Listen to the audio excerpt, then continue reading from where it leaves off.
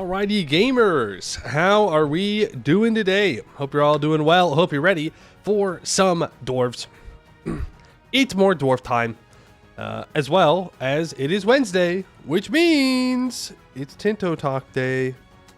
I know some people are not going to like that, but I do. We'll see what it is that the Tinto Talks are about. We will read through it, and then we'll get to gaming. Because I can't game forever tonight. Got raids to clear. You know how it is. You know how it is. I played a lot of Final Fantasy yesterday, and I will play more today. But aren't done yet? Well, I would have been. But the homies wanted... There was one person that couldn't do it yesterday, so we're waiting for today. I did do the first one, though. Before they had established that they wanted to wait. Because originally they were like, just do it, whatever. And then they're like, actually, you should wait for me. And I'm like, well, okay. I mean, that's fine. But, like, I already did the first one. So, oops. It is what it is. But yeah, it'll be good. It'll be good. I thought that I was prepared for crafting and gathering. I was not. I had botanist at level 100, but I did not have level 100 tools, and I did not have everything melded, and then I had to go on a couple of side quests to get higher level gear. I still haven't pentamelded everything, but I do have the base materia for all of the armor and accessories. I didn't put the materia on the tools. I'm also not sure I need to, is the thing. Like, I already got... Like, I can access everything a botanist can access with just regular materia. So, like, why would I pentameld everything? I don't know. It seems like I'll be fine. Pentameld is a good way to have 0 gil. Goodbye, 30 materia. Pentameld is like doing 1 culture, 1 faith as the 3 mountain tag. Yeah, I just don't know if it's really all that worth it. Maybe it's more worth it for combat gear. Maybe it's more worth it for crafters. I just don't see how it's worth it for gatherers. Like, I guess it would give you a little bit more progress if you're doing collectibles, but...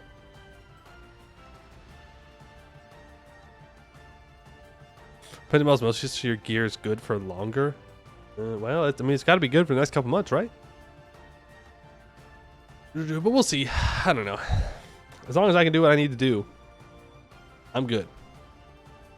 Hello, Gift You, Mad Catter, Morton Solace, Maxi Zone, Jet King 1, Captain Walrus. Hope you're all doing well today.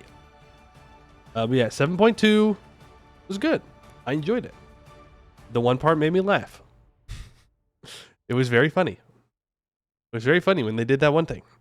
I don't want to spoil anything, but I actually laughed out loud when it happened. As did my friends when they ran into it. Very good times. Pentameld of the X.3 crafting gear is good enough to carry you to the next expansion? Oh, so you do it so that way you don't have to get that next level of gear? But I guess you'd have to wait for 0.3. We're only in 0.2. Yeah, I mean, fair enough, I guess. Maybe I should start collecting materia now for the next one. Though the next one is the... Well, no, we're going to get cosmic exploration in this patch, right? But, I mean, I don't know. As long as I can do everything, it doesn't matter to me. I would rather spend money on pentamelding combat gear, even though it gets replaced in a week. Is what it seems like.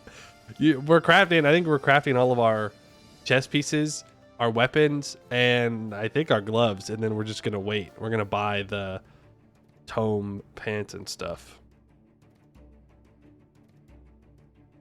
Hey, Black Odd. You are a game skipper today? What?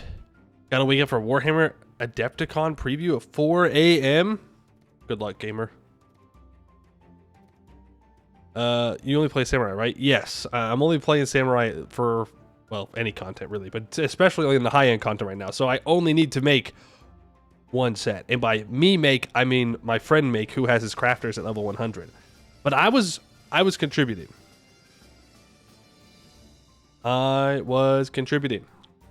Getting botanist stuff and getting aether sand from fishes. I'm doing my part. We can finally craft the mommy crystal weapons. I know, and I want it. I want that katana so badly. There are so few, like, ice/blue themed weapons in this game. And it's so frustrating because the samurai has, like, an ice motif to it. But so much of the samurai gear has fire motifs. And I'm like, what are we doing? Why? I don't want fire motifs. Ice magic's sick as hell. I think it's cool. Not as cool as lightning magic, but there's also no good purple gear. And I will stand by that. Maybe I just haven't dyed the right things to make it look that way. So I'll also have to start working on that too. There's so many things I gotta do. There's so many things. Right now, I'm getting my miner up to level 100. I've got it up to 95, I think. I'm dragging it up there. Leaves. Just turn on YouTube, do leaves. Hey, Thelonious, how you doing?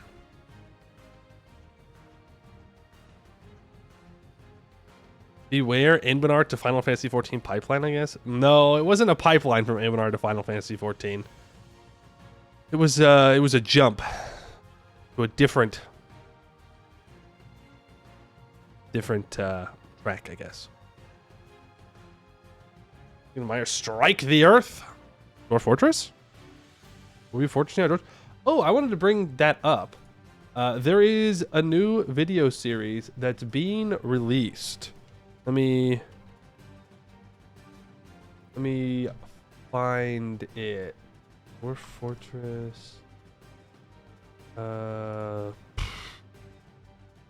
watched it the other day.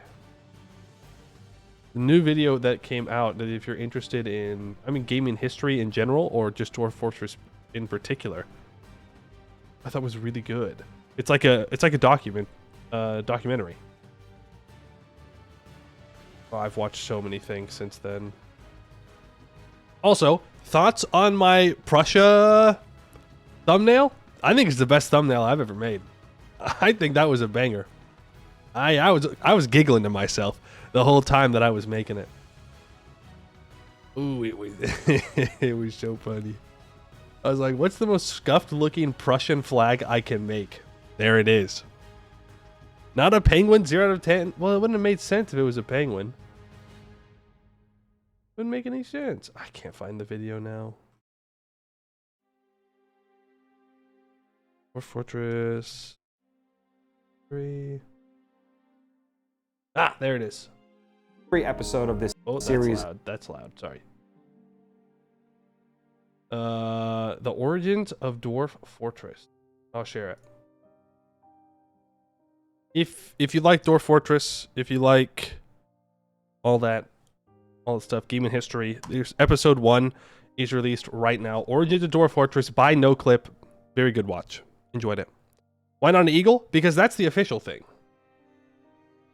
And I thought it would be funnier to do a seagull, since we were doing for the Emperor, which means that we need to have 40,000 Marines. So I thought getting a seagull would be kind of like a funny play on that. And then it's super scuffed looking because making fun of Prussia is a good time. Any news on the big penguin? Pesto? Not that I know of. No pesto information recently.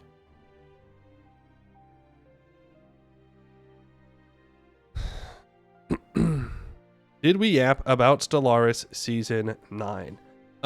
We mentioned it. I didn't go over the actual expansions or anything. Oh, the homies are on Final Fantasy. No, I gotta lock in. I gotta stay locked in.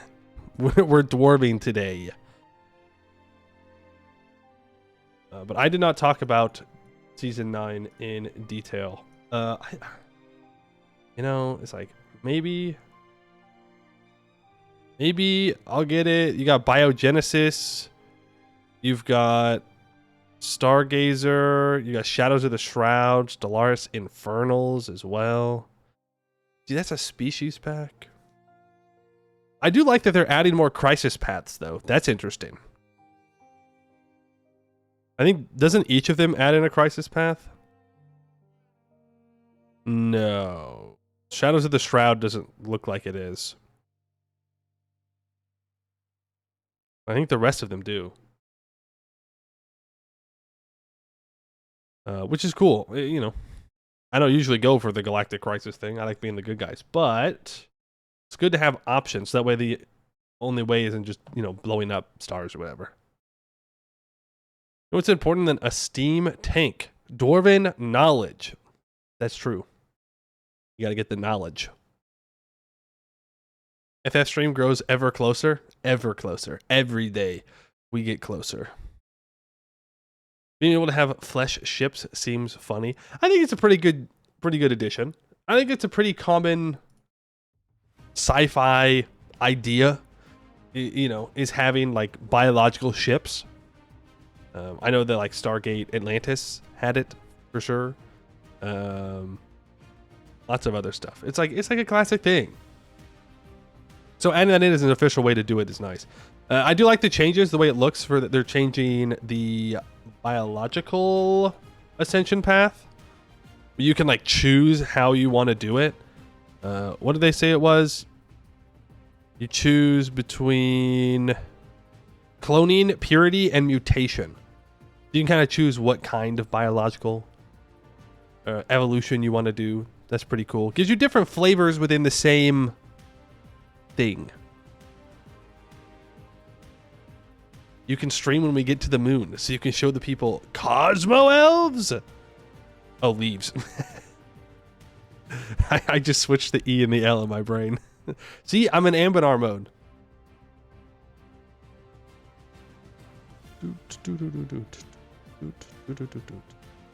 I gonna play the new formable? What new formable? Stellaris? Shit, I don't think I've ever done one formable in Stellaris. Hey, Edelbeck. No need to worry. Our favorite bird deleted the space elves. Favorite bird deleted the space.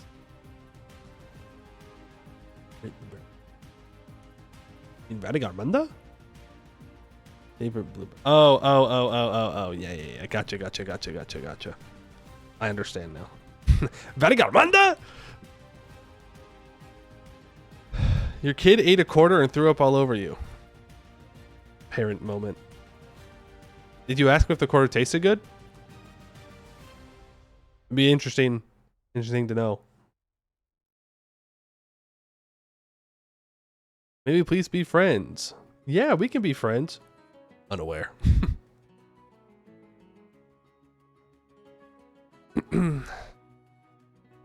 Unaware. You got a brain power? What was that series of random sounds? Vatigarmunda? Vatigarmunda is not random sounds. It's a name. I'm saying it in an accent. Vatigarmunda.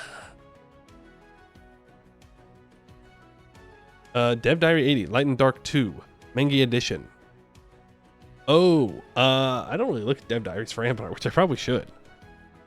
I guess I never really think about it. But we're definitely not forming it in this run. I'll give you that. We might at some point. It's a Jad tag in Sarhal. Oh! Is that why I'm not getting Jad content for Sarhal? Is these stupid Sarhali tags? They're here to be conquered by Jadari. Okay? That's what they exist for. That's what every tag exists for. How dare. How dare. Really on her way to the hospital, 45 minutes away. Good thing this happened before Little Hospital's gone there for 4 days. Well, I hope she ends up all right. You know, hope everything's all good. Yeah, to explain why Jad doesn't get missions. How dare you? How dare you not make like the longest mission tree even longer? Ignore all the times that I say the mission tree shouldn't be too long. Gonna come out one way or another, apparently. It do be like that. It do, in fact, be like that. When you put something in your body, one way or another, it's gonna come out.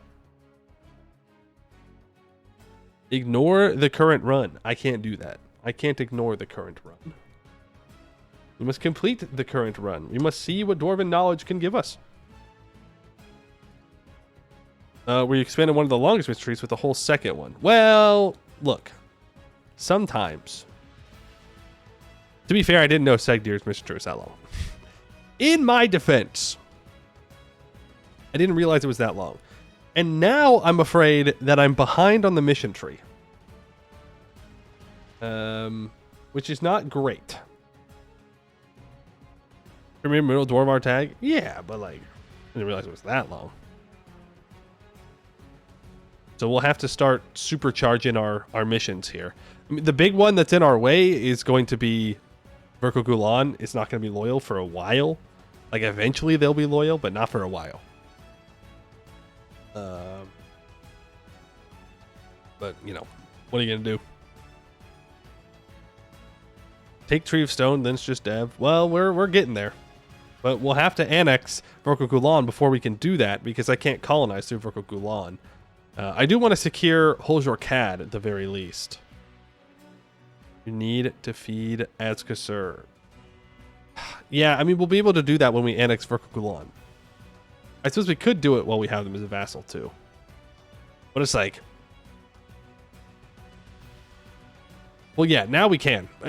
Before we couldn't because I couldn't get a CB, but now that I have Verko Gulan as a subject, I can get a claim and declare war on Zaka. Though, of course, I'd rather do an anti-monstrous war, but that's just not going to happen because I can't get a board until I annex Verko Gulan. That's going to take a while.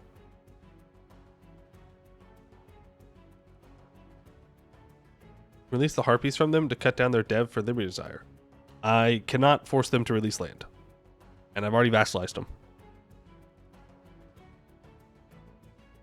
Takes forever to get the STC stuff going? STC? I don't know what that means. I don't know what that stands for. Exactly. Alright.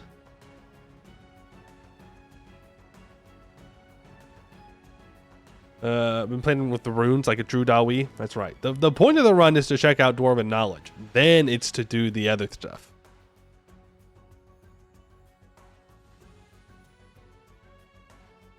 Standard template construct for Warhammer 40k term. Oh, yeah, okay. All right, let's Sarhal Trade Company. Ah, you mean the entire continent. Let's start taking a look at this Tinto Talk, yeah?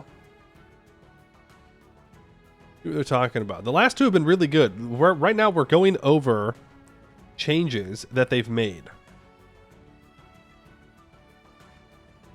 So, like, what they've changed based on feedback.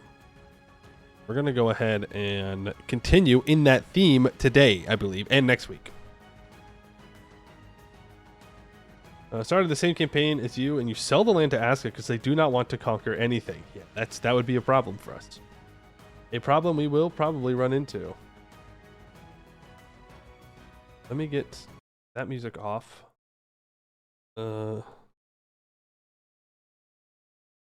Or music. Go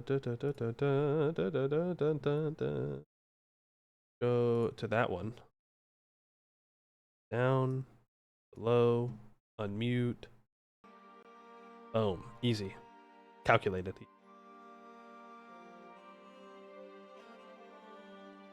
Calculated. The first expansion of the mission, you gain special trade things. And you drain the Golden Road into the mountain. All right. Well, we'll see about that. All right. Let's go Tinto Talk number 56. Today we'll talk about some of the changes to diplomacy and warfare mechanics that we've done since we started doing these Tinto Talks.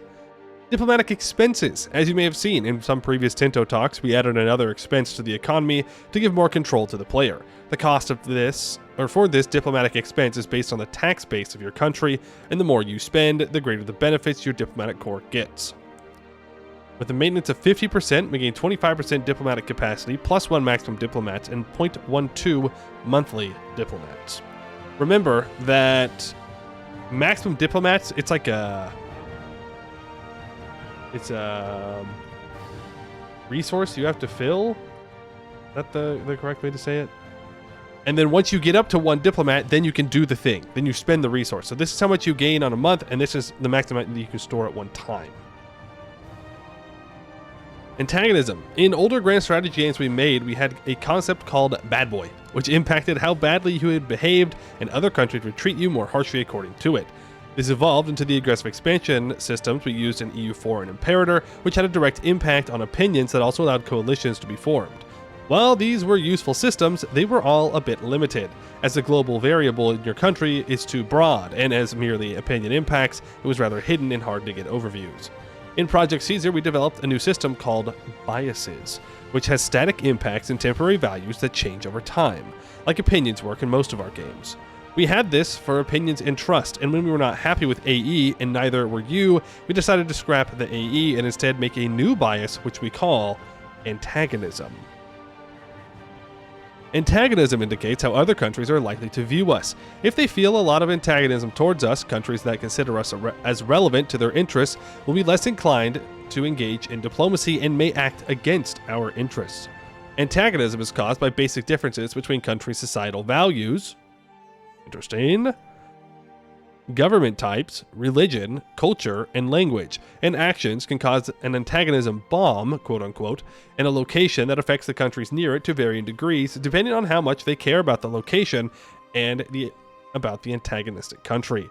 Antagonism bomb effects will generally dissipate with time.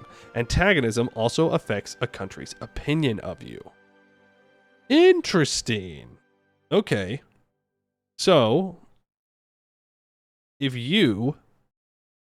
I mean, that makes sense, right? It's just kind of an evolution of how aggressive expansion works, but it takes more than just opinion into account, right? Like, if you are a Catholic monarchy and you take a province in Italy from another monarchy, other monarchies aren't going to really care as much. But if you're a monarchy and you take something from a republic, then the republics will care more than the monarchies will, because they have the same kind of government types.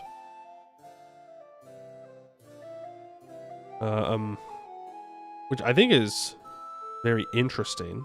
Religion, culture, that's the same. That's how it worked in EU4 as well. Language being added in, that's new. Republic life is suffering. Well, that's what you get for being a republic.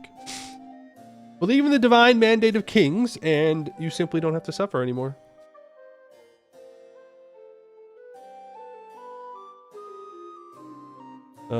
Are there overarching superculture groups? Like Italians shouldn't hate Germans as much as Turks? I don't think so. That also, that sounds more like nationalism than culture specifically. Just as you have a king, doesn't mean I want one. Maybe you should. Maybe you should. Too bad. Of course, a country needs to have caused a certain amount of antagonism against you before you can join a coalition. The overall effect of that is that you can get away with fewer antagonism bomb effects against countries that have a baseline antagonism for you before they start thinking about forming coalitions against you. And countries that are more similar to you will probably allow a bit more to slide. So, antagonism that Ottomans feel towards us as Byzantium. They have +4 for being a foreign culture group, +5 for a foreign language family, +4 for a different religion group, -1 for the same government type, and 0.0 because of differing societal values from Byzantium. I don't know how I feel about the language family having more antagonism than culture group. And different religion. But I guess there's less communication that can happen. So I suppose in that way it does make sense. It's 1 higher. And I would assume that if it's not a foreign, but it's like a similar culture group, then it would be a lower number. They are different from us, which means they must be evil. True. The Xenos must be befriended?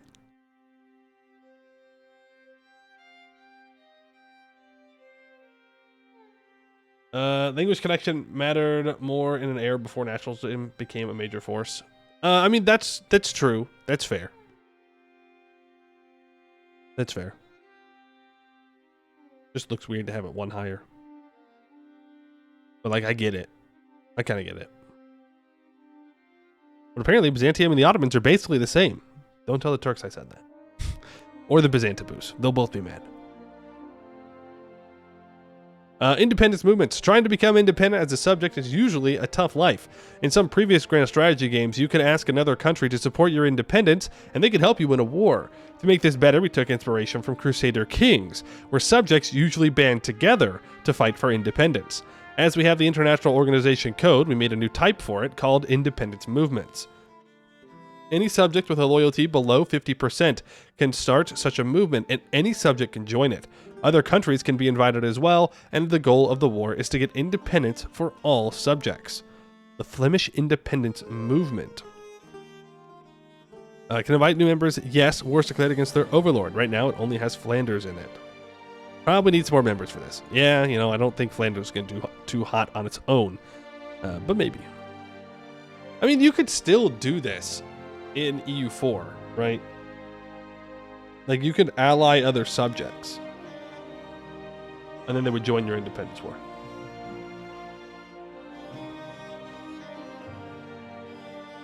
This makes stuff like Lorentz vassals going independent way easier.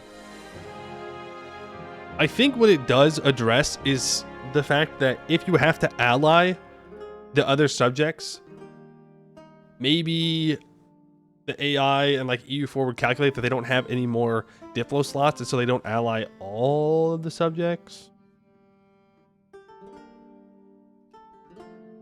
That this frees them all. Well, it frees them all in EU4 as well if the AI takes the correct peace deal.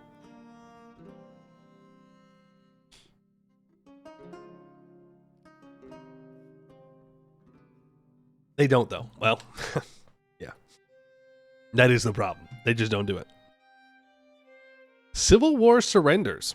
Sometimes you are in a civil war and you know you're about to lose, and it's just a matter of time, so we added in an action to surrender in a civil war when the other side is more than twice the size than the other. And as some of you pointed out, losing a civil war as soon as possible to avoid it may or may not be an exploit, so currently there are some penalties to jumping to the new country. From the ashes comes new life. We will continue playing as Scotland, lose 50 stability, 50 prestige, and 50 legitimacy. At last, Scotland will be free! Yeah, fair enough. I think you should definitely be punished in some way for tag switching through a civil war. I don't think this should be encouraged. Sorry people who like to do that. I think it's better this way. Otherwise, you could, I don't know, if I just thought about this randomly, you could like provoke a certain group into a civil war, and then they get like super weakened when you beat them, or then they're super strong and then you just let them take over, and then you can do whatever you want with your country, and then the entire game balance gets destroyed in like 1838. Weird date to choose. I know. Weird date. But it's almost like it is just an exploit. Ever hear of the Mingles? I've heard the tales of the Mingles. But that is before my time. Religious rebels shenanigans. Yeah, like converting through rebels. Like all that, like... I feel like if you want to swap the religion of your country, it should be difficult. In some way, shape, or form. It should cost you something. Right? I don't think just letting rebels occupy stuff is fun or interesting in any way.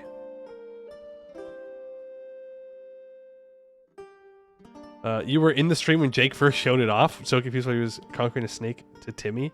Well, you know, sometimes you just gotta do a little bit of fun. Gotta go for the ride. Right, naval combat. During testing, we discovered that with all types of ships having the same frontage, made it so that you wanted to stack almost purely the biggest ships and the rest were not useful. So instead, they now have different frontages, so the categories have different roles. Heavy ships have a frontage of 2 and combat speed of 0.5. Galleys get 0.5 frontage and their combat speed is 1. Light ships get higher initiative and combat speed and have a frontage of 1. Wait a second. Their combat speed is faster than heavies, but they just have less frontage.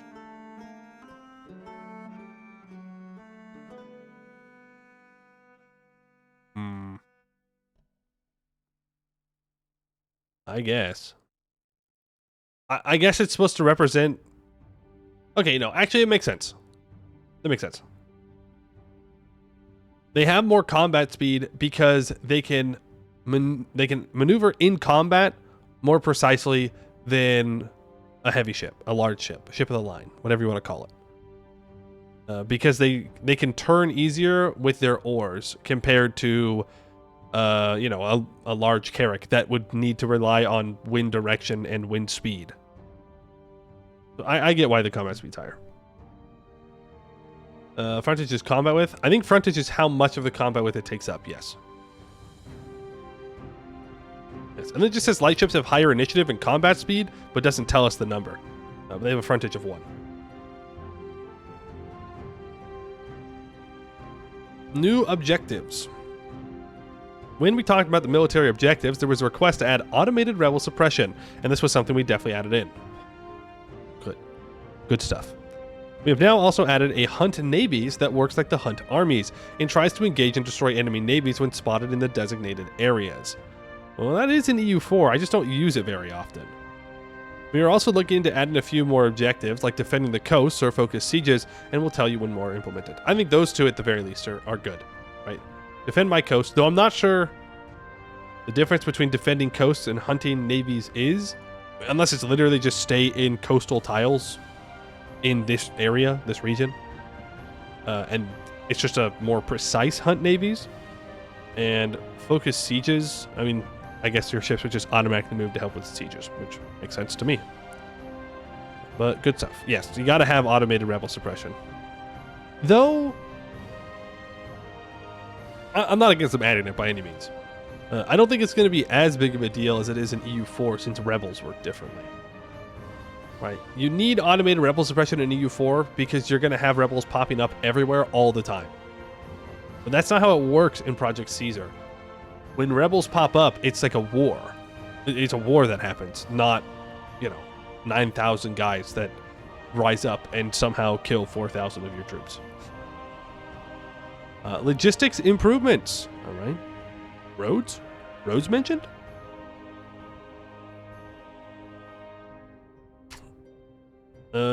While we were very happy with having the logistics system in the game and where food mattered, it was a little bit limited in that you could only trace supply 2 locations away at most.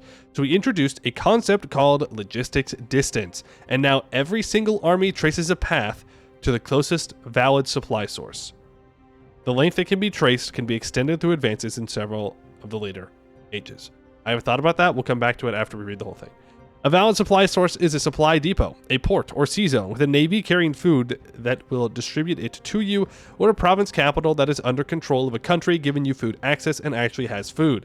I've thought about that too. We'll come back to it. Supply paths can only be traced through friendly controlled territory and not through any location that belongs to the zone of control of a hostile fort. We have also made it so that armies can only carry a single month's supply of food with them, except for auxiliary units, which can carry many months for several regiments each. This means that even if you can march deep into unprotected territory or have the ability to ignore zone of control for forts, you need to get a supply path to the source that you can get food from. Of course, you can always see the path your army's trace supply when you've selected an army as a thin green arrow goes from the supply source to the army. Okay. Number one thing. This makes me worried about performance. I like the idea of it.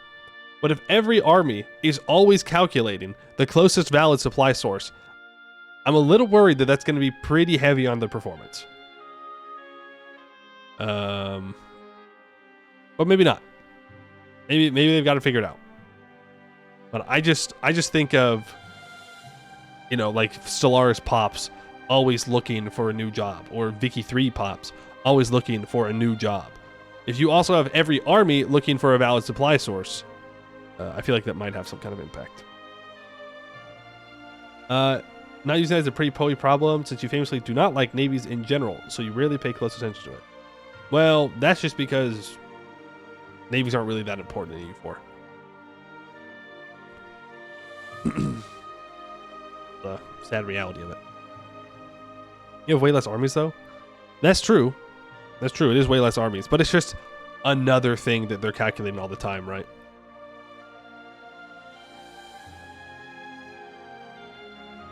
Carpet Siege would be a nightmare in performance if that's the case. That's a good point. I didn't even think of that. You're right, Mortensals, that at most you have like 10 armies at the end of EU4, but if you Carpet Siege, then that would exponentially increase it. Is that enough to really make a difference, though? Who knows? You don't do Carpet Siege, though? I mean, you still could, even with the Imperator siege system, you could still Carpet Siege, and I still did, you know? Because that way you can get more pops by occupying provinces. Well, I guess in the late game you don't Carpet Siege, if that's what you mean. It's much more dangerous to Carpet Siege. I mean, in general, it's going to be bad to Carpet Siege in EU5 if this is how supply works, right? I can't reasonably send troops to these provinces to take things unless I send an auxiliary troop with them.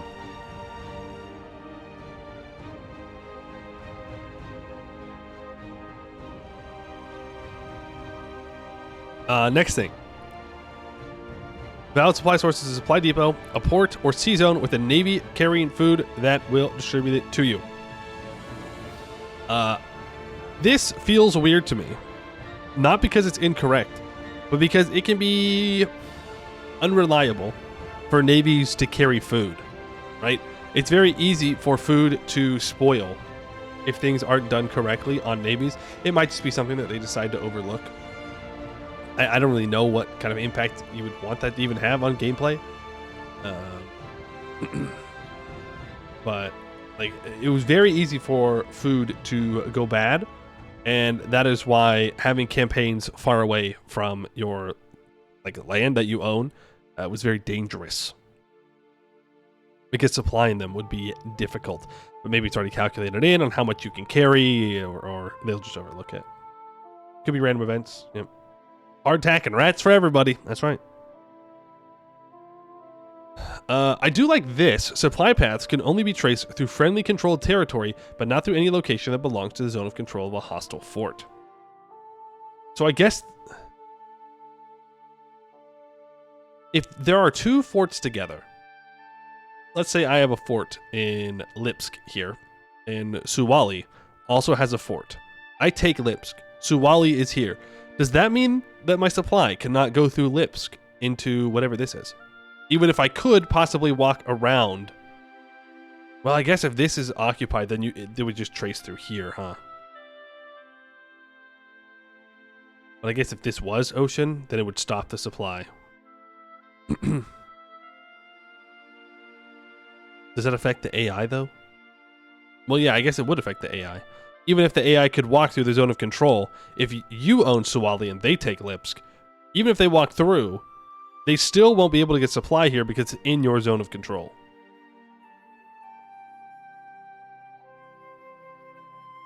Fair enough. Fair enough.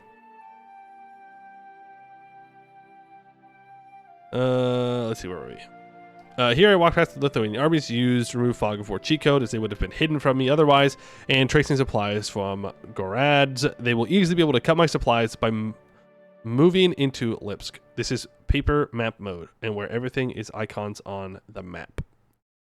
Yeah, so if these 3,000 troops move south into Lipsk, it would cut off supplies, and these guys, they wouldn't start starving immediately, but they would start going through their food reserves rather quickly, and then they would start starving. Really worried about the performance of the game? I mean, it's it's fine to like think about what might cause performance issues, but like we can't do anything about it, you know? And we don't really know what the performance is like. Like it's something that we worry about when we can get our hands on the games, you know? Like we don't know. Monthly attrition losses. One thing that was requested by you guys was the ability to see how much attrition a unit has taken recently. So we added some history to it so you can see how many died in the last year.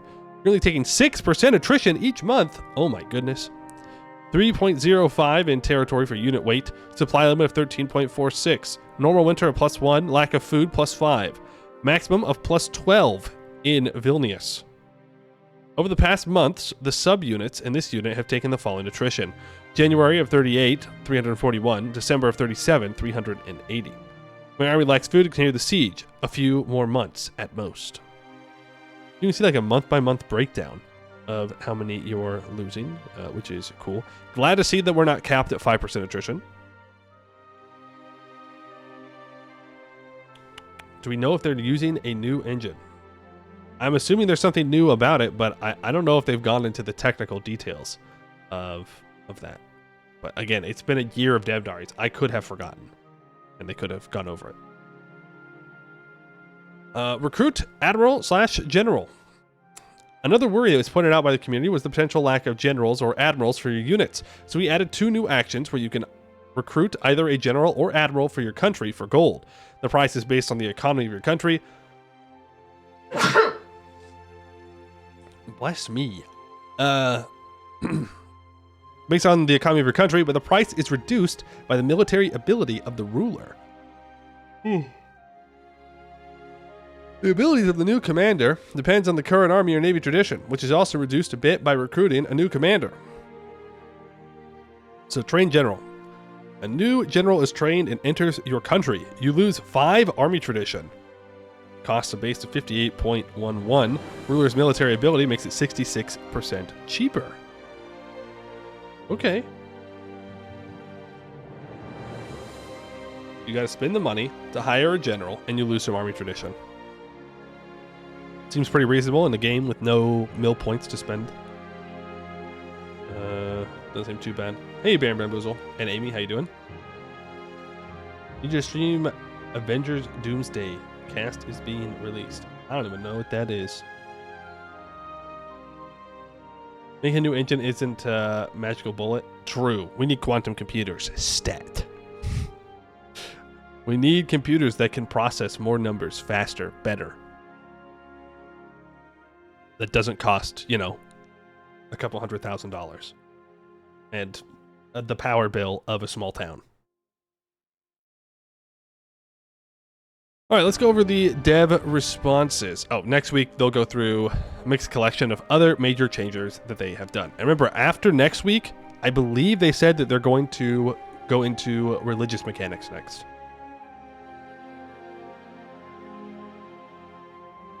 Quantum networking, so I can play MP on speed 3.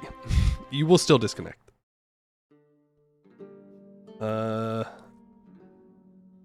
Okay. Let's see. I feel like -5 language is very hard, especially since religion is only -4. So I feel like you have a bigger impact relative to language. Sure, tweakable. Well, here's the problem.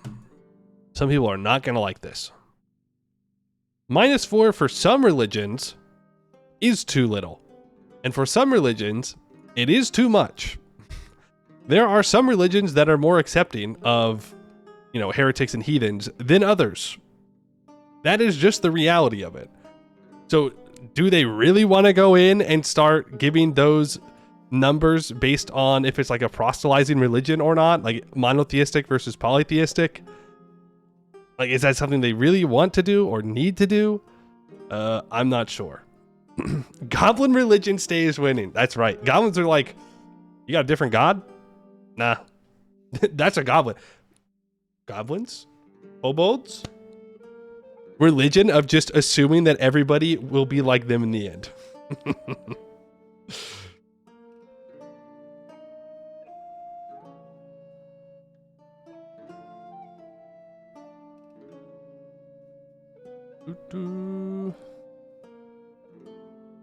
But the problem nowadays isn't that we need more computing power, but that coding needs to be optimized better. I mean, obviously you want both, right? But you can only optimize so much, right? Like, I don't know how coding works in depth, but you can only do so much before it becomes a hardware issue. And remember, they're not making the optimizations for your PC or my PC. They're trying to make it for all PCs. Like, if they were trying to optimize for one specific rig, then they can probably do it pretty well, right? Because they know the exact specifications. But because you have to make it as broad as possible, you can't specifically do what would be the best for each individual person.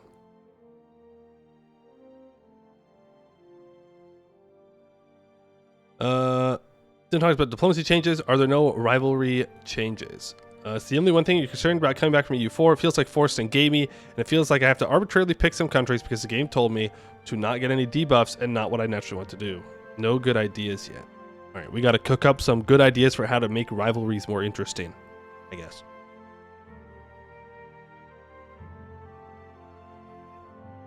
Just want to be able to run, doesn't have to be fancy. I mean, that is the goal, yeah. The baseline goal is make sure that everybody can run it. If you have a reasonable PC, you should be able to run the game.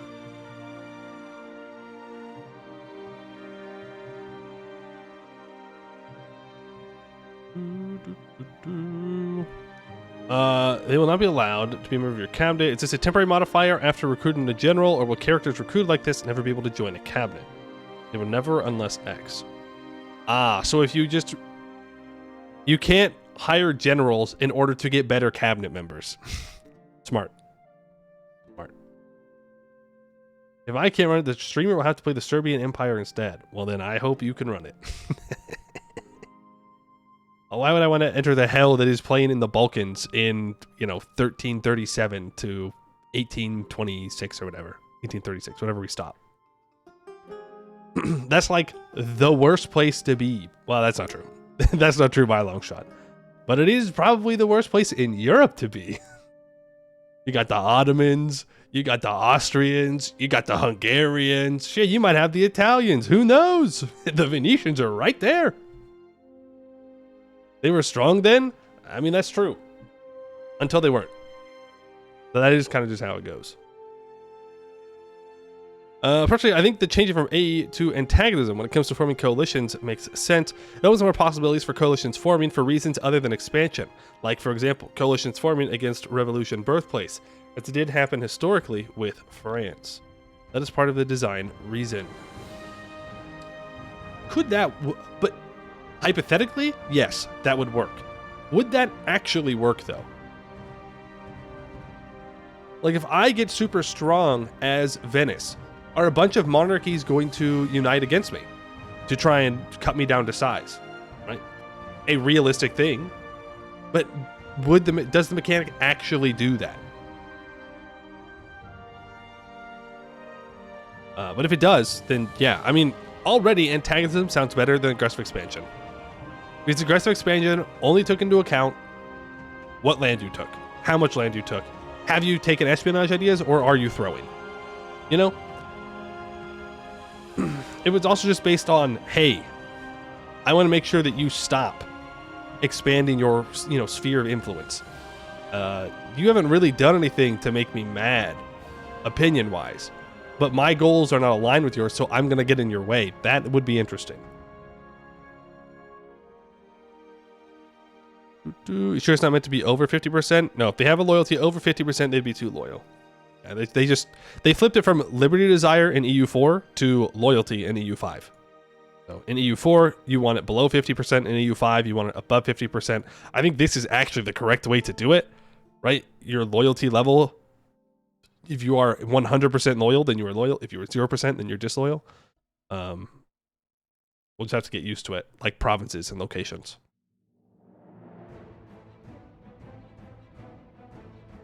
Would it be viable for terrain to matter in terms of supply distance? It should be harder to supply an army over mountains than over flat plains, but I can imagine that it'd be annoying and difficult to communicate to the player. Yes, it's based on movement cost. There you go. Solves that problem. Little did you know, antagonism is already in EU4. We just call it anti-player bias because it's only aimed at the player. No, surely they don't do that. Surely there's no anti-player bias.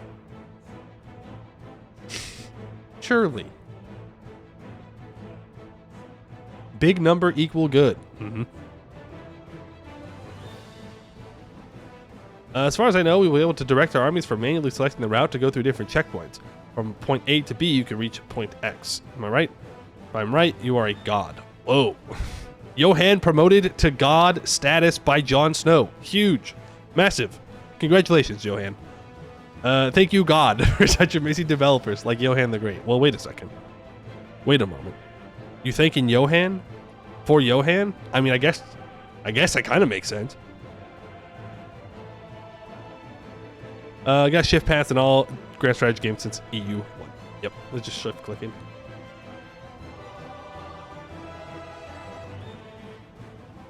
Laurent rivals you because you are big in Hellas. That one always feels bad. Yeah, you're like, you have one island here. Why are you my rival? Will troops still be able to resupply food from a hostile location they are capturing? If they control the province capital and it has food, they can take it from there. Right. Remember, the provinces, which are EU4 states, work differently. They work like imperator states, where there, let's say there are 4 locations in a province. There is one that has, like a little castle icon. It's a pillar icon in Imperator Rome. That's the capital of the province. So if you control that, then it will siege all the other locations down, unless they're in a zone of control of an enemy fort. Then it will not automatically be sieged down. So if you take the province capital, you can get the food from that province, but only if you take the capital, not if you take any of the other parts. A map with terrains and armies. Is that the first time we've seen it like that? Yes. In your opinion, religion should affect antagonism about twice as much as culture and language, especially before the rise of nationalism. Even antagonism towards a different religion in the same group could be notably high because, well, look at all the friendly history between Catholics and Orthodox, Catholics and Protestants, Sunni and Shia. They have agreed, they have changed it, so they've made religion much more antagonistic, which, for these ones, makes a certain amount of sense, in these relations specifically. But it doesn't always make that much sense everywhere. But I don't know if it's really worth digging in that deep to it. Can there be several coalitions against you? It would make sense, for example, that countries in India aren't coordinated with countries in Mexico. No.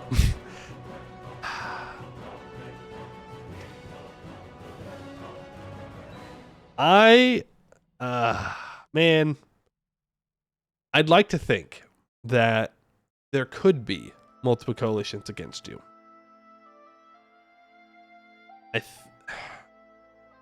I think the concern is, number one, if you make several coalitions, then each coalition is weaker.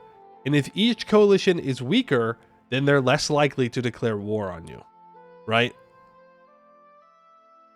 So if there's an India coalition and a Mexico coalition and a Europe coalition, if neither one of those coalitions are strong enough, none of them will declare war on you, even though they could if they were all in one. That might be one reason why they don't want to have it.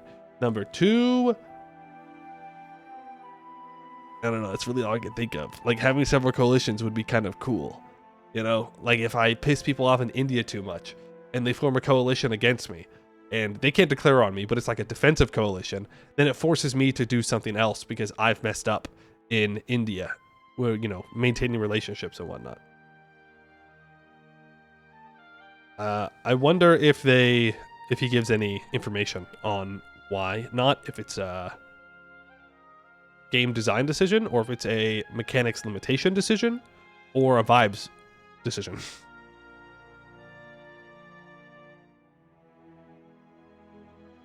About Shinto and Buddhism are two views of the same road, so it's not that crazy to venerate the kami in the morning and contemplate the Buddha in the evening.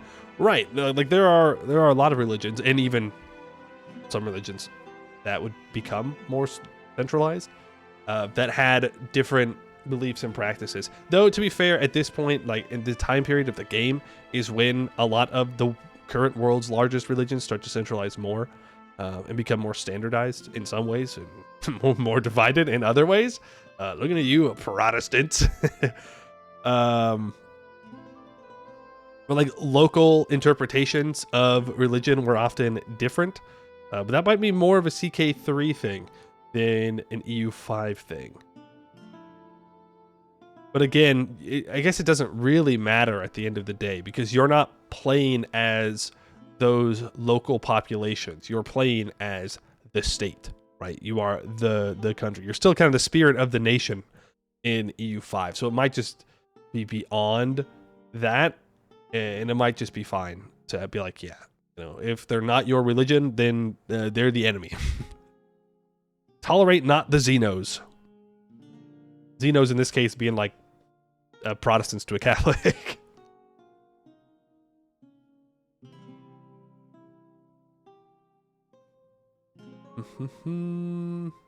Def hope they can nuance how different religions feel about one another. That's true, and I guess this could be one way to do that. Right? I don't think it would be the only way by any means, but that could be one way, is that some religions are not as antagonistic towards others. Though I guess the question is then, is the antagonism, does it go both ways? You know, if I am Milan and I flipped Protestant and Venice is still Catholic, do we have the same number for the religious antagonism that we have, or is it changed by something? Right? It says that societal values can also cause antagonism. But like if I have a, you know, more quote unquote progressive Milan, would I have less antagonism of Venice? Would I hate Venice less than Venice hates me? Or is it just the numbers? Right? The numbers are the numbers.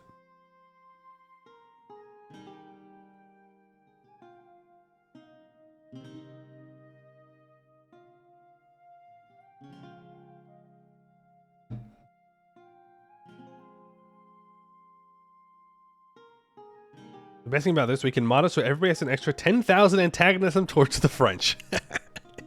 Get rolled, France. Get rolled. Love logistics changes. Supply lines have been a dream of mine and many grand strategy gamer for over a decade. Catalyst Game is made by people who love the genre. It is truly a game changer. Both the Pops and subjects of a rebellious culture joined together in a rebellion against their overlord, as in the Pops already incorporated into the ruling country. Not at the moment. It's not an easy solution. It makes me think that they have thought about it, though. But it must not be a simple change. How does the supply path trace through enemy-controlled Lipsk in the image, where the dev diary says that it can only trace through friendly-controlled locations? No hostiles. Okay, we'll go back up to that in a second. That's just about a flag. Lipsk. I guess that's true, huh? Lipsk is not friendly territory. But it has no enemy troops. But that doesn't mean it's friendly territory. Well, I guess it's also not in a zone of control.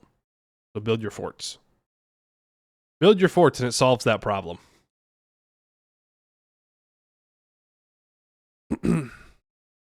Yeah, I guess that's what it's saying.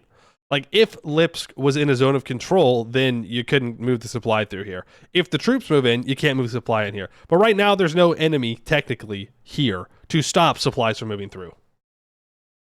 Yeah, you gotta have your border forts. You have to get supplies, go over enemy territory you could never attack. I guess, yeah, that's fair. That's fair. You gonna stop a tank and civilian? I'm gonna go, nope, have a nice day. Hey, that ain't any of my business. All right. If that tank wants to go rolling down the street, hell yeah. You do you, man. You do you. I ain't gonna stop you. All right, so let me get the game launched here, and we can get to gaming. Real gaming hours.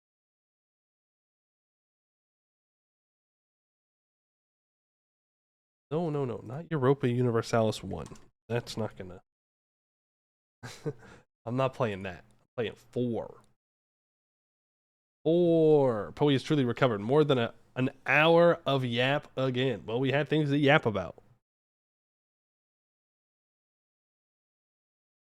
Anbennar Dev Diary as a treat. What about tomorrow we do the Anbennar Dev Diary? Yes. You can do it tomorrow. You might have to remind me because I might forget.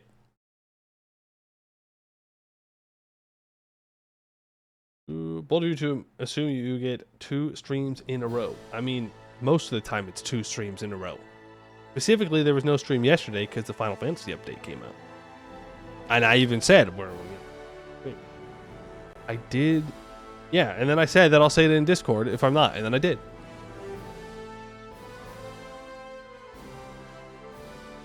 Sees tank rushing down the street. I should get my passport. Yeah, that's fair too. Could have streamed the Final Fantasy update?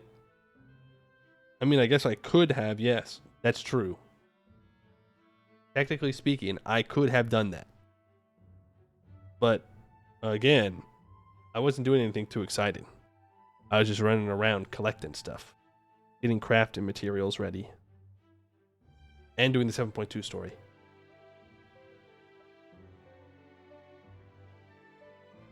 Changes to judge your hotbar. You know, I actually think my hotbar's alright. There's some things I need to change still, obviously. I don't think it's too bad. I am thinking about repositioning the boss mechanic, the bar that tells you what the boss's cast bar. Enemy cast bar. Where that is, I think I still have it too low. I might want to put it higher. Time to set up a fancy one? No, I haven't set up a fancy one. No. But it's workable. It's workable. How's the dot upkeep going? You know, it's pretty good. I won't lie. It's not great by any means, but it's pretty damn good. If I do say so myself. That dot's up there pretty often now. And by pretty often, I mean, I already had it at like 93%. I probably got it up to like 96. Pretty good. It's not. It should be like 99.9, but you can only do so much.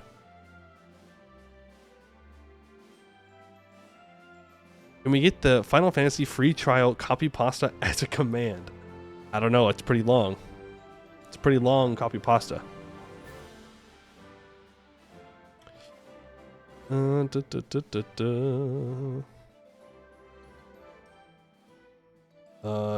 is good, but it needs a bunch of ARR classes to work properly. I don't think Mr. Streamer has gotten all his jobs up yet. That's for sure. I have definitely not gotten all my jobs up yet.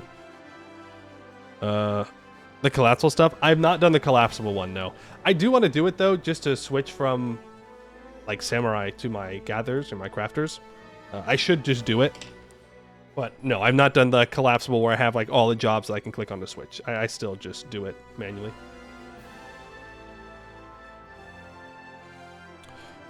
Still just do it manually. I be clicking things. I be clicking stuff and things. Alright, let's play EU4 before I stop streaming and play Final Fantasy.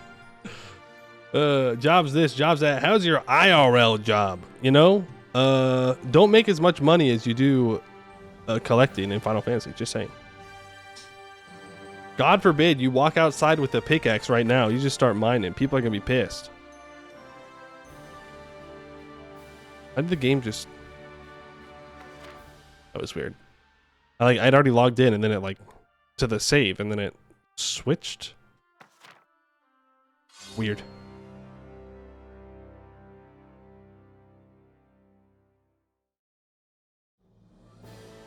Weird. Love using my pickaxe to gather bottles of water. Exactly. Exactly. It's that easy. Go outside, hit a rock with a pickaxe, boom, water. Woody Wizard, thank you for the follow. Appreciate that. Alrighty. Day 2 of Seghdihr / Ancient Dwarven Knowledge submod. Again, link in the description of the VOD if you're watching that, and exclamation point mods for link in the stream chat. We have done all right. Recently, we just vassalized Verkal Gulan, 24,000 troops. They are super disloyal. They will get over it at some point, though. A lot of this was that they rivaled me. That will tick down, and I'm diverting trade. So that's not a big deal. They have plus 30% liberty desire from their opinion. So as long as we keep improving relations with them, then we will be in a pretty good spot, I think. We get plus 18 towards our yearly opinion with them, so they'll come in line eventually. We do want to annex them as soon as possible.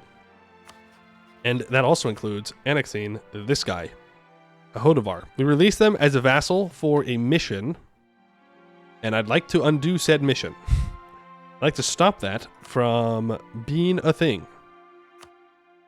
Now, if I get a natural scientist, philosopher, artist of a skill level 2, I will gain 5.5 Inno.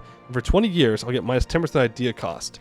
It does cost 100 admin points, and I am trying to get through Inno ideas. So I think we're going to wait. Yes, because if I wait, I can make this 5.5 Inno be 50% more. But if I click this now, it makes my admin ideas 50%. Not 50%. That'd be crazy. 10% cheaper. I should probably just do it, actually. I should probably just do it. I don't think it's worth the Inno. But I do have this level 5 construction time guy in charge right now. Oh, I can dig my capital, but I need to do this. Barracks regimental camp, 20 points. Yeah, we still need to build a regimental camp, so we'll save up for that. Our economy is doing fine. We have a lot of inflation, but it doesn't really matter. It will go down when we hit the Horde Curse, so I'm not even too worried about it. I could start converting the goblin stuff, and we probably should. We are he-hooing orcs. Well, no, we're not actually. We're expelling them. I was thinking about switching over to he-hooing just because it's taking forever to get rid of them. And I would like to do that sometime soon. Yes. As for stuff on the Dwarven Knowledge side, we have a couple of metals available. Ton of iron, ton of gold, ton of aluminum, and ton of tantalum. We can't really do any forge stuff yet. We're waiting to get our metallurgy up to the next level. Our arcane art is at level 1, so we're getting plus 2 mana a year, which is not bad. Still don't know what potions do. Still don't know what medicine does. Still can't access the black market. Right now, we are getting through all of our runes, and we can actually implement another rune. Right now, we have the weightlessness, which gives minus 2.5% construction time. We could go for 2.5% production efficiency. Shock damage. No, we definitely want impact. Oh, wait, no, we lack 1 free runesmith invention slot. Oh, no, this just takes 20 production capacity. Because it's really good. I might want to switch out the construction time minus 2.5% for the goods produced. Also increase trade efficiency. Most of our money comes from gold. Our capital is currently gold. It will be switched away from that eventually. But I'd like to hold on to it for as long as possible.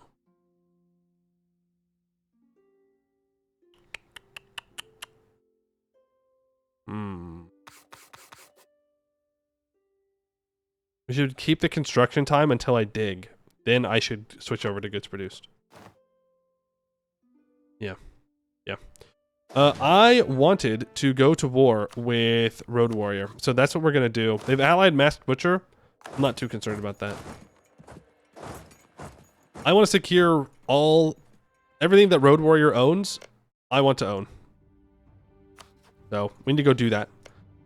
That way I can build a fort in Gorod 2 and on Holjorkad. This will secure all of this for us, and then we can decide where to expand up here eventually.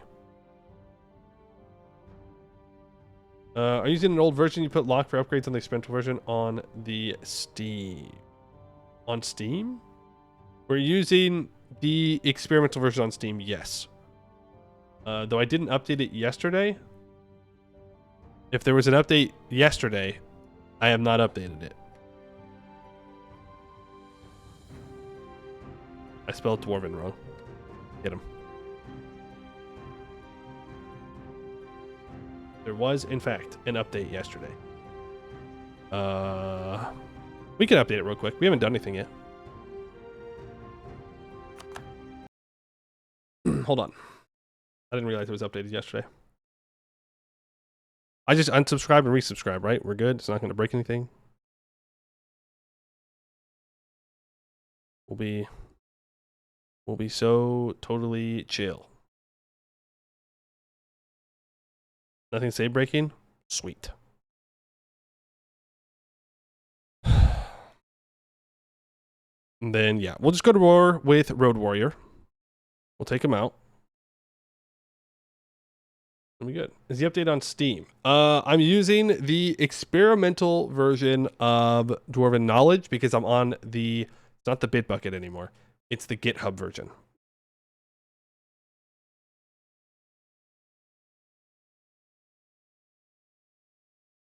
Second Yaps giving. The second Yaps giving.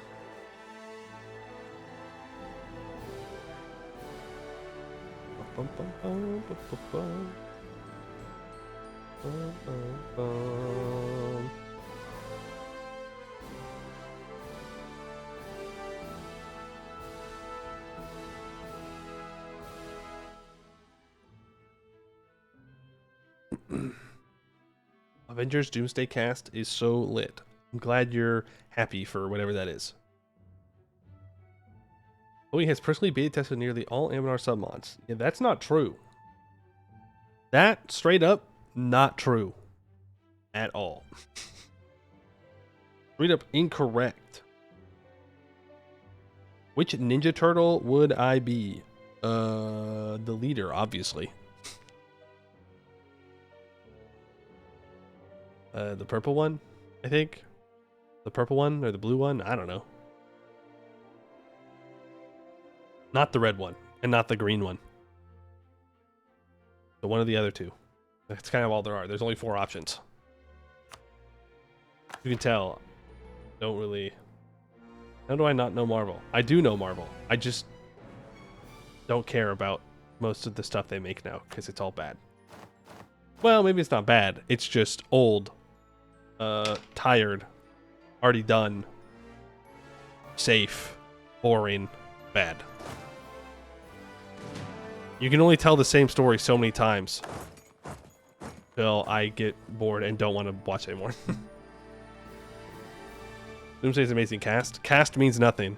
You can have the best actors and actresses in the world, but if you don't tell a good story, then it doesn't matter. But maybe it will be good. You know, I don't know. Ask a question to people around you, and the amount of red ones you've got is alarming. Everybody wants to pretend they're the bad boy, you know? It just is what it is. I know my place. I know my place. I play the good guy in Stellaris. I know what I am. Alrighty, let's make our way up towards Road Warrior. And we are allied to Abdel Ludum. And our level 5 admin advisor died. So, hey, we can get the other guy. The production efficiency guy up to level 2. And we can complete Broaden Our Minds. With Seghdihr reclaimed and the upper story stabilized, the settlers who have returned to Hehogrim's hold have begun the task of combing through the ruins for any treasure or knowledge left from before the fall. Seghdihr is far from its glory days. So much has been lost, but preliminary surveys of the old institutes of scholarship and invention indicate that they remain somewhat intact. Some of these places that were spared absolute destruction may still hold remnants of ancient knowledge.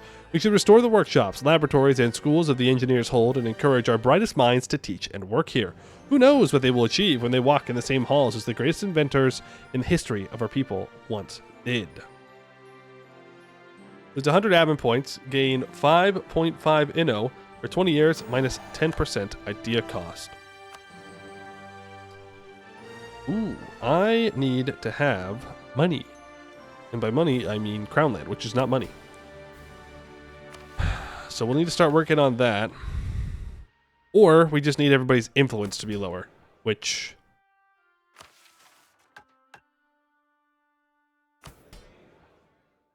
is doable, but more difficult. So we'll just do development. We'll get crown land. We'll stop cell seizing for a while here. We have to... Oh no, never mind. I was gonna say we have to annex Verkugulan, but get them loyal, but that's on the other side. Scars of the Past can be completed. They are gonna have me release Ozenbrog. Not a fan. Not a fan. Into the future as one happens. Been a vassal for at least 10 years. Oh, I cannot annex these guys. We need to keep them until we complete True Unity. Then it seems that we'll annex all of them. Fair enough. So we do actually want to get to that mission as fast as possible to release Gore Vazenbrog. So that way we can get everyone annexed as fast as possible. Ozenbrog is east. You're right. I was thinking of Vazenbrog. Well, that is going to be a challenge. We cannot colonize past gold. No.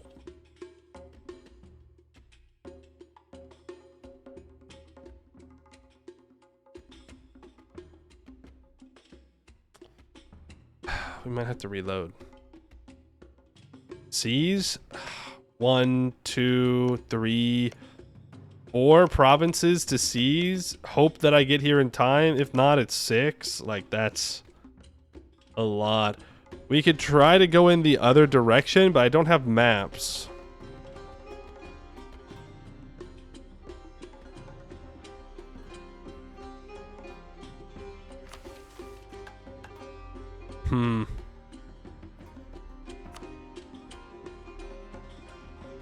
Owned by me or subject. Can I fix Verkugulan's stuff? I mean, they'll do it, is the thing. So, like, if we just... Oh, will the AI clear out the infested hold, though, on their own?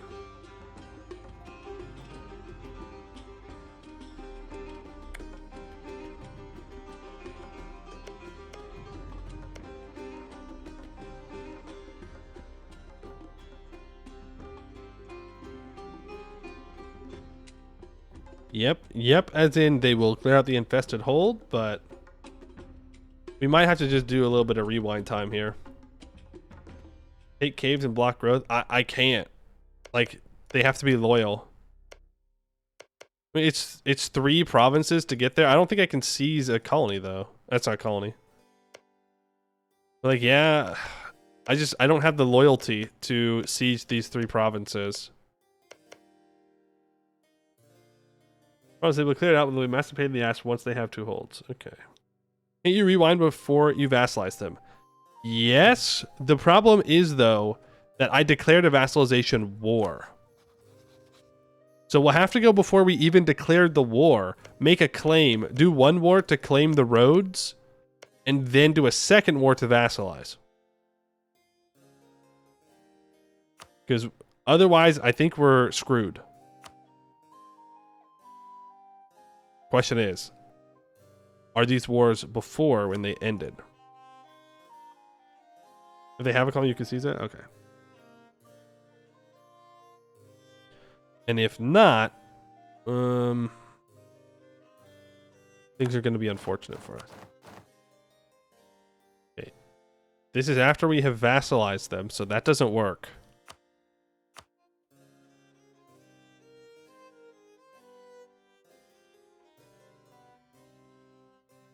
Oh boy.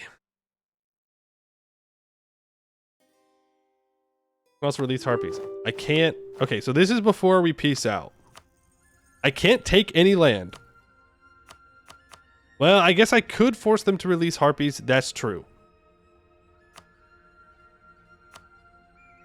But if we want to do this, it's 90% war score.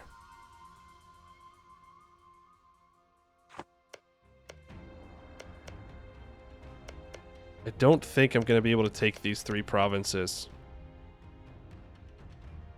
But if I can get here, fine, seize colony. But can I colonize off the colony?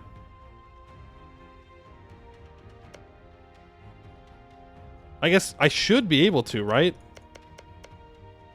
If it's connected to my vassal.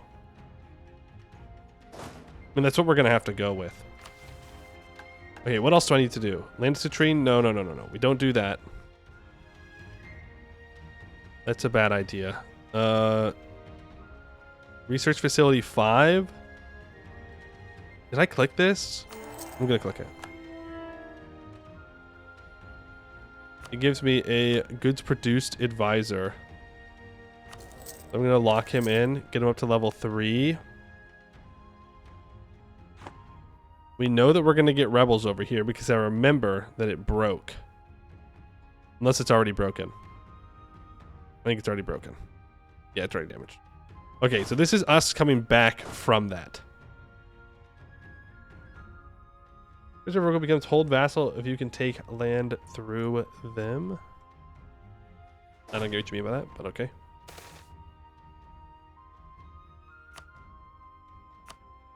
Prospering times here. I will definitely do production methods because this should unlock a new mine, right?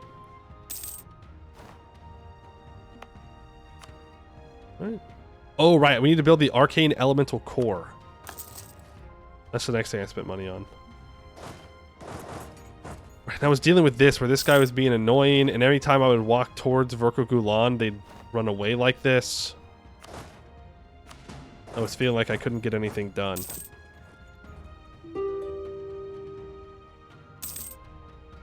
Right. Production capacity expansion. Let's keep it going. For sure. You can annex the tree of stone stuff past them. Not really sure how it works because there's a mountain sister problem, not a coffee issue. Gotcha. I seize this colony. You can only colonize provinces that are adjacent to one of your own provinces, not colonies, or that are coastal provinces. Province cannot be reached via any ports connected to our capital.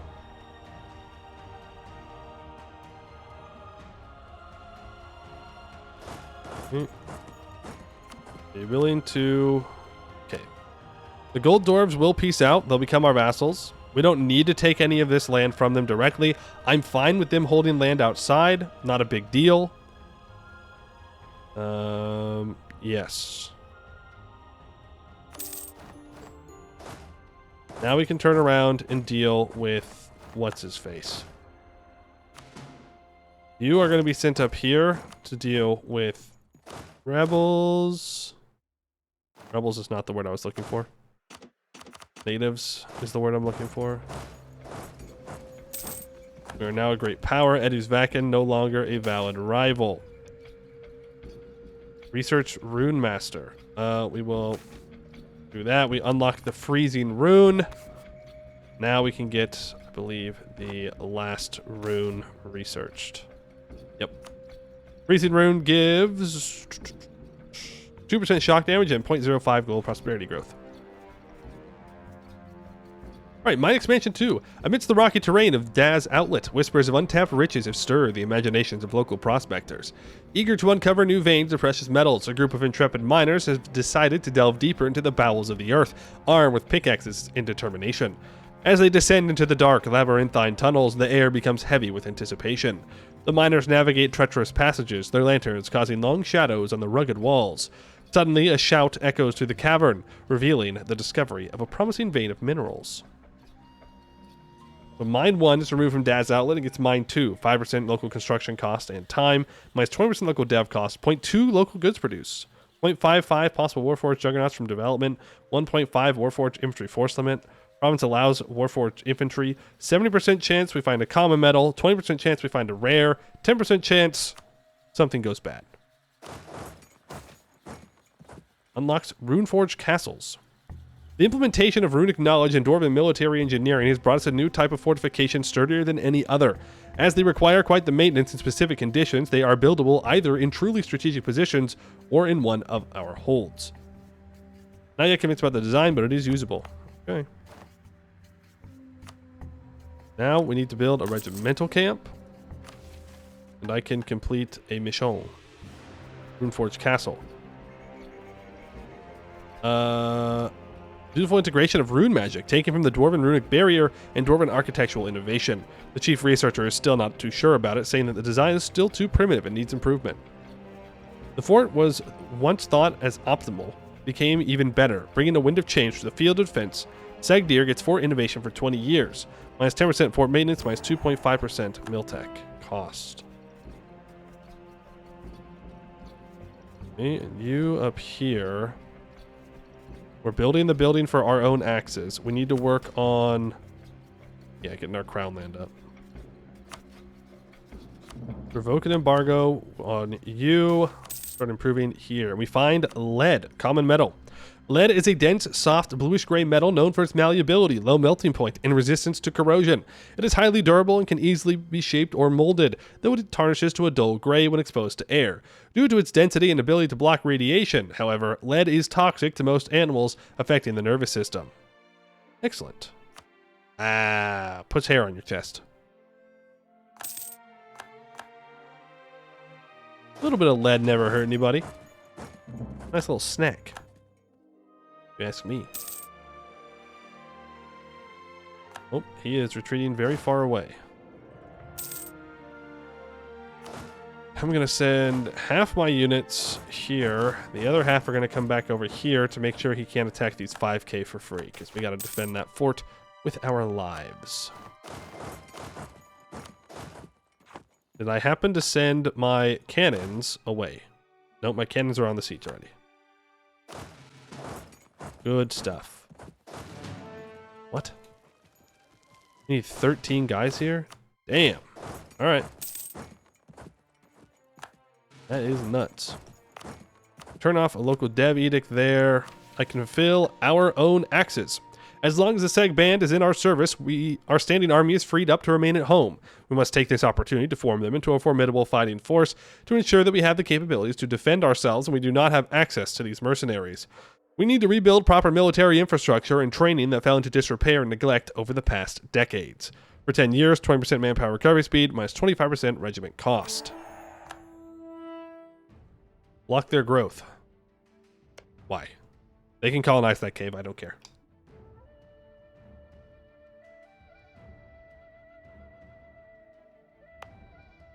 No. I cannot send a colonist because I do not have access to it directly. That's what I'm saying. I'm not sure we're going to be able to colonize here. I hope we can, though. I hope I'm wrong. I hope I am very super duper wrong. The orcs are gone. We do need to develop colonialism. Oh, we haven't explored yet. Shoot. So many things that we missed. Lost settlement. The expedition reported the discovery of a very old but habitated settlement. After initial wariness, we managed to establish friendly contact, and we came to understand this settlement was closed off from the rest of the hold to survive the orcs' menace. They have kept a lot of knowledge of old Dwarov, which would have otherwise been lost to time. We can welcome our old comrades and get a bit of knowledge in return. We gain 3 development in Seghdihr. We find 5 ancient Dwarven knowledge. Okay. Interesting. I mean, I'll take free development in my capital. Don't get me wrong. Okay, so now we can dig. It'll take 9 years to do so. And also upgrade our local alchemist workroom. Actually, we should save up to dig. To do that. Flawed approach. Damn. Resets our research progress there. Doesn't block settlement growth just stop them from using colonists on already colonized provinces? I think it stops them from using them in general. Purposely lose a war and give Verkogulan land.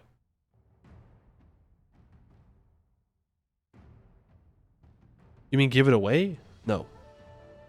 Project Explosive Conclusion. Oh, right, we read that yesterday.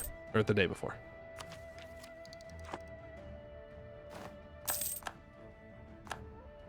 Okay, we'll save our money. Dealing with the rebels. Kaboom? Kaboom, yes.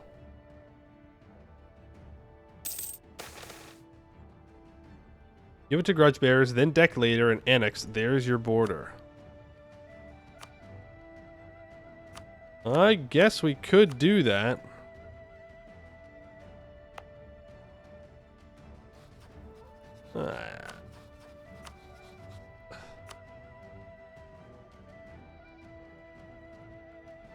I suppose.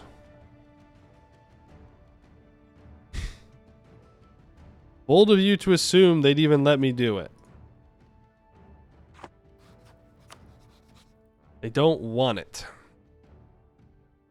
If I 100% them, though, I don't think I can give them anything. I don't think I'm allowed to lose. No, I am. We could do that.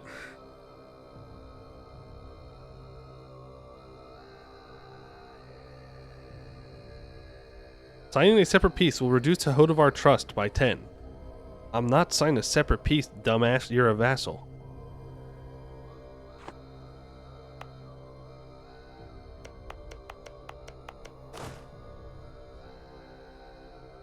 Don't cut yourself off. You need access to the capital. No, the point is that we can't colonize this if I don't own a direct connection from my land. That's what we're saying. Like the problem, I can't colonize through. Look, we can look.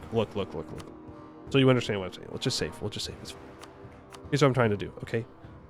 Debug mode. Fucking colonize H78. Look. Okay. It didn't work.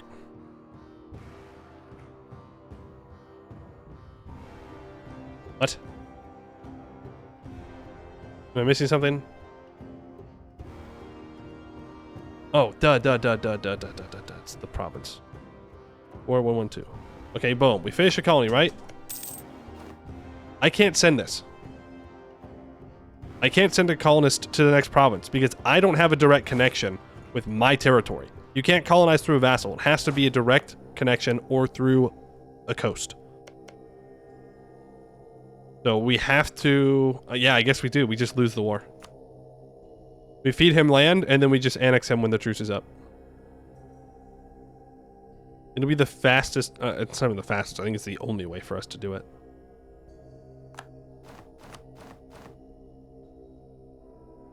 It's the only way, unfortunately. Alright, grudge bearers. There you go. I think Verkogulan's gonna get mad at me for this.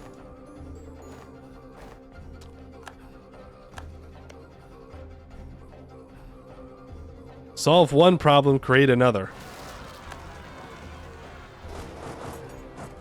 But you can only do so much. I don't need to block the colony on Verkogulan because they can't colonize any farther than Ulagam Canyon. Because they also don't have connection now to it.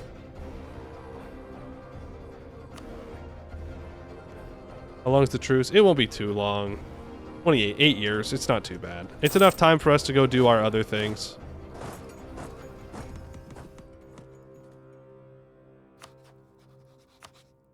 Enough time to go annex these guys, and that's the last bit of land that I actively want to take for a while.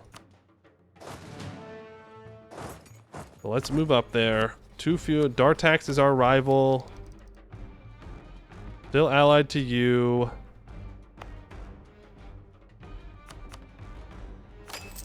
We'll start digging. I probably should have just waited 3 months or whatever. Whatever. Rid of an admin dev. We'll get it back. We will walk up and do that. Beautiful hold, absolutely, every time. We have 1,062. We have to take admin tech here for sure.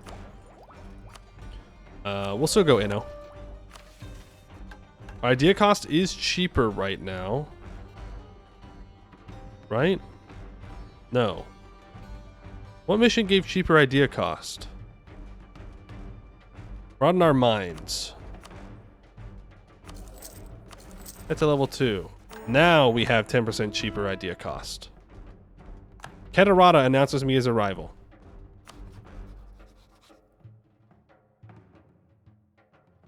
Yeah, okay. Sure, man. Why not? Why not? Why not? We're definitely valid. We're definitely rivals, man. We have so much. Hey, weren't we talking about player bias before we started gaming? Powerful mage bastard child. I think this is like the 6th one. Our guy needs to lock in a bit, okay? Snorri, I need you to stop getting crazy. We need to be studying magic as well. Have I upgraded our leader? Yes, he has been upgraded. I could try to do an enhance ability here with our Diplo. And it worked. That gets us up to 4 Diplo skill. Not bad. Not bad. Do we just want to get up to legendary transmutation? Enhance ability 2 would be nice.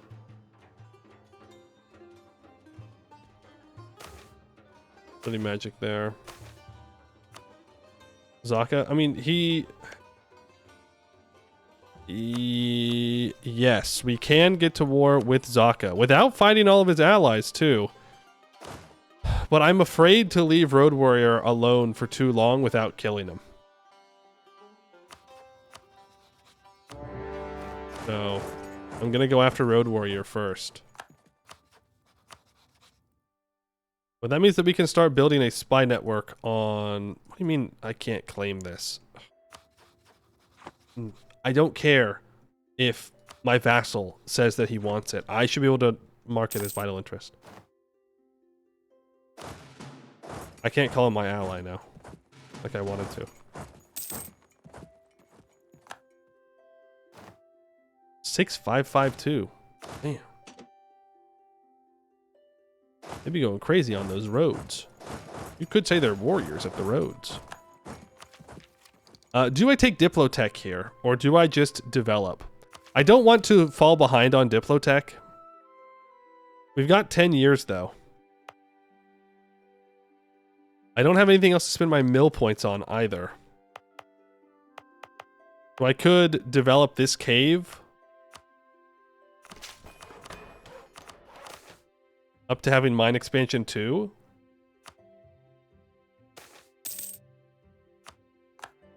And maybe we will benefit from that. We find tin. Tin is a soft, malleable metal, or ductile and highly crystalline silvery white metal. One of the most notable features of tin is its relatively low melting point, making it easy to work with in various metallurgical processes. Historically, tin has been alloyed with copper to produce bronze, known for its relatively high strength and durability. It does not have many known uses, as its properties make it quite subpar compared to other metals. Its effect in alloys can vary a lot. Excellent. Even... Yeah, that means I do skip on that, though. We should encourage development here. Get that to mine expansion 2. We find iron. Obviously, we do not want to replace the mithril with iron, but excellent stuff. More metallurgy experience. We can even upgrade the blacksmith workshop here to gain more base production. And +1 goods produced, so we will do that. Now, it is the wrong religion, So we're going to want to probably focus on fixing that. I'm going to hire this construction guy back till he dies.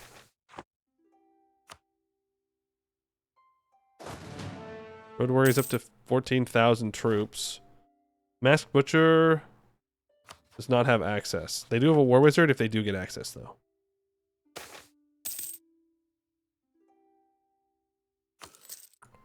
Two of a kind. I can get a skill 3 natural scientist that is 50% cheaper.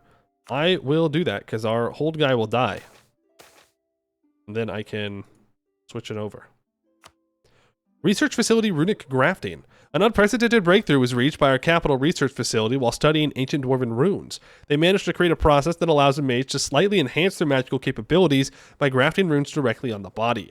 They seem to be in conflict on whether it is a good idea or not to have your highness use this method, as it is a fairly painful one.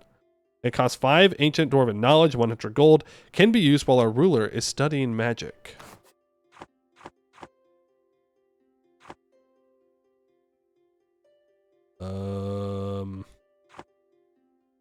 He will die immediately. Oh. Unreliable, huh? Crafting new runes. Using the same principle as to when we first inscribed the runes on our ruler's body, we've expanded the intricate work to add even more runes. Minus 5% idea cost for 10 years. Have the country flag improved mage creation process. Well, we're not there yet. In the research menu? Research menu. Like over here? This one? No.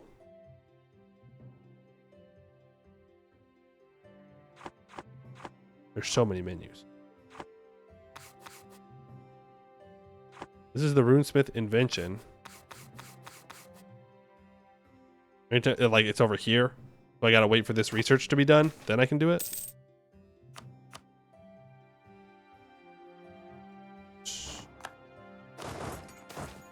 What tech are you? You're tech 7. I am tech 10.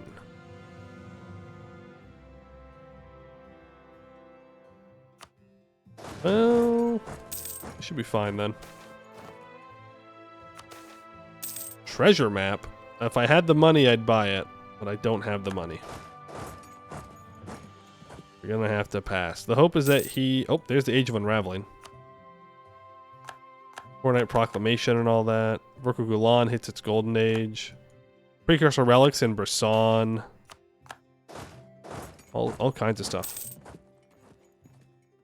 Go to where you see ADK and click on Research Facility. No. Here. Right? Research Facility. It is in the other one. This one. Here. Runesmith Research. The purple icon? Mechanics Research Facility. Gotcha. Have ancient dwarven runes grafted on your body. What's the worst that could happen? Even if this process is not dangerous, it is still quite painful, so I will ask once again, are you sure, your highness? Asks the chief researcher. I will not change my mind. Proceed with the grafting operation on my body. Even if it is not much, the power that this operation can give me will help me bring victory and prosperity to the country. The king goes into the research facility. Costs 5 ancient dwarven knowledge. We gain 200 magical experience.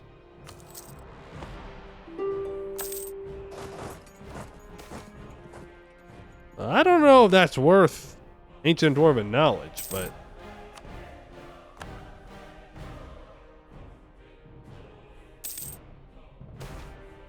maybe there's like other things that could happen. Well, I don't think we'll be doing that again. Because we can just do that in other ways. Also, call in Avdel Ledum. That way they can maybe go deal with Argordston for me. Rune Focus. Lightly enhances the user's intellectual abilities somewhat, mostly slowing down the passage of time from the user's perception. It cannot be used for extended amount of time since it can cause death by exhaustion and brain overloading. 2 hours a day is the agreed time limit. Just about right for a battle or some very productive hours in the workplace. Excellent work. All right, that's all of the runes upgraded. Or discovered, I should say. Focus gives 2.5% discipline, 2.5% admin efficiency, 0.5 natural unrest. So now we can start doing runes tier 1 research. Because we have all of the old runes adapted. It just takes a little bit longer to do these researches. Research choice. As our researchers delve deeper into their respective fields of study, they are confronted with the realization that pursuing all planned experiments simultaneously would strain our financial resources beyond sustainable limits. Therefore, a decision must be made. Which experiment shall take precedence, guiding our research efforts as we allocate resources wisely in pursuit of knowledge and progress? Well, we're at 0, so, I mean, if anything goes bad, it doesn't really matter. I'm going to grab the first Inno idea here. Please the next national idea. Treachery of the Burned Empress. For much of history, Seghdihr was a mighty hold that held the respect of its dwarven peers and its human neighbors. However, when Jexus came in 1139, the glory of Seghdihr was cut short by treacherous elven steel and flame. With the hired Segband and her Sun Elf legions occupying the hold, the Segbandal collapsed into infighting, and Seghdihr itself became a shared hold between the dwarves and the Sun Elven Empire. After Jexus' death in 1162, the Segband relinquished their hold on Seghdihr in return for amnesty. Although granted, such humiliation can never be forgotten, and dwarves carry long grudges. Minus 10% fire damage received.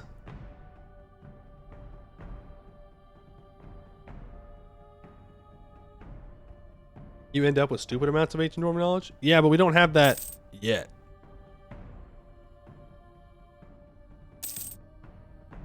Get in there, Abdel, let him. There goes the hold restorer. Do want a full annex here. Let's get the half-price production efficiency person in charge. Goblin refugees.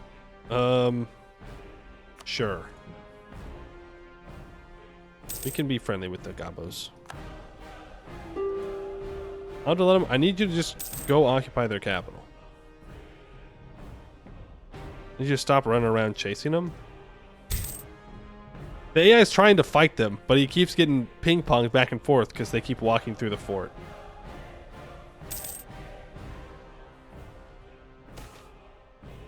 After this, we take the dam and repair it. I didn't say and repair it. I said we'll take the dam in case we want it later on.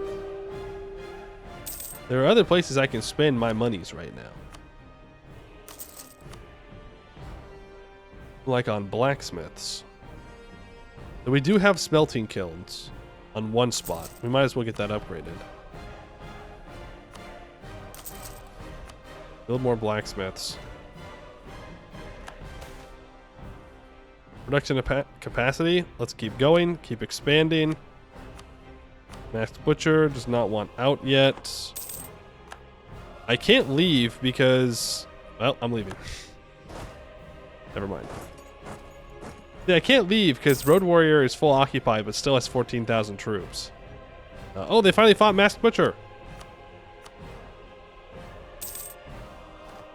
5 reasons to leave. Minus 10.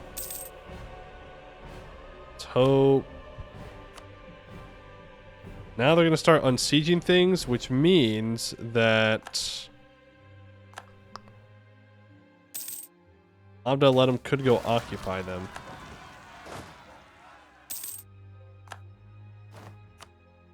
Oh no, we need to keep maintaining relations with you. We finished that core. Let's get it fully cored up. Shout out to our boy Azkasur, who just fought those rebels for us. Appreciate that. Maintain with you. Hodovar, you can also be improved with. Get you up to super happy. We need to implement strong duchies. Look, Verkugulan's almost loyal already. I'm gonna divert their... No, I'm not gonna divert their trade. I'm gonna keep them as happy as possible.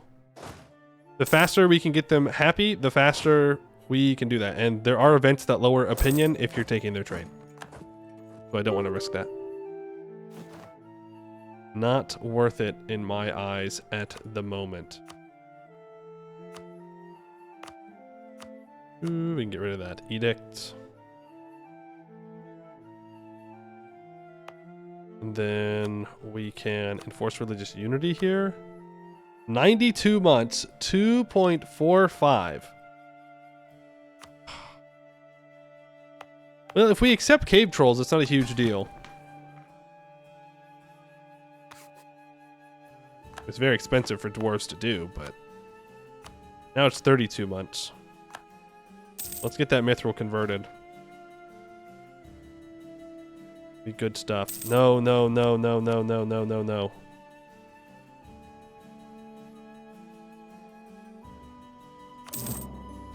Before Abdel Ludum can snag it. There we go. Now we become a kingdom that gives us governing capacity. We can start to core all of that up, and we need to get back and deal with troll rebels. 4 years until we go to war with the grudge bearers. Love to be at war with Zaka right now. Wait, now this is the problem, is that we have very long country and we're not super fast. Busy colonist, there's nowhere I can send it. And if you're about to ask me to put it on a province, I suppose I could actually. Another gold mine up here that I can develop.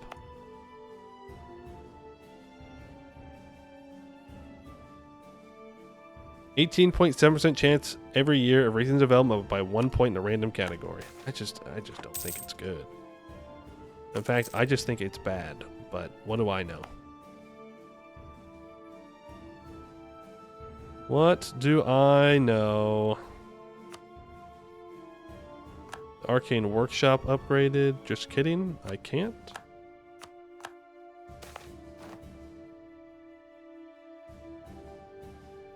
Oh, I need to repair this still. Ancient treasure. Melt them down. Give me the money.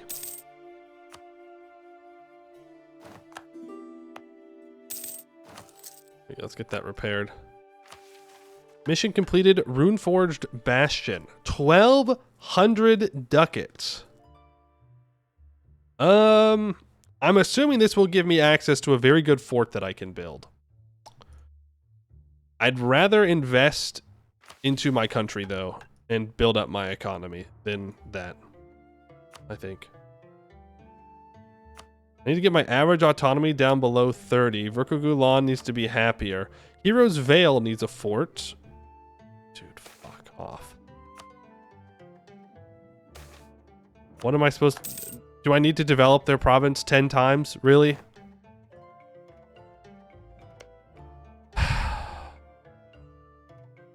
I hate building things in vassals. Like, why did you build a farm estate, man? Like, what are you doing? Tag and delete? No, I'm not going to tag and delete. That's... Like, if he hadn't have built a blacksmith's workshop, he would have built a temple or something. There would be a building there either way, mod or no mod. It's fine. It gets him loyal as well. It's not the end of the world. Colonize up north. What do you mean? Oh, I see what you mean. Yeah, I'm dumb. You're right.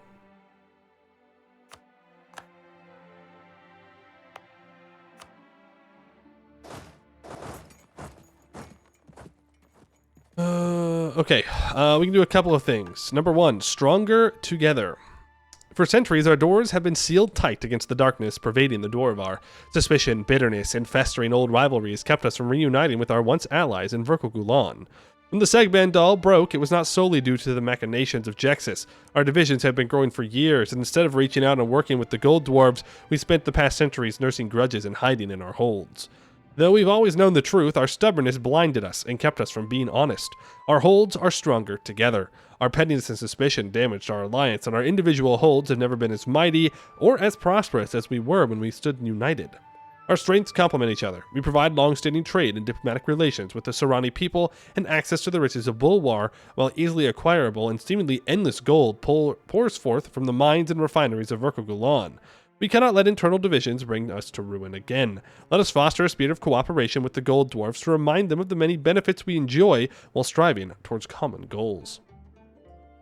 For 25 years, Verko Gulan gets +1 local goods produced, and we get gold returned for 25 years, giving +48 yearly tax income. Heroes Vale has that fort, then Verko Gulan will gain a bunch of development. We're working on the King's Dilemma.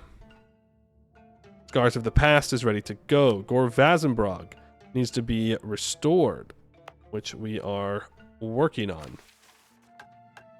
we'll turn them into a vassal. Stonekeeper relative 60 will do. All thought must be true. All of our rivals are embargoed. All thoughts be true. Total development at least 250. An army equal to or larger than 50,000. Mercantilism at least 15. Inflation less than 0. Ooh. But we will be able to embargo one non-rival with no penalty. Or Ozenbrog will need a fort and a temple. Well, we'll make sure to do that before we release them as a vassal.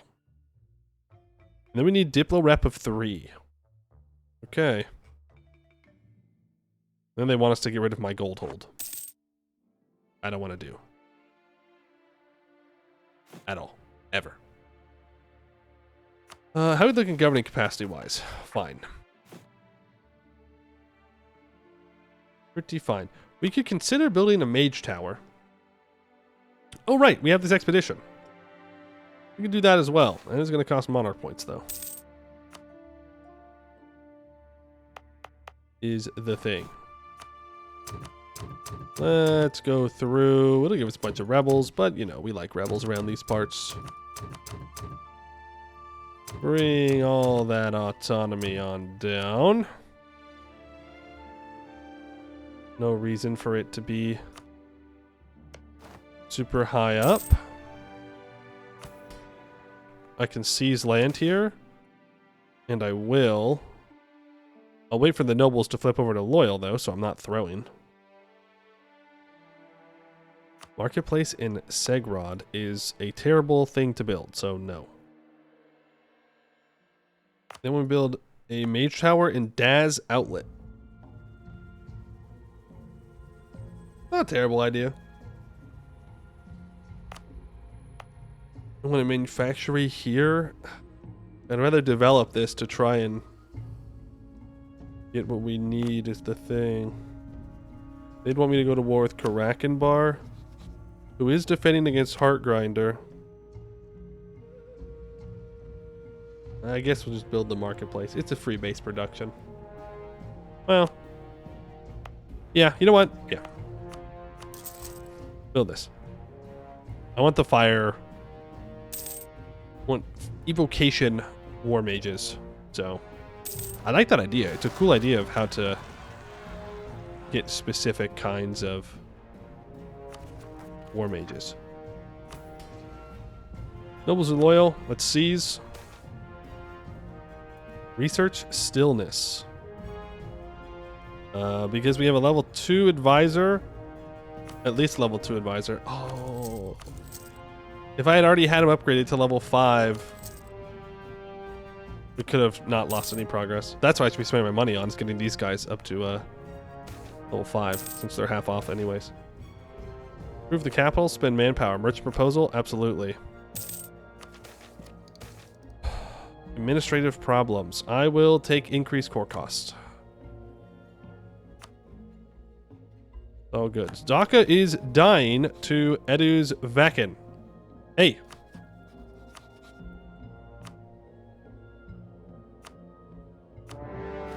Let's go.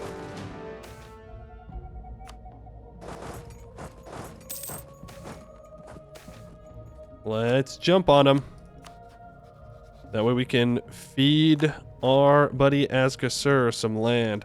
Now, Zaka is not dead by any means, but is that the Raj I see? If you close your eyes, no.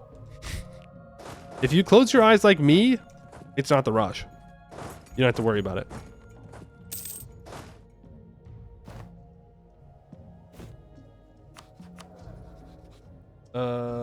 But also more blacksmiths. Yeah, I mean more blacksmiths is good, but I'd rather get our monarch points. We need them pretty badly here.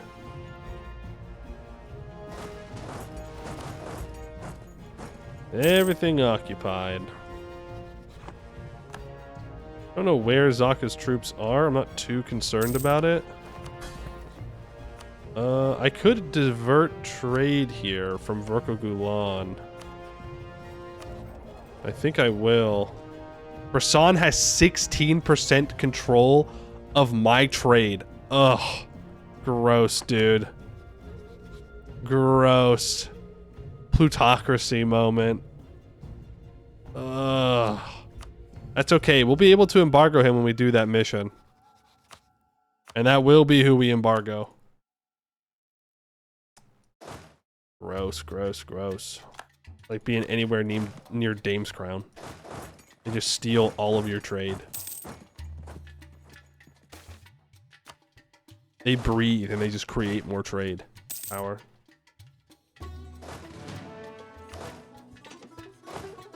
You're gonna go after Zaka's capital. You guys can just split up and get things occupied. Zaka's on the back foot. He's retreating in the other direction. Edusvakin is already on Zaka's capital. Edusvakin is having the game of all time for them. I can't even say that I did anything for that. They're just doing well.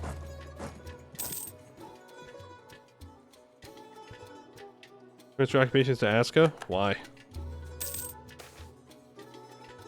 Do you trust the AI? I don't trust the AI. There's a chance that Aska could separate peace out and take like one province. Road warrior rebels on the hold. Well, we kind of have to go deal with that. Is this Raj in the east? It is Raj. Yes, it's the Raj. Much as I would like it to not be.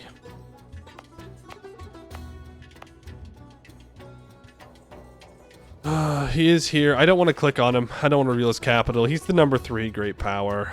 The command has died to France, so odds are we're going to have this Mega Raj breathing down our neck all game now. Which, you know, is what it is. Economy. Stone cutting goggles. These specially crafted goggles are embedded with precision runic enchantments that enhance a dwarf's ability to see and manipulate stone. When worn, the goggles illuminate weak points in rock formations, making it easier for dwarven miners to extract valuable minerals. The enchanted lenses also provide protection against harmful dust and debris, ensuring efficient and safe stone cutting operations. Eureka. Is that...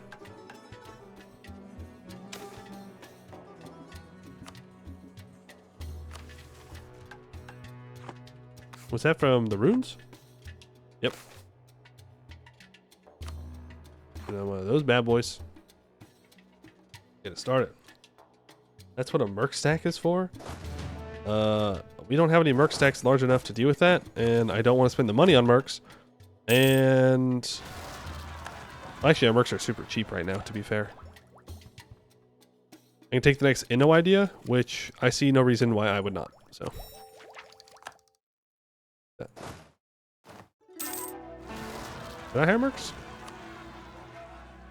I can get more Warforged regiments, though, and those are good. They're much better than mercenary, skill-wise. This cave has once again produced rebels.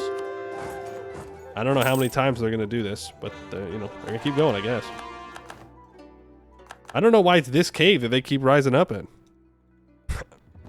I don't understand. They sure do love rising up in that cave. They do.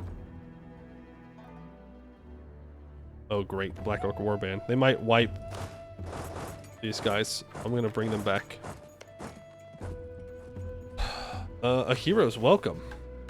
Ah. That fort has been built in Hero's Vale. Verkogulan, the Golden Citadel, guarded by the Hero's Gate, is known for 2 things. Fabulous wealth and a deep distrust of outsiders. This was not always the case. Once, trade flowed freely into Verkogulan from both the other holds of the Middle Dwarvar and from the desert tribes beyond the Hero's Vale. The gold dwarves sealed themselves in their hold when the Seghdihr was broken 300 years ago, and they've remained shut off from the world, their golden fortunes gathering dust in the innumerable vaults within their city. With the rebirth of our alliance and improved security along renewed trade routes, the paranoia and isolation of the gold dwarves is becoming harder for them to justify. Now is the time to reconnect the Golden Citadel with the outside world, reopen the Hero's Gate, and welcome the world's traders and merchants back. Soon, the markets of Rokugalan will be filled with exotic foreign goods and people once again. The roads and routes will be guarded by stalwart warriors who can fend off attacks by harpies and bandits. The Golden Citadel will grease the wheels of commerce with its wealth, rather than keeping it locked away in the darkness. Vassal gains 6 development.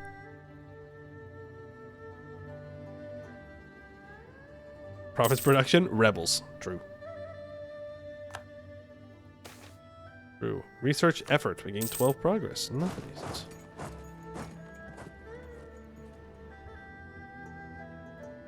They wouldn't dare. They wouldn't dare. They would dare, is the thing. Improve with our allies. We should be looking for another ally as well. The Raj is not interested.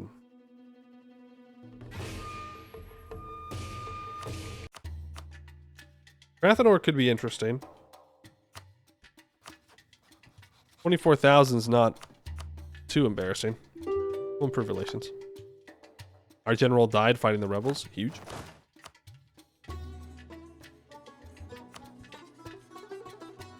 Bring you back to Seghdihr. Funny. Didn't they rival me? Yeah. Good joke. You think that Brown Catarata doesn't just show up and immediately rival the player? Come on.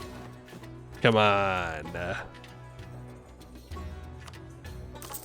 Build those 2 blacksmith workshops. We can build an arcane elemental core in Gore Vazenbrog.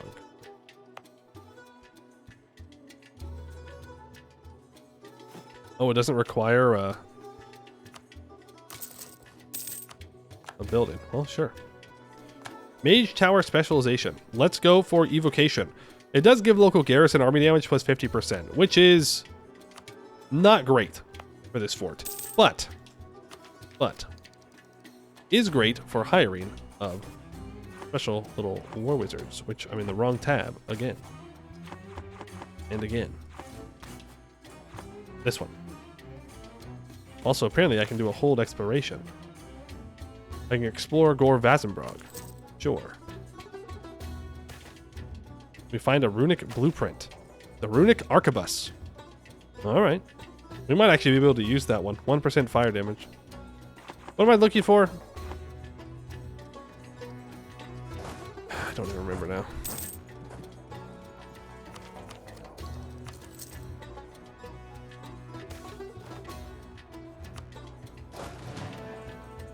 The Rune General, right. Thank you.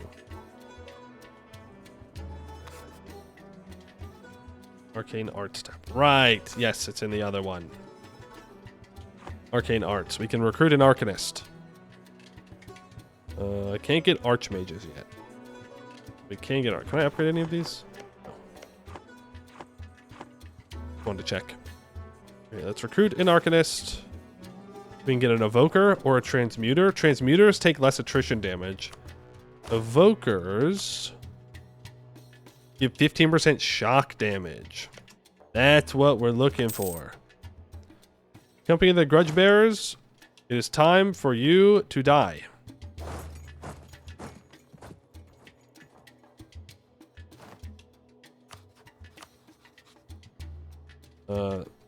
Sorry, Rokugalan. I'm afraid you're not going to get your cores back like you were hoping. There's been a change of plans. And by change, I mean my plan hasn't changed at all. Whoa, whoa, whoa, whoa, whoa, whoa, whoa. What?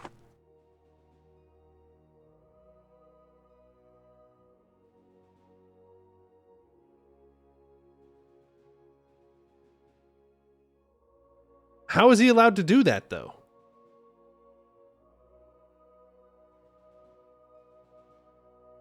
He got the event.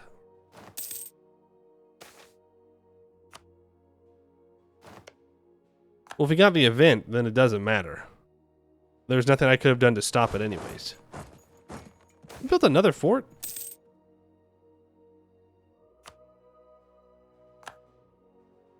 Oh, it's okay. I can seize it.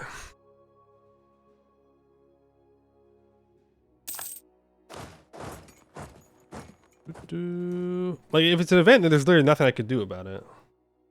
Why'd you give away research? Because it said take a shortcut. I feel like I'm getting baited. That's why. Alright, Seghdihr has been dug to the next level.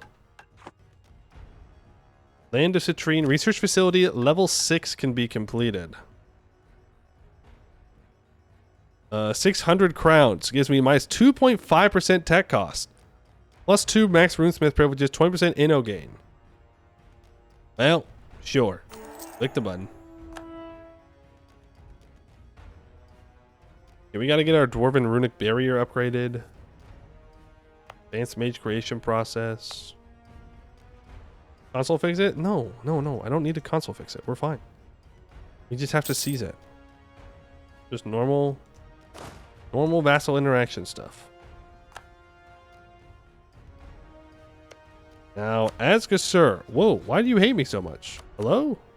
You're telling me I have to maintain my relationships with my allies? What?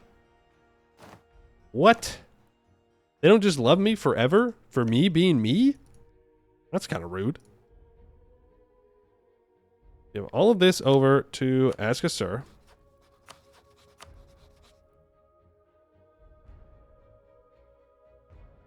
What would be the best thing to grab here? Really, I'd like to get Seghdihr closer to that. If we skip that, 66. I mean, I can wait for that. Seghdihr, don't you dare separate peace out. Don't even fucking think about it.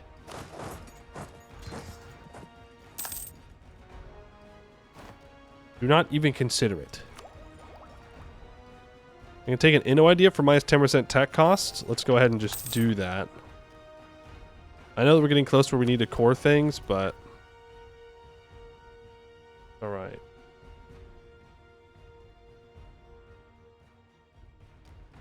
Need this siege to finish. I would like to pay for that magical research, but... Oh, great. One thing leads to another, you know? Oh, why did I convert this? I'm stupid. I'm stupid. I'm stupid. Well, that's not true, but I did make a mistake. I can build a Runeforged castle here. Runeforged Bastion. Well, let's just get the castle built up.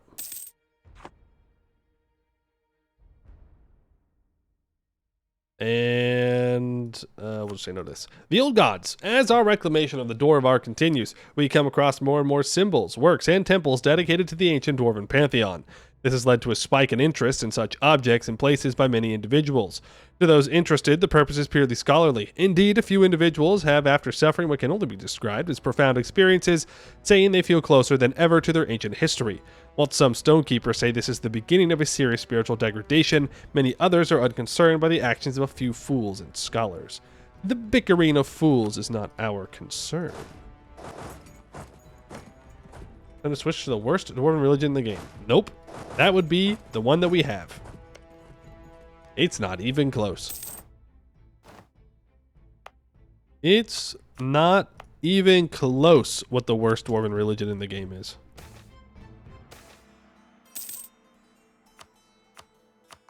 Goldgrave Hall is completed. Do I still have two? No, I only have one colonist now. So let's bring you back down here.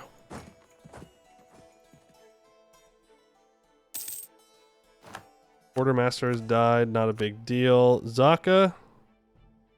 I think this is a... Well, pause. No, Zaka no longer has their ally, so it's not a huge deal.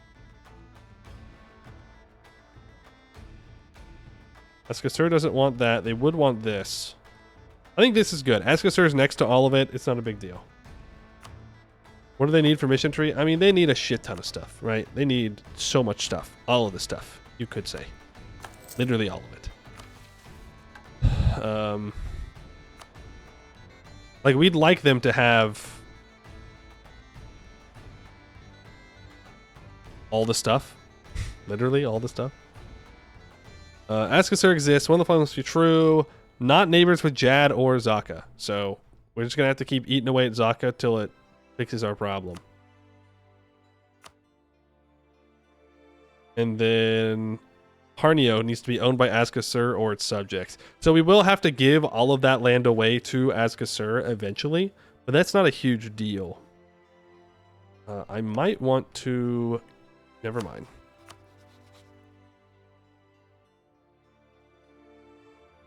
Never mind. I was going to say we might want to get Mulin dealt with, but nope. They are a Proby of the Raj, so that's going to suck.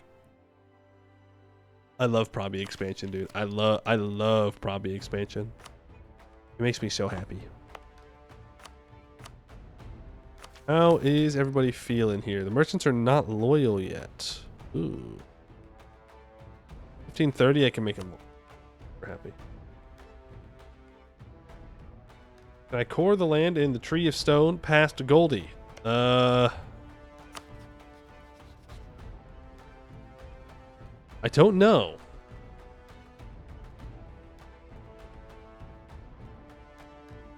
Yes.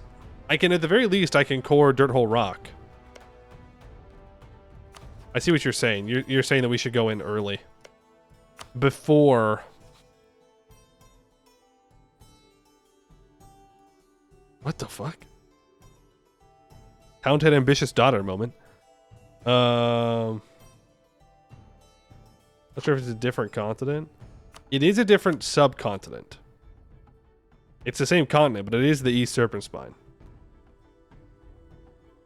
But we should try and get in here as fast as possible in order to stop the Raj from causing issues.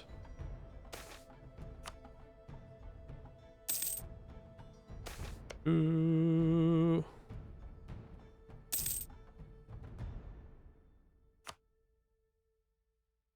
Okay, recall from you. I actually need to do the peace deal. Zaka's gonna get propied. Just you wait. Just you wait. I think we need to annex these two provinces away from Eliana. Otherwise, they will also get probied. So we're gonna have to just give this over to our vassal.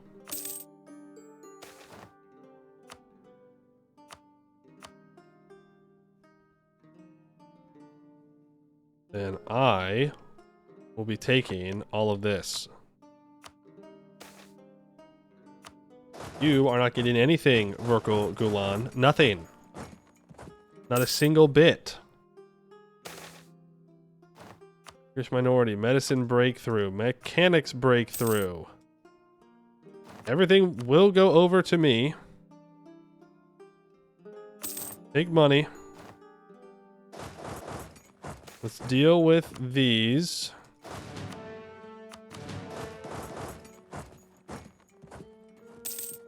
Okay, rebels are fighting each other. Does that mean that I'm going to get the defense here? No. The orcs do, and Vorkogulan. Sorry about this, man. I'll stop diverting your trade, though. Gotta get control over this. There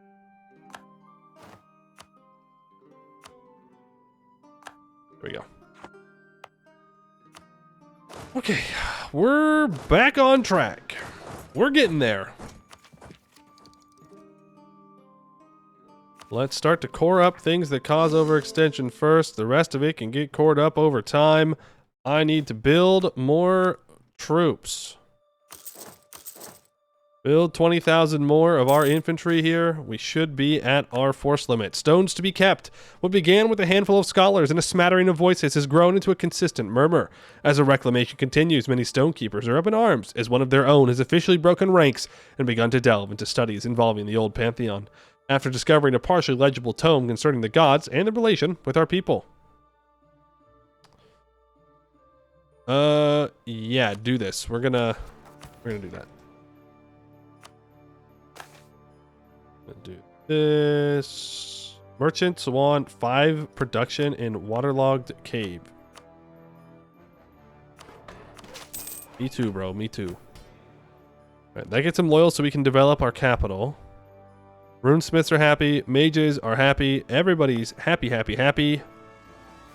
I'm happy, happy, happy. We need to explore.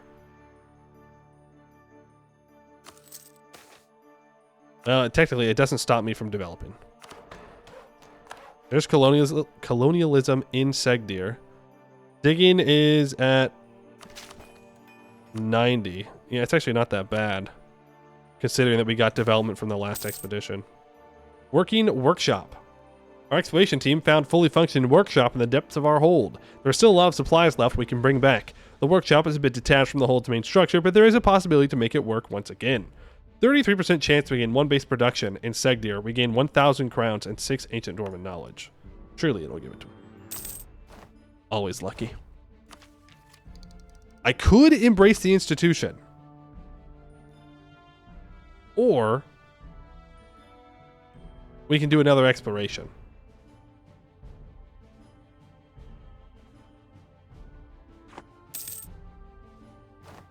I think I want to do another exploration. I think I'm good to seize land here. I don't think I need to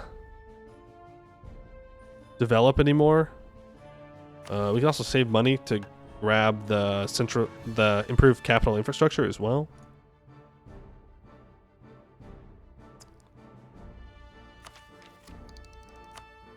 Let's explore again. Gold! Wait. Uh-oh. Our exploration team has returned from their mission with abundant riches, but they all seem quite restless. The captain reporting to the Royal Hall says, "Your Highness, we are afraid to have brought back something with us, something more than just gold. We went inside a seemingly empty goblin nest, took everything we found, and returned. The problem is that there have been some disappearances while traveling back, and some screams could be heard from time to time." As he said so, a feral screech came from the depths, and the alarm was triggered. "Your Highness! A goblin tide. You stand up. I want every soldier to take up arms and gather in the market hall. We will take them all down." "Yes, Your Highness." After some time, you mutter to yourself, "Why is it always goblins?" Goblin these nuts. Got him. Could have been worse. The dig level is not explored. We gained 1,000 crowns. We have to fight 37 deep goblins. But in the end, that's a 500 gold gain, so I will not complain.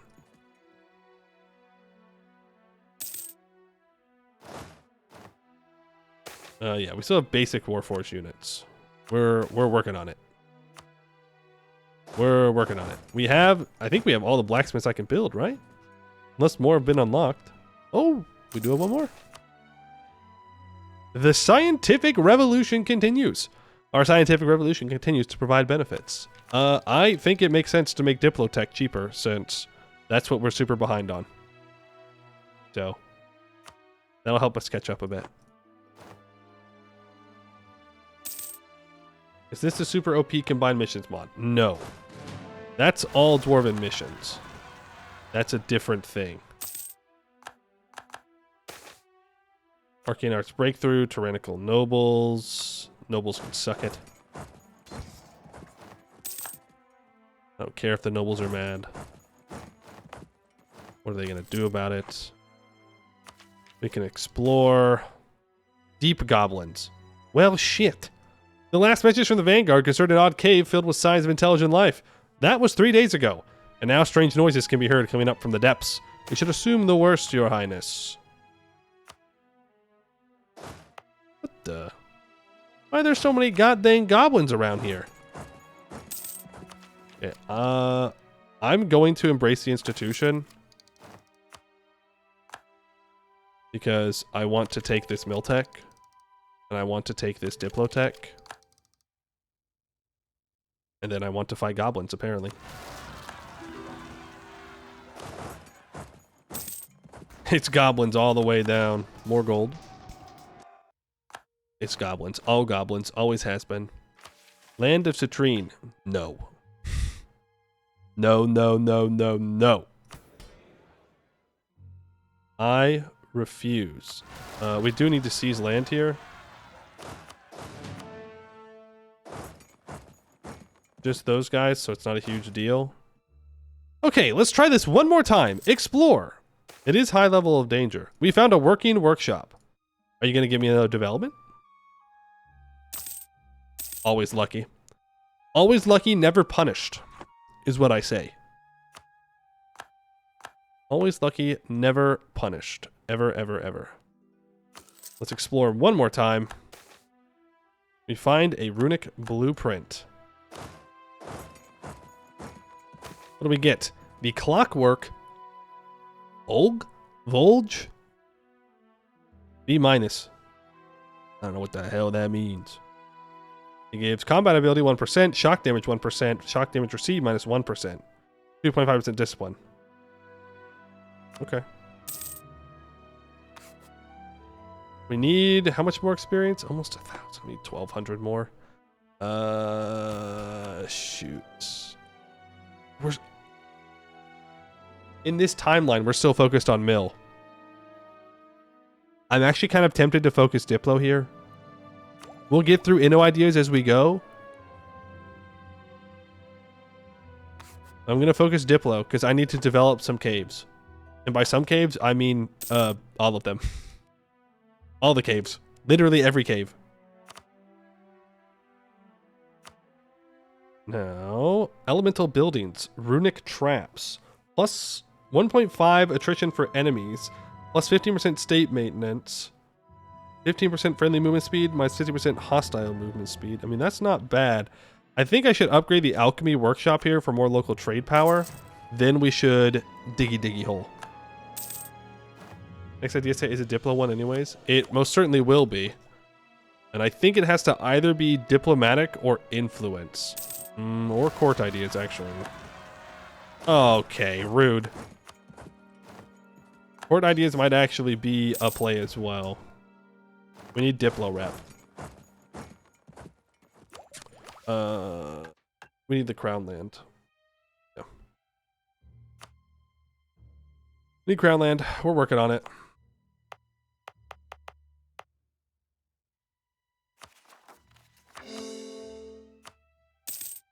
Where am I gonna have rebels? Go over here to stop that mithril from getting dunked on. You can stay here. I'd like to be drilling these troops if possible.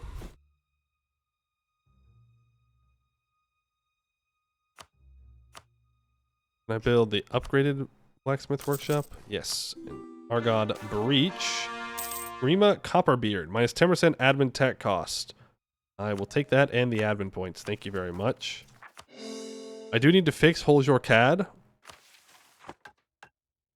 Blackbeard Cartel is offering an alliance. I don't really want to ally you, though, Blackbeard Cartel. Seghdihr, I wouldn't mind allying.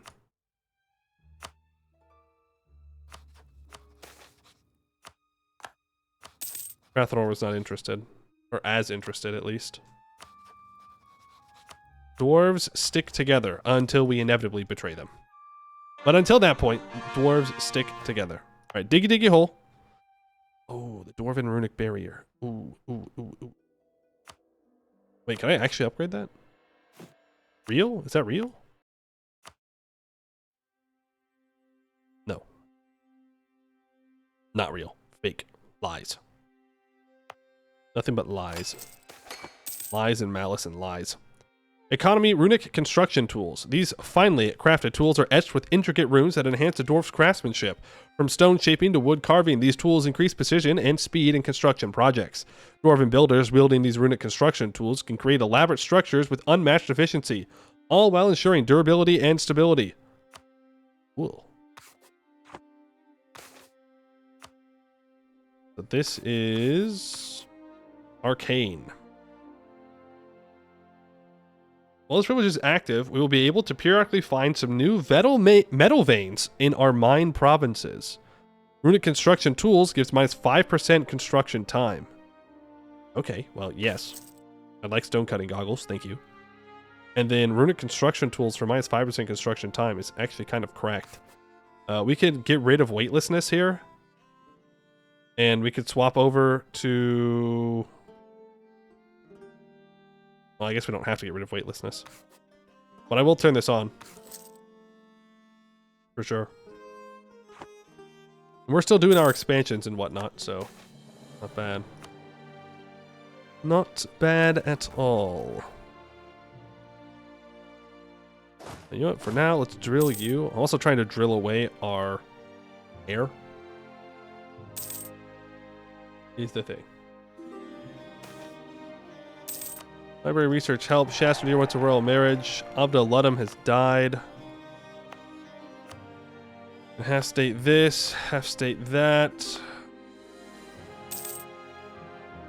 Plus 15 a year because it's a devastated province. This is what it is. Is what it is. You can't fix everything, unfortunately. I do have the cheaper tech right now. It's also plus 10 global settler increase. So we are going to focus on getting this Diplotech. I don't remember what 11 brings. I don't think we need anything from Diplotech 11, right?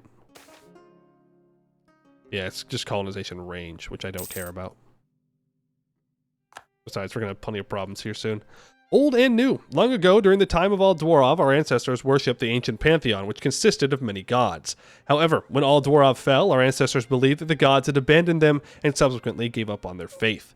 But as we continue to reclaim our ancestral home, there are those who wish to revive the old faith, despite the objections of the Stonekeepers.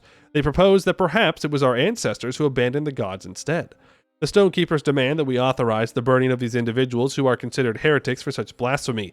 We cannot avoid taking a side any longer. Action must be taken. Perhaps we did abandon them.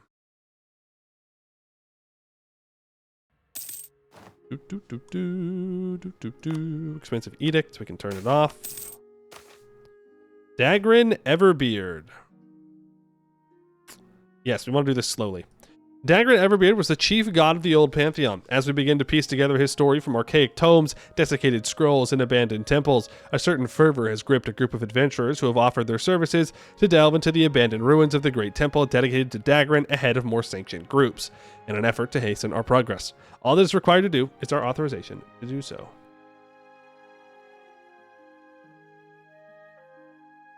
Magma veins, dig around them. I think a specific tag here. We release all holes besides our own as holes your can. So optimal time to get obsidian. Counterpoint, I don't think I can get obsidian. You have to have at least 3 holds, right? So I only have 2 that I get to keep. Eventually we get them all back. Right, eventually I would only assume. I hope to God we integrate everybody. But we'll see. We'll see.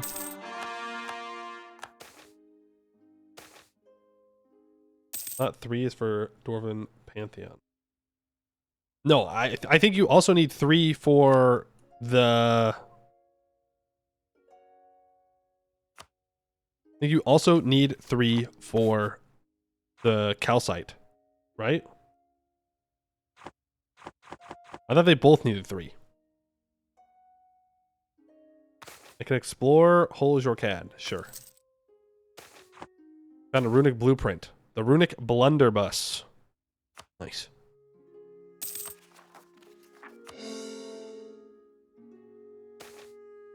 Dwarf or god? The nature of Dagrin Everbeard has been a contested subject. He is the model every Dwarven king aspires to be, wise, just, and ruling with paternal instinct over their entire realm. Although in ancestor worship he is lauded as the first ancestor in the whole pantheon, he was also the patriarch of a vast clan of other gods, whom we are sure to rediscover in time. Interestingly enough, both views place him as the first creation of Halana, the Earth Mother, the primordial of Earth, and her favored child. This still begs the question, is he really a god or merely a favored progenitor? Well, he's a god, of course. What do you mean? Of course he's a god.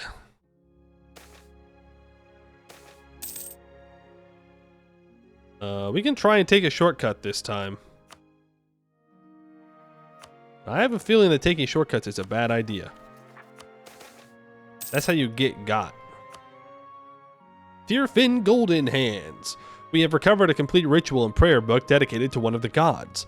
An ancient queen of Amdir, Dwarven Golden Hands, from before the reign of all Dwarv, was said to be the one who first began the grand feat of engineering that turned the Serpent's Vale into the bountiful farmland that would, in time, allow Amdir to forge the empire of all Dwarv. Pious and devout to the gods herself, she took no husband and sired no children, even as her hold grew fruitful and rich from the grains of the vale. Just as her reign was reaching its apex, it is said that Margurs himself, likely another god, took her as his wife, emerging from Dagran's halls and whisking her away in front of her entire court. 10% chance that we lose a monarch point. Never punished. Never punished.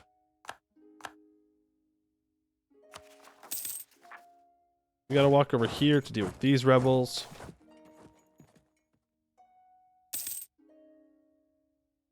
Then I don't care what orcs feel like.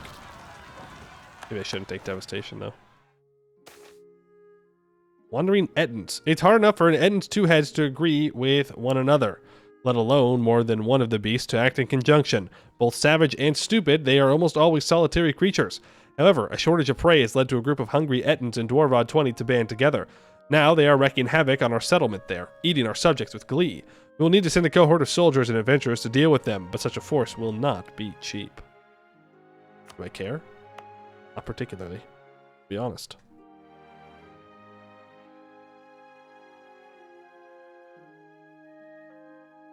Settlers are on their own. As cruel as that might be. I don't care. Your province does not give me anything of real value. So, you're on your own, bozo.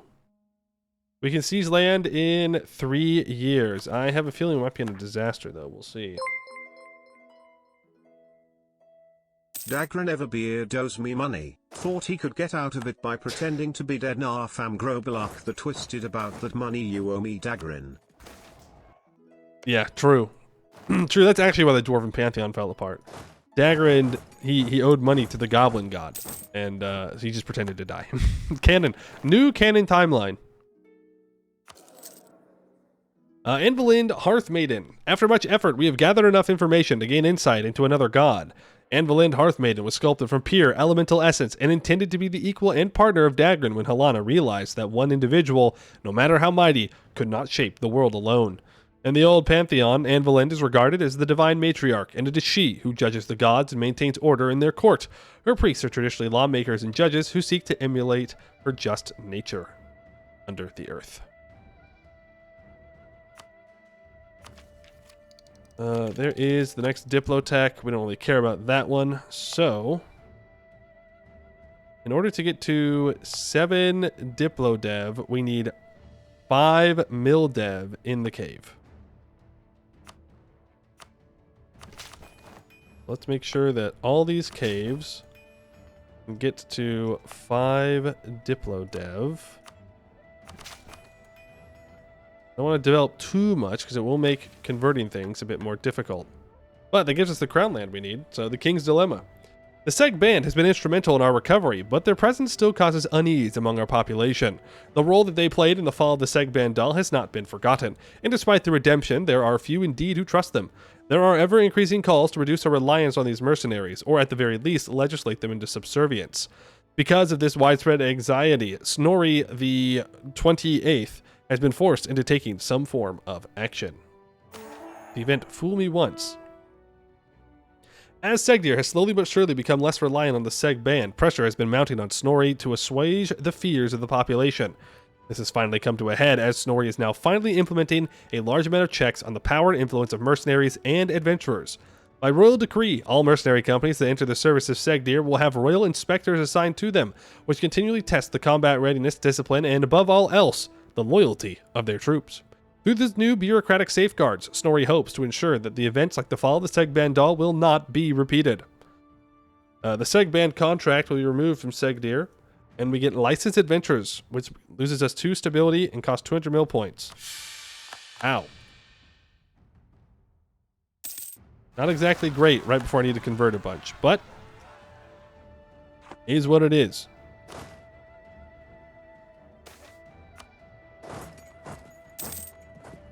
Based on loyalty? I don't have the loyalty. Right, now we just need to get 75% manpower. I'm in a good spot. Lorgrim. We have pieced together enough information on another god. When death entered the world and ended the era of forging, Lorgrim and her twin brother suddenly appeared. Lorgrim's role was to gather the souls of dwarven kind, while Dagrin stood stupefied as the oldest of his people suddenly grew weak and perished from the monsters known as age and sickness. Lorgrim wandered the world, gathering the dwarven dead and bringing them to the care of her yet-to-be-discovered twin brother. What are the implications of this? Flawed approach. After months of diligent effort, our researchers have come to the sobering realization the chosen approach to the current field was fundamentally flawed. L. Jessaray, thank you for the follow. Appreciate that. We should be close to our manpower that we need. But you can get over here and drill.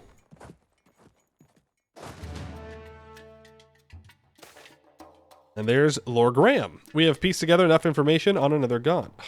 Glasses are not cooperating. I have eye doctor appointment soon. I gotta get new glasses. These ones just slip too much. When death entered the world at the end of the era of forging, Lorgrim and his twin sister suddenly appeared. Lorgrim began to ensure that the souls of the dead were taken into Dagrin's halls and organized into areas based on their skills and virtues in life. Here, in the deeper reaches, he acts as keeper and custodian, ensuring that the dead are rewarded or punished accordingly. Interesting, steady pace.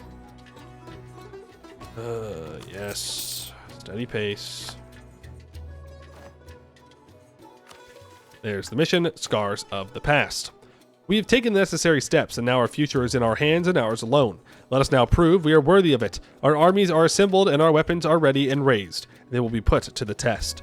The outlying holds of the Middle Dwarmark, Gore Ozenbrog, and Gore Vazenbrog need to be restored, and the old borders of the Seghbandal recovered. The Seghband will be disbanded, and we get plus 100% merc cost for 20 years.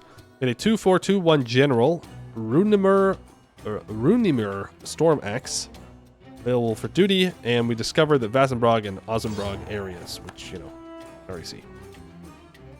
The first that fell. We own all provinces in the Vazenbrog area. Gore Vazenbrog, a hold of mighty warriors, pious faith, and adventurous dwarves united in the purpose of keeping the orcs out of the Seghbandal, and by extension the Tree of Stone and the Jade Mines. Vazenbrog was the first hold to fall in the Seghbandal in the event we have come to learn as the Dragon Wake from our Bulwari friends. After its fall during the Dragon Wake, orcs moved in and made it their home, pillaging and plundering what they can and destroying what they cannot. They sleep on our brethren's bones, and there is only one price for that: their lives. We gain 50 of each monarch point, 10 prestige. We release Gore Vazenbrog as a vassal. Stonekeeper loyalty needs to be 60. Well, I wouldn't hold my breath for that one. Would not hold my breath for that one. It'll take us forever to colonize out to Ozenbrog. It would have been very nice if the company of the Grudge Bearers had migrated over here. But unfortunately, that's just not the world we live in. With the discovery of Lorgrim and Lord Graham, a question has arisen that no doubt plagued the theologians of the Old Faith. The question is, where did Lorgrim and Lord Graham come from? Not even the ancient dwarves knew. Every other god that we have discovered thus far has a defined origin, but these two just appeared. It has upset a number of scholars who demand that we halt our studies for a time to properly consider the possible implications that this lack of origin could cause in society as a whole. Alright. Because I said so. They are gods because I simply have defined them as such. I need no other reason.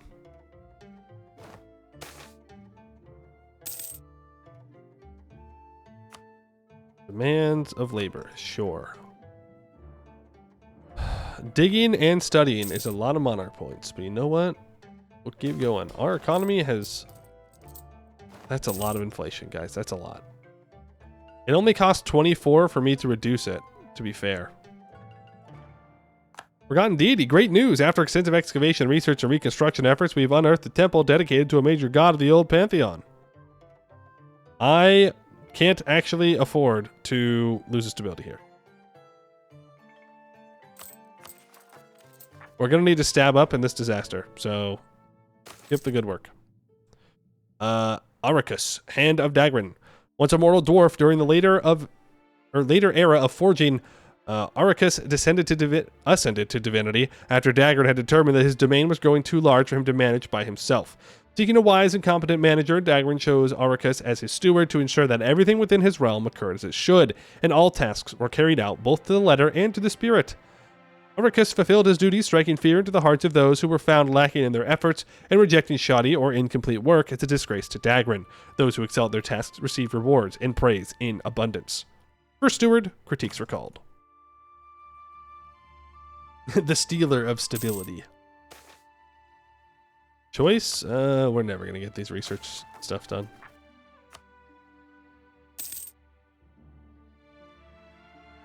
Our relations with Seghdihr fully improved. Let's just allies, subject countries, have one free. The many gods of the pantheon. After much excavation, research, and reconstruction, we've discovered the temple to a minor god of the pantheon in relatively good condition, replete with objects for study and restoration. A team of experts have put together a rough summary of their findings in an effort to disseminate their discovery. You know, I just thought about this. We might not actually have the luxury of being able to wait.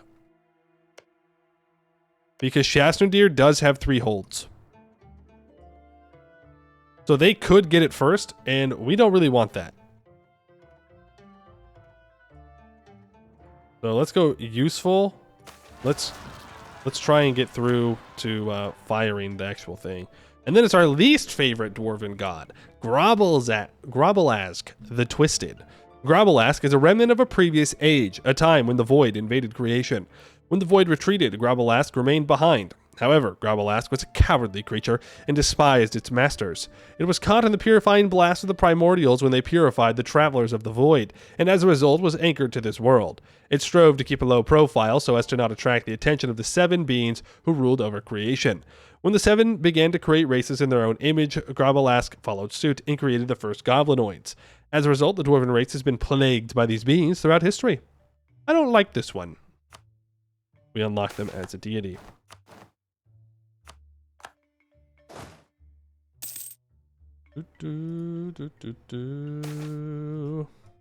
Arcane Arts Breakthrough. Excellent stuff. The Stonekeepers, I'm not paying money to keep them happy. They're gonna be happy after the disaster anyways. So that'll be fine. Ogre's Minority Expelled. Abdeletum. You can 57 noble levels and stability does not sound great. Abdeletum, sure, I'll join your war, man, but like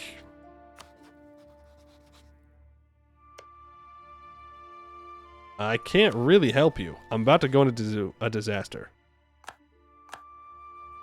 Prepared for the gods. Many of our reclaimers and scholars believe that we've recovered enough gods to begin proper veneration of a reconstructed pantheon. The God Wake. Turmoil engulfs the country. Our decision to abandon ancestor worship has upset or enraged significant portions of the state, the army, and the civilian population as a whole.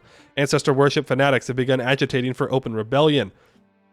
And evidently, some individuals are certainly contemplating it if they are not already moving in secret to do so. This will certainly be a period of turmoil unlike anything we've experienced before, for this is a struggle near unheard of in Dwarven society, a struggle of faith. So it begins. They only give us 1% missionary strength. Scammed. We do have to choose a new tier 4.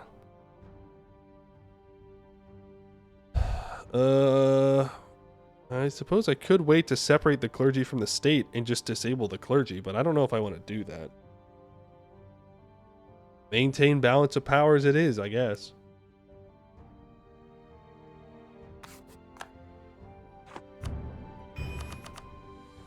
I'll bring one of you.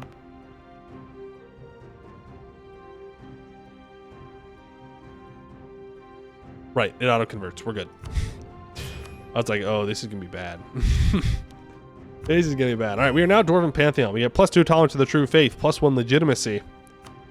We have the Jewish mechanics from the base game, so we do celebrations with different aspects. We unlock aspects through digging holds.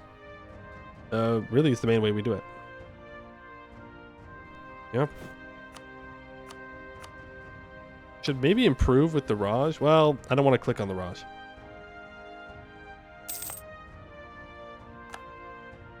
Don't even want to click on them. Do I have? I don't have a missionary strength guy.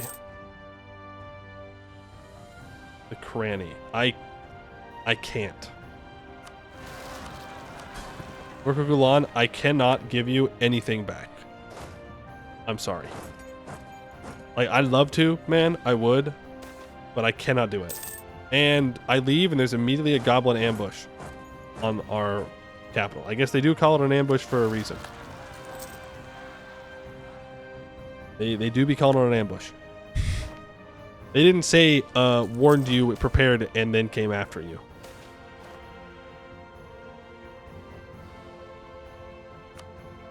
The Stonekeepers. The Stonekeepers, the traditional priests of ancestor worship, have long been an important part of our country.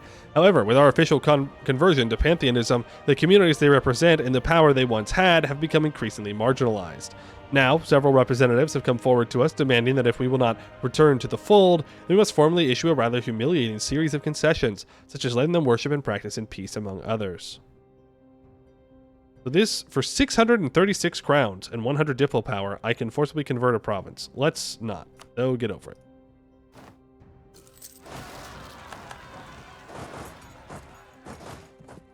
Oh, there it is. Okay, so one of our vassals has flipped, another one has not. Sorry, 2 of our vassals have flipped. Another has not. Seghdihr has not flipped. But Abdel Ludum did. I did just kind of screw over all dwarves in this moment, if they did want to convert. So that's cool. I still want to go after Dirtwater here, but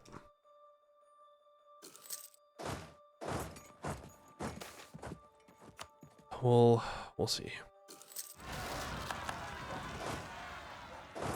They're getting more events than I am. Whoa, whoa, whoa. Rebels. I don't appreciate rebels. My prestige back up.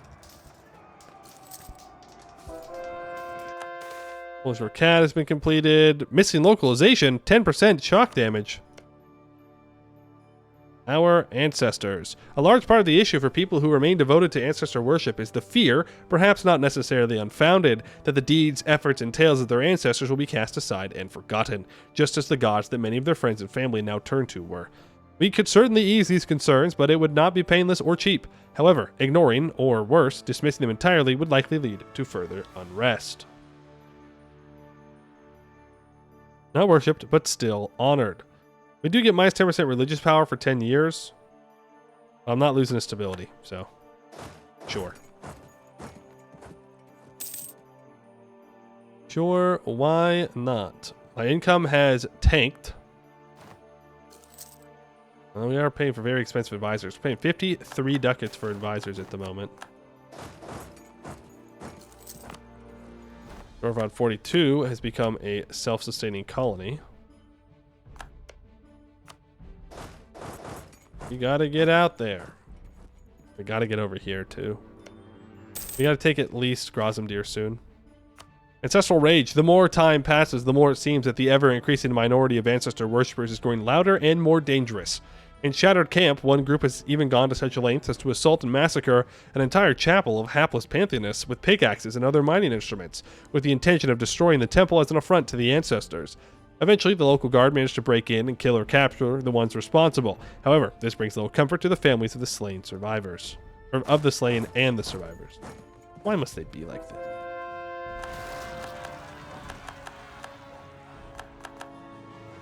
Damn. They all choosing like the worst options here? What's going on? Divided court. Ah! I forgot to fire the advisors. I even said advisors 2 seconds ago.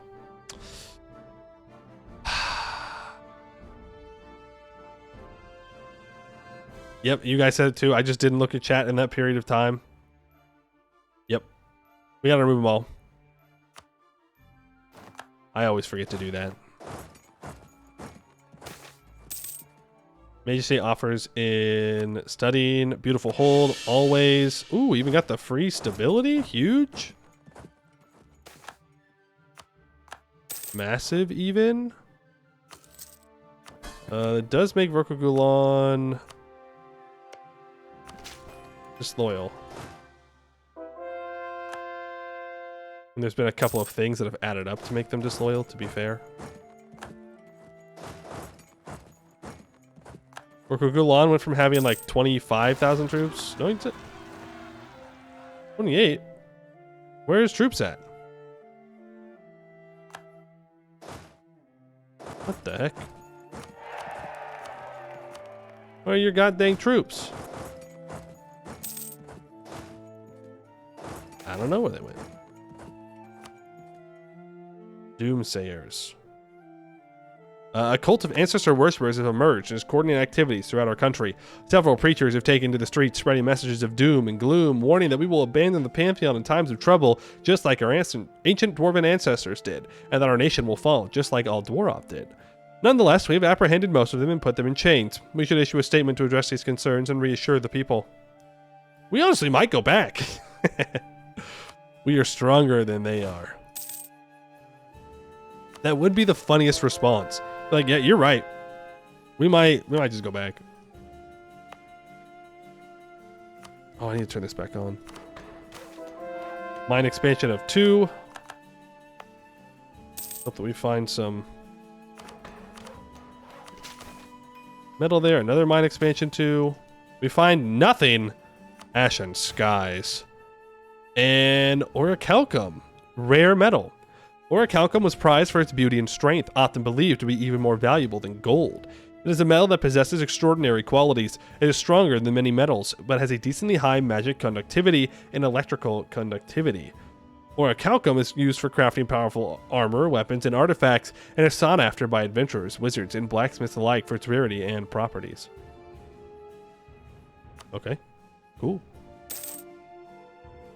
Ancestral Rage. Can't you all just like get over it, you know? This is the future, old man, except it's not. Technically it's the past.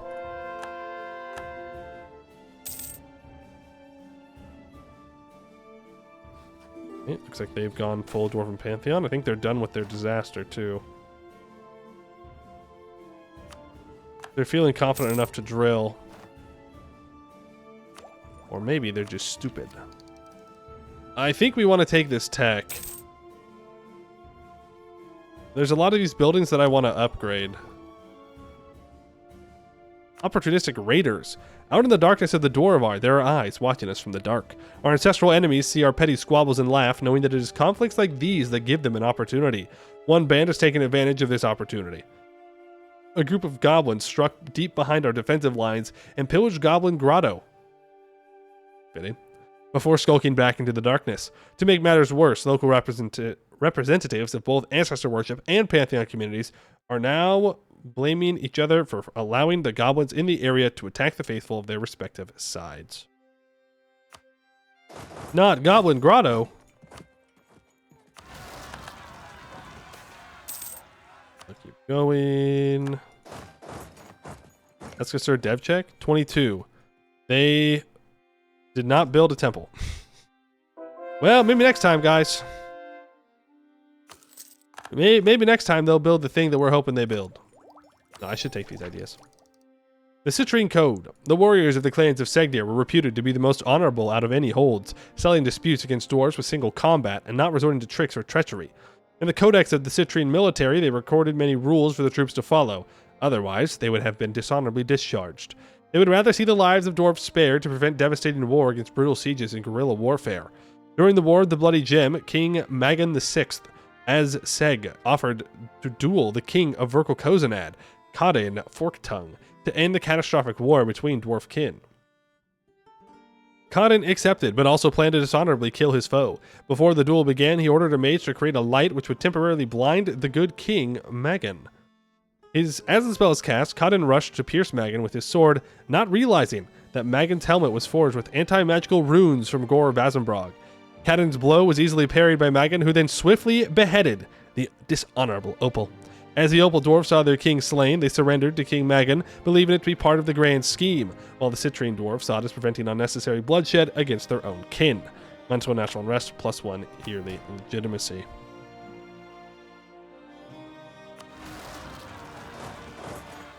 Always this damn...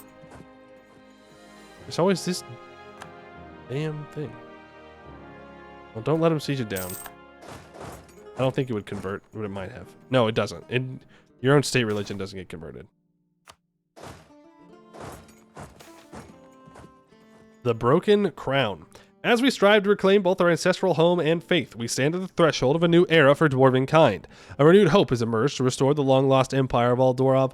However, one crucial element must be secured before any claims of rulership can be made: the Dwarvenkron. This has led to a growing demand to ensure that we, and only we, possess all the pieces. Some ancestor worshippers have taken offense to this call to action and twisted it into an insult, suggesting that we believe ourselves to be more legitimate than they are. It is imperative that we communicate a clear and unambiguous message to all parties involved. What should that message be? Yeah, we are better than you. L.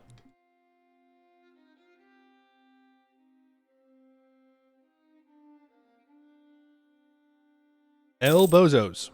We're better. Get over it. We can build level 2 blacksmiths in 2 more provinces now.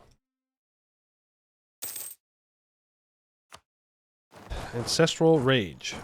50 Devastation. Cool. There goes the prosperity in our capital. That's unfortunate.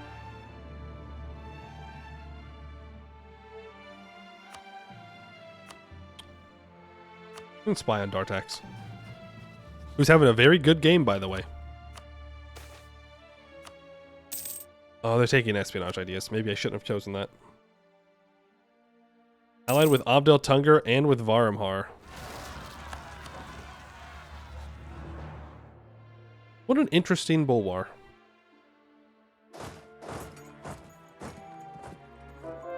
My haters say I have a spirited conflict. Gotta hand it to them. They're right. They're right, you know. Seghdir's just built different. A Battle of Faith. Fighting rages through the streets of Dwarvad 24. A small tavern brawl and occasional street fights have exploded like a keg of strong ale set alight. Entire blocks of Dwarvad 24 are held by one side or another, as individuals are forced to flee their homes to areas where their religious choice holds preference or risk being executed by bands of zealots. The local garrison is under siege, with ancestor worshippers under the command of a charismatic demagogue who is calling for the execution of Snorri. I mean, that right there is just unacceptable. You can't tell me that Snorri needs to be executed. He hasn't done anything wrong. Booze burns hotter than gasoline? I'll take your word for it.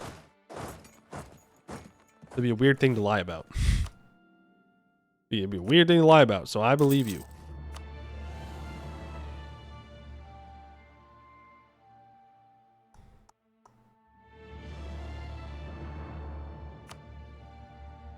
I could build these buildings everywhere. I think I'd rather get like manpower or force limit.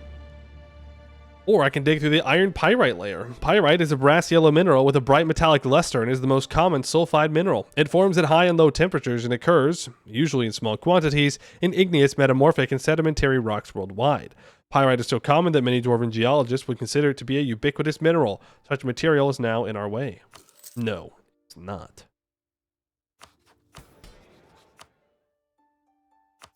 Go indebted to the merchants.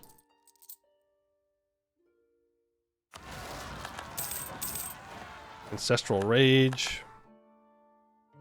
Okay. Now we're getting to the point where being large when this happens sucks a lot. We're just going to keep getting these events. How close are we to 90%? We're almost there.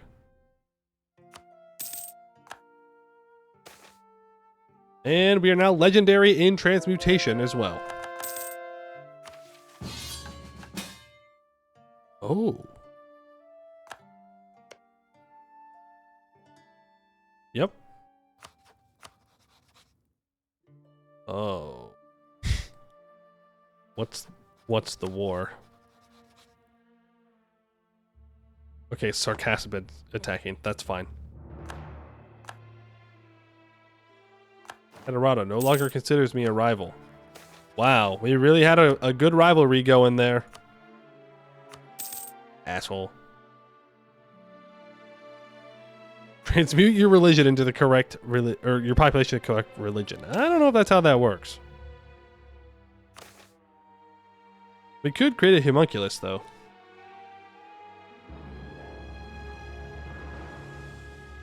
That increases our magical infamy? Really?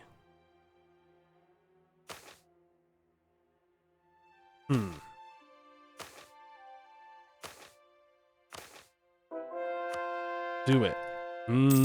That's a lot of upkeep.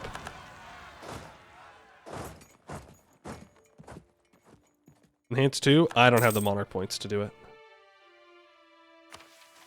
We gotta have a bunch, right? I need 400 Diplo. And of course, now that it's at 2, it won't work. It'll fail. Metallurgy breakthrough. Are we at a level up here? Ooh. We are. Mechanics. Let's start getting that upgraded. Glad I checked.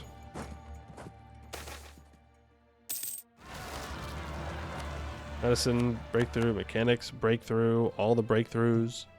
Everybody's breakthroughs. Old MacDonald had a farm, E-I-E-I-O. Start the Golden Age.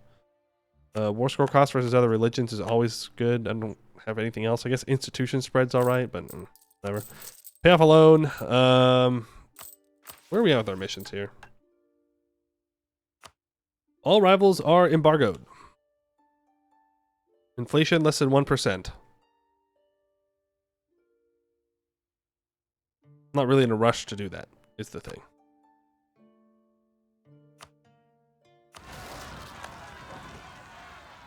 Not in a huge rush to get it done. I have to vassalize people anyways, and I think it'd be better just to do it through the Horde Curse. Awake at last, like a dying fire, the chaos of the Gods Wake has finally begun to cool down, settling into embers and ashes as our nation has finally settled into a new status quo.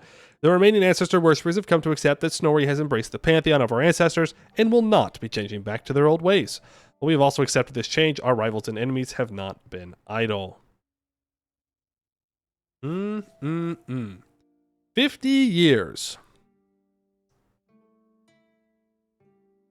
50 years. Construction costs and dev cost reductions is probably what I want. But the global settler increase, the morale of armies, and the war score cost would be nice. But probably only if we get attacked by the Raj.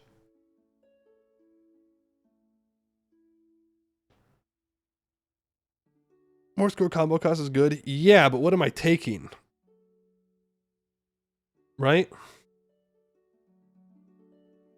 Conquer the East with that? I mean, I can already conquer the East.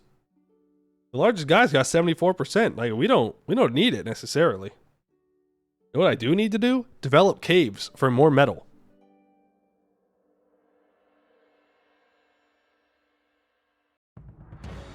Conquer better? I disagree. I don't think we need the war score cost versus other religions. And I don't need the morale of armies. Hopefully. I'm going to take the dev cost. It also gives me 1% missionary strength, which, while not like great or anything, will help us with converting the rest of these provinces over. Tellers to help where you're stuck. It's 2 provinces. It's 2 provinces. I would rather have the dev cost. It'd be fine. It'd be fine. Whoa, he actually full annexed him? Proud of you, Aska, sir. Let's repair Hol Jorcad. These guys back. You know, I can probably buy that down once. Oh, I'm sure that was worth it.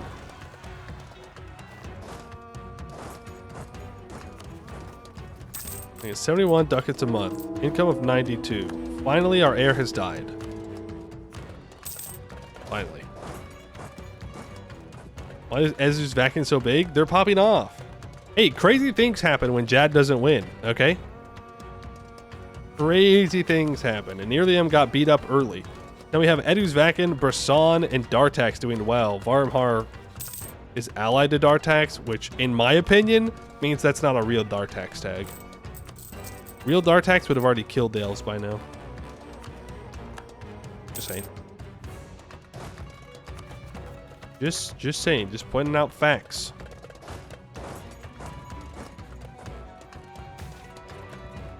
Ancient Dwarves really out there naming their cities like Hol Jorkin and Hol Ass Krakazol. Ancient Dwarves, they're weird guys. We do need to actually get the Hearth Priests to be loyal. 559 crowns or 25 admin points. I will take the admin points. You start drilling. Pay off loans. Because we don't want loans when the Horde Curse starts. I think now we're just building up for Horde Curse.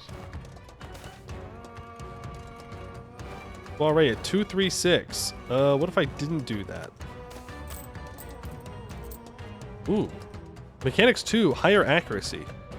Our machinery needs Our machinery needs way better accuracy, or we won't be able to develop advanced enough machinery of any kind.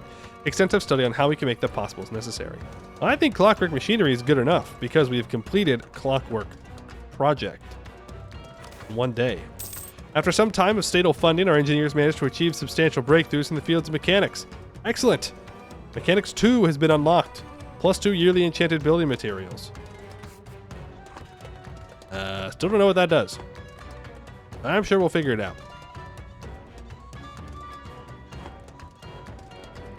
Sure, we'll get there. We now have 48 gold, by the way.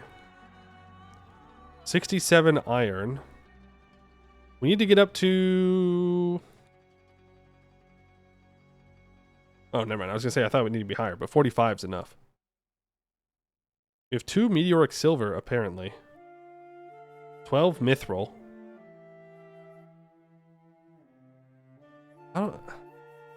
Find new metals by increasing base production, mountains, highlands, or caves. Yeah.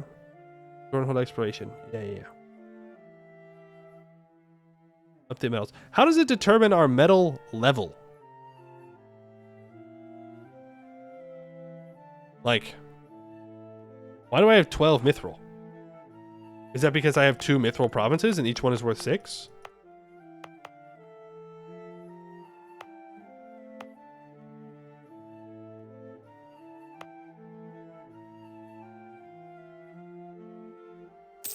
Need to find some silver? We need to find a lot of things. Well, we don't need to find dagger. We already found them. Courage development here. Get you up to 7. Mine expansion 2. Upgrade that. Go. Glorious gold. Do I actually want to convert this province over to gold, or do I want to keep the iron? Because right now, we have a ton of iron.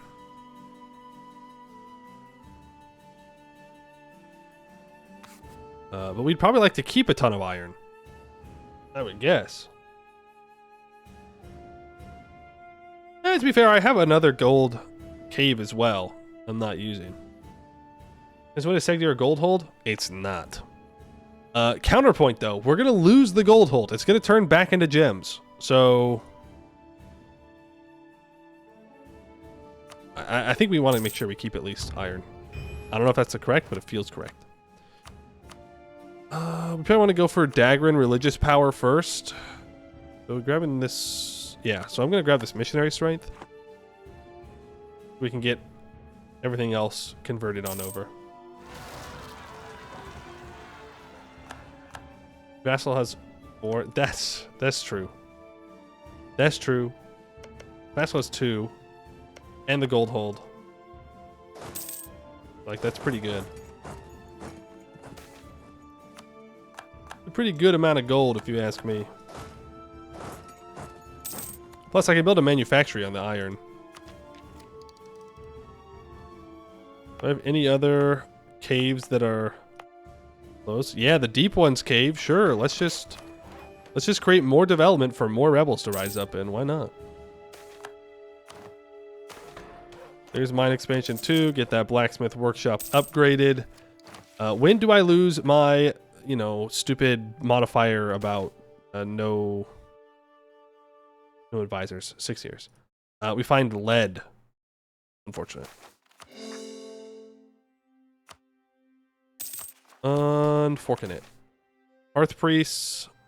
You want to build a temple here? I will do so. We should develop this gold cave as well. Wouldn't be a bad idea. I unfortunately cannot get to war with Zaka, so I just gotta let Askasur do their thing. A Rothe herd. Since the fall of Aldorov, wild herds of Rothe have been grazing in the vast fungus-rich caves of the Serpent Spine, touched by Helana's breath. Unlike their domesticated ancestors, wild Roth are larger and have stronger hooves, which often makes them difficult to domesticate.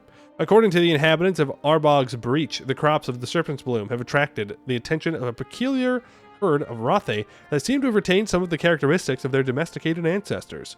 While we could hunt this herd down for their meat and hides, some of the locals have also suggested that we could try to domesticate this herd, although domestication could be complicated due to the nature of these animals.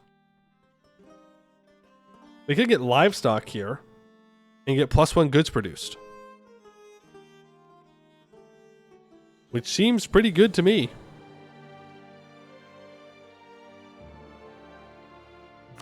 So we'll get some cows. Cheese? Cheese. No cheese. Not in this timeline. Not in this universe.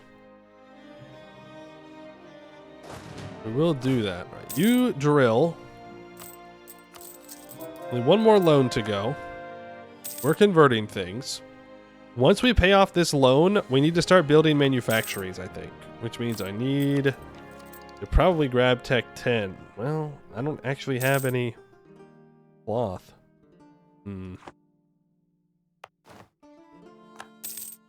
Yeah, it's going to be a pretty delayed horde curse here. We have 8 tin. How much lead do we have? 8?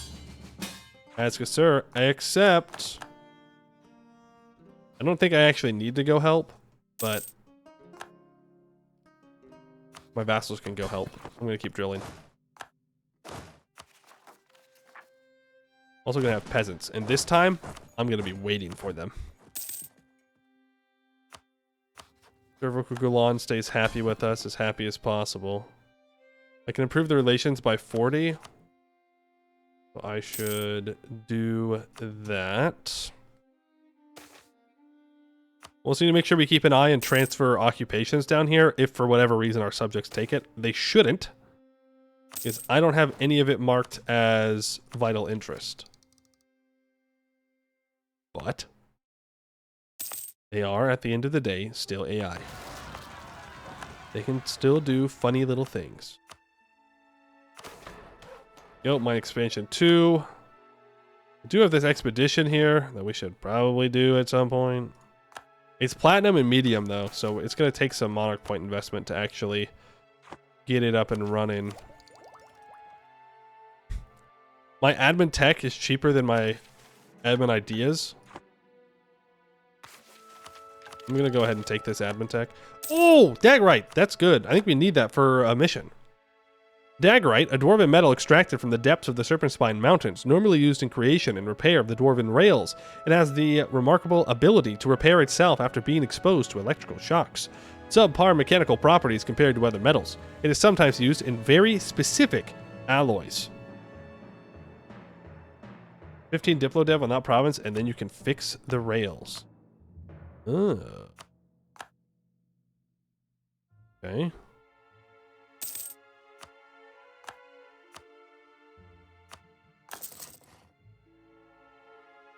I don't know why it didn't let me upgrade it, but we'll do that. Would we like to fix in rails? Fixing rails is good.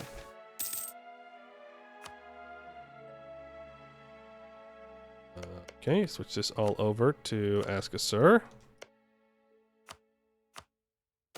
I don't want it. I don't need it. It's not anything I'm interested in having. Runesmith research. I think we've left that alone for too long, by the way.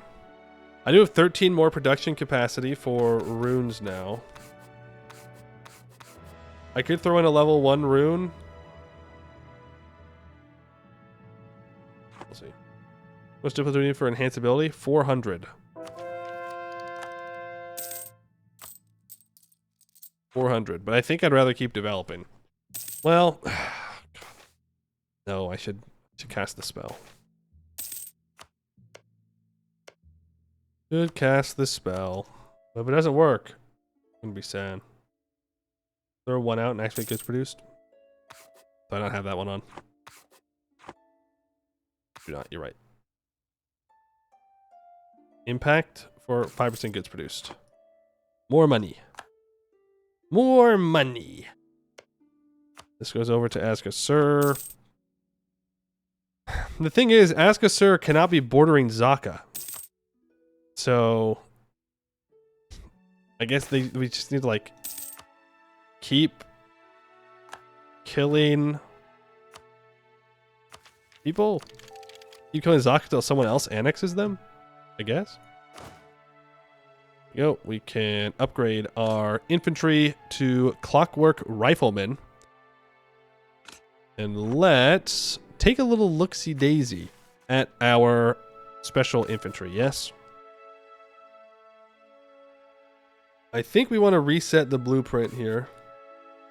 And let's take a look. So, we have Runic Blunderbuss, the Runic Arquebus. That's fire damage 1%, combat ability 1%, but costs more. Clockwork Gauntlets give 1%, 1%, also 2.5% discipline. Clockwork Repeating Crossbow gives 2% fire damage.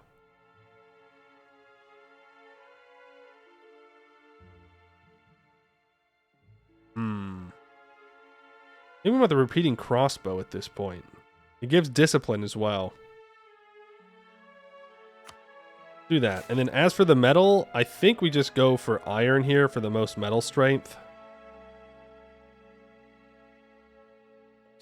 We don't have anything else that can really be used for the metal strength right now. We'll go iron. And then we're going to implement this. That'll make our troops even better. Ooh! We can upgrade metallurgy. That means that we could have done an alloy. Well, that's okay. We'll figure it out. 3 years and I can hire advisors. Well, the advisors are what? 10% more expensive? I can hire at least level 1 advisors. You can be level 2. 15 ducats a month. It's honestly not even that bad. Get you up to level 2. And actually I'll fire you. And I'll hire this level 3 guy. There we go. Turn off the local dev cost there. Pay off that last loan. Dev'd and built a workshop. Yeah, they did not build the temple yet. So next time though, for sure. Next time, for sure, they will build a temple, guys. It's gonna happen. Gonna happen. Just you wait and see.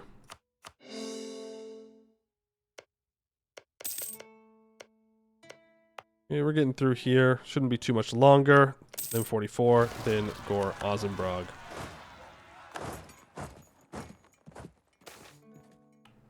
Didn't gain a month tech. That's okay. Vorko Gulan is there to save me.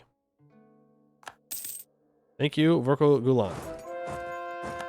Goblin Grotto has been converted. We can select another deity. I think we just save up for Dagran Everbeard here. Religious power. Okay. Well, that might be good. Good news. Askasur now only has one province that borders Zaka. Bad news. If they get probied, we're going to be suffering a lot. Like a lot. And our new infantry are finally equipped. They gain 6% fire damage and 2.5% discipline. Not bad. I mean, maybe we should have gone for like combat ability instead, but let's see. Metallurgy breakthrough. In the heat of the furnace, new metals and alloys are tested every day in search of just the right composition and temperature. The sound of hammers in the never-ending heat is a testament of the indomitable spirit of our people. Alloys. Our knowledge about metals and minerals is improving constantly. Many blacksmiths have started to experiment new alloys and forging techniques relentlessly. Keep going. 1 year. We will get to start poking around with those. Do not siege land. Do not do that. Illegal. Okay. I don't know. Okay, I have built a fort up here. We might want to upgrade the runic barrier in Holjorkad. Yeah, I'll join. I'll send a stack up. And we'll leave one down in case, well, for the orcs. Now the question is, do I develop this province? No. I was going to say, do I develop it to 15? But the answer is not yet. I also need to build a fort in here.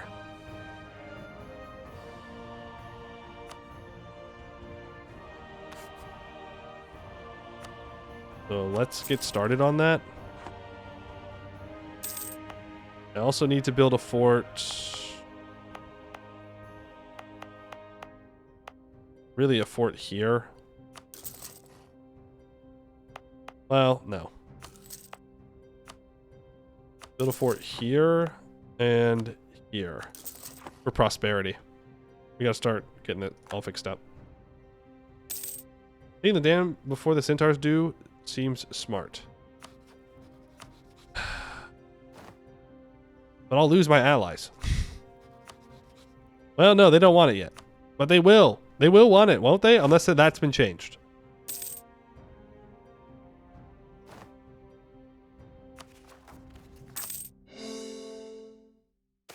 Centaurs have not kind of taken it already. We're good. It's just similar color. Holjorkad. Did I not upgrade Holjorkad's runic barriers already? Oh, that was just to activate it. Gotcha. I'm going to build a ramparts in Holjorkad first. That's way more important to me.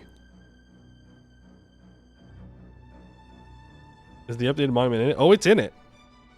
It's in it for sure.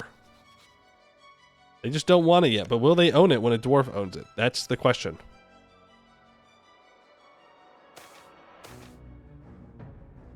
Ooh, I will take the admin benefits.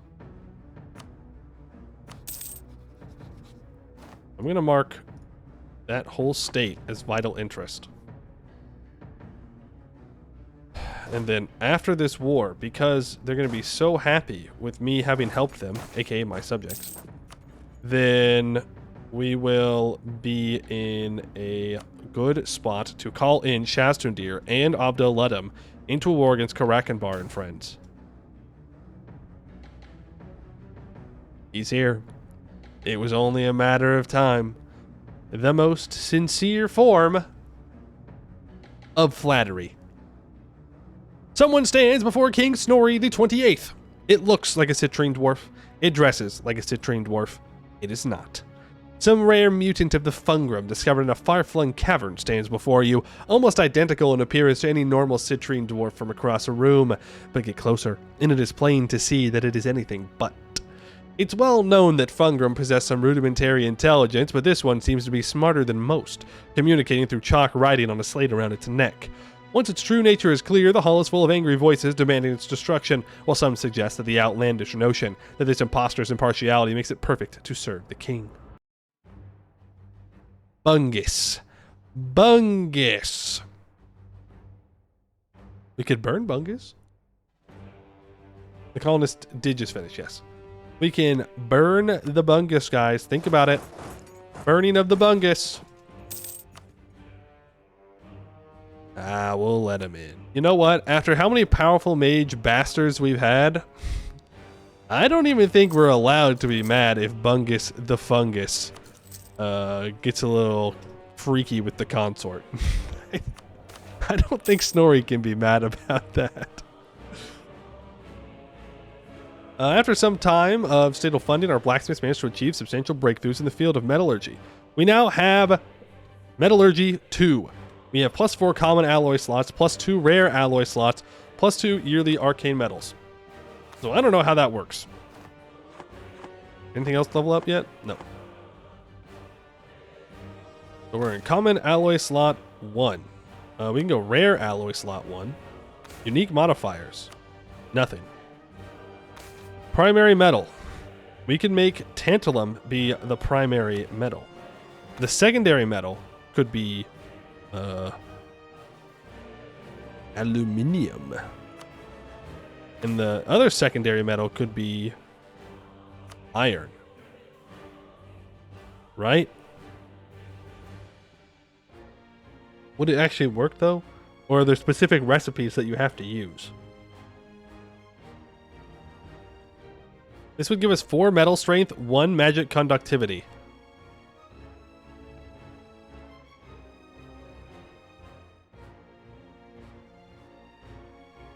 I don't know if I want to do that though, because I don't know if it's actually good or not. You have no forging technique. We might get some pop-ups about some additional stuff. We definitely want to take admin tech here. Elemental powered steam generator. Yeah, all right. Open ruler menu. Transmutation. Enhance ability 2. Cast permanent Manara's tongue. 1 Diplo point, 70% chance. Nice. We're now up to a 355. Huge. Massive even. 106 income. Why did it not use all my Diplo points?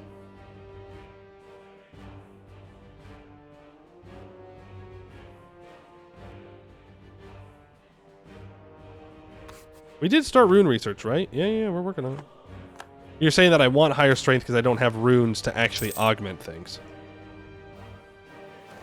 It costs 200. Oh, I see. I thought it costed all of it. General Estates gives monthly reform progress. I think we actually go aristocratic court here for +1 Diplo rep. We can switch later, but we need 3 Diplo rep for a mission. Hearth Priests will be loyal after I summon the diet here. I want to sell C so badly.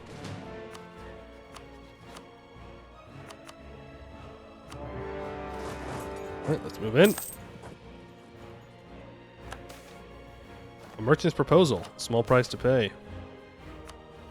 Absolutely. Ooh, I forgot to build forts up here. Oops. Throwy. Throwy Mew back at it again. I also need to build a fort here after that's done being converted. Never mind. I should have built the fort in Arbog's Breach instead. It would have been better long term, but that's okay. We'll survive. That fort's coming online. Boom. That will help deal with that devastation so our capital can get back up to being prosperous again. Village diplomats for more diplo rep. Do I not have that in already? I do. Ooh, enforce unity of faith? Yes, please. Do not. Yes, let me turn that on. Get it rockin' and rollin'. Do not have smelting kiln available. Military reform. We have to take the morale of armies, guys. Even though I would love to take the Diplo, we have to take the army. We have to take the mill. 20% morale of armies is too good to pass up there. So we'll go from this war, and then we'll get to war with these guys. Though I'm a little bit worried about my colony. Bungus the Fungus is so good at being philosophical that he gives us a stability. Thank you, Bungus. Good guy, Bungus. Also, we can see Helles. Deep One's Cave. Yeah, I'll build a workshop here. Free Diplo dev. Okay, Helles, what's going on? Alright, I mean, we got Big Rajnidhaga. Improve relations with Rajnidhaga. That's an ally. Boar Command. 1. Fun fact. Allied to Azjakuma. Beyond Fang is large. Now that we can see Beyond Fang, they're going to start popping off. We will probably see a Dawi relatively soon. The command lose to the Seer Revolt? You know, they might have. I'm not sure. I don't know if it was France or Seer. It was, in fact, the Seer Revolt. Yes.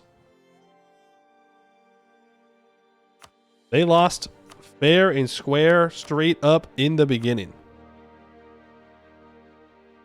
To be fair, that's a pretty big Seer Revolt.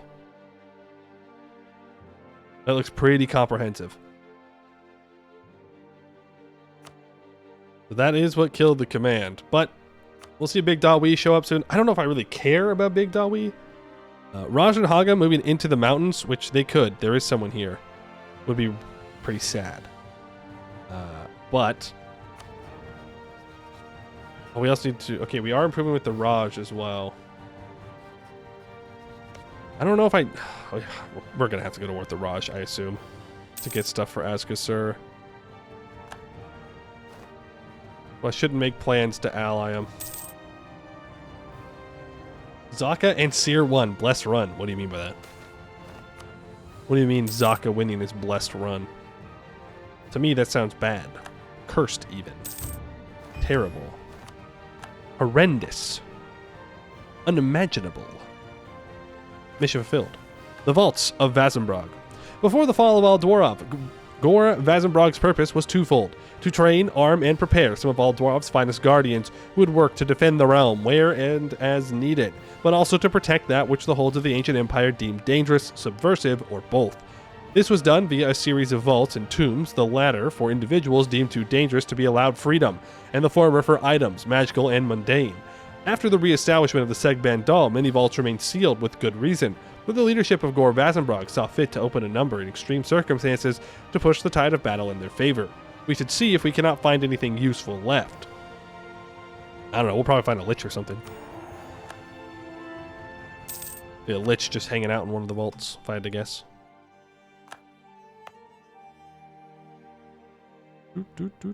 Are my allies losing, or are they just being dumb? I think they're just being dumb.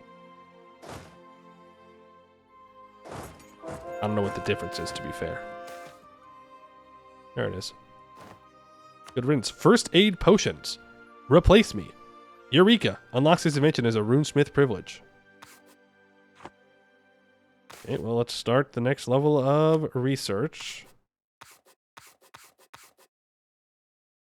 First aid potions. My plus 2.5% land maintenance modifier, minus 5% regiment manpower usage. Okay. Interesting. I'd rather fight Paper Knolls than Big Jan. I mean, I guess that's fair. I suppose that's pretty valid reasoning.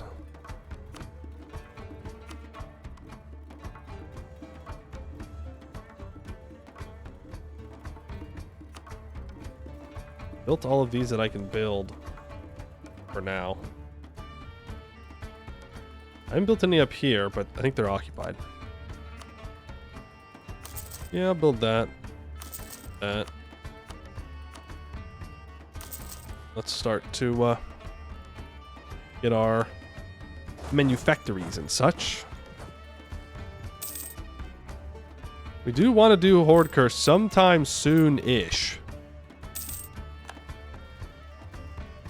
You don't want to delay Horde Curse too much. We're working with what we got. You're allied with Beyond Fang. Ooh. Okay. Does Raj want their land? No. No one does technically yet. But me. I do. I want it. I want all this. I want all these caves. I want to start building blacksmiths and whatnot in them. You know, we could...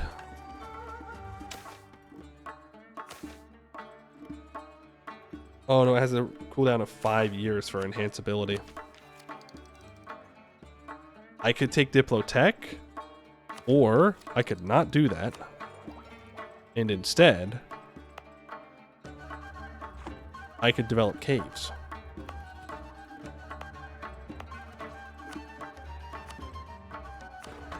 Let's develop caves. Line expansion 2. Are you converted yet? No, you're not.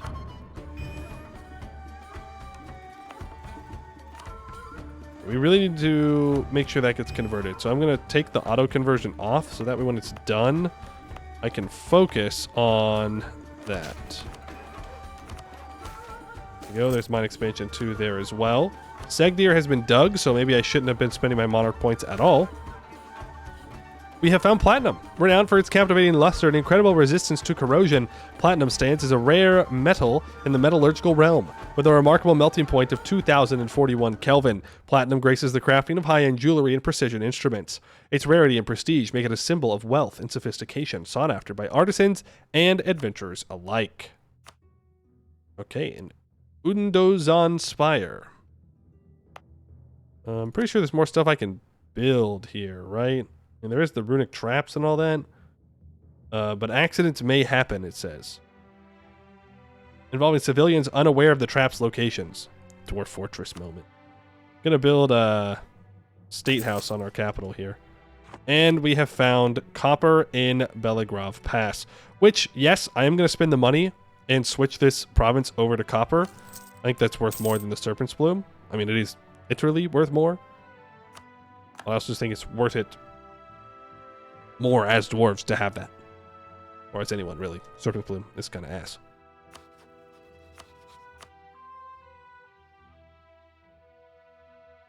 Five. That's all I want. Right? Fort here in Firinyalan. A fort here in Mina Urama. We call it a day. Pray. Pray that they don't freak out. It might be that they will only freak out after I have started to upgrade it. And when it's on the map, then they go, oh, hey, I want this. Or maybe it's not. Maybe they changed it and dwarves don't want it as badly anymore. Also possible. We can only core one at a time because of our subject. That's alright. We're not in a rush. Am I developing my hold anytime soon? No. Should I sell seas or should I just keep building up crown land?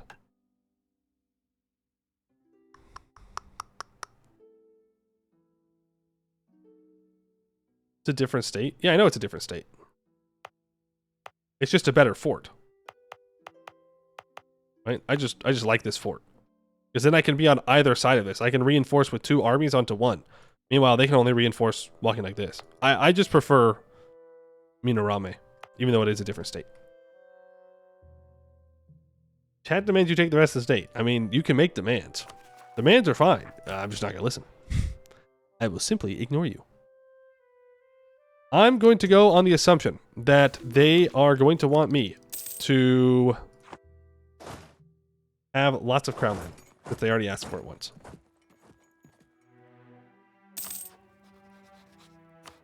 I'll even improve with the boar command. Why make an enemy when you could make a friend, right? Bim Lao also improve relations with you. Dartax, I don't need to build a spy network up on you. I've got what I need. Beyond Fang, improve relations. I wouldn't mind grabbing an ally in Hales somewhere. Keep going up production capacity. Might as well conquer Bullet. Might as well just conquer. Honestly, we might as well just keep going. You know, we can get medals from mountain provinces. Look at how many mountains there are in Bulwar. I mean, they're essentially just telling me to go take it. Flawed approach. Damn. No. Didn't we just do this 2 seconds ago? Yeah, all right. So much for getting our forts built up. I'll still build them, but... Did my troop try and walk back black flagged? Put my vassals on sleepy time. I'm going to need their help elsewhere. Nope, not spending that money. Do we start saving up money now? No, it's a little early. Dwarven Runic Barrier Advancement. The research facility is proud to announce they have finally managed to understand and replicate the intricate patterns composing the Dwarven Runic barriers, and we can now fully restore them to their former glory.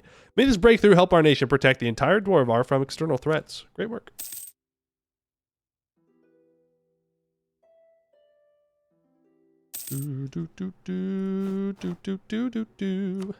I need to build more troops.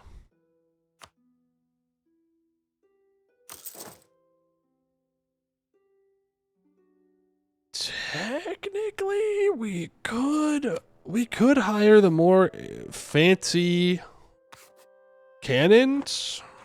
I'm not sure I want to, though, if I'm gonna be honest with you. I don't know if it's worth it.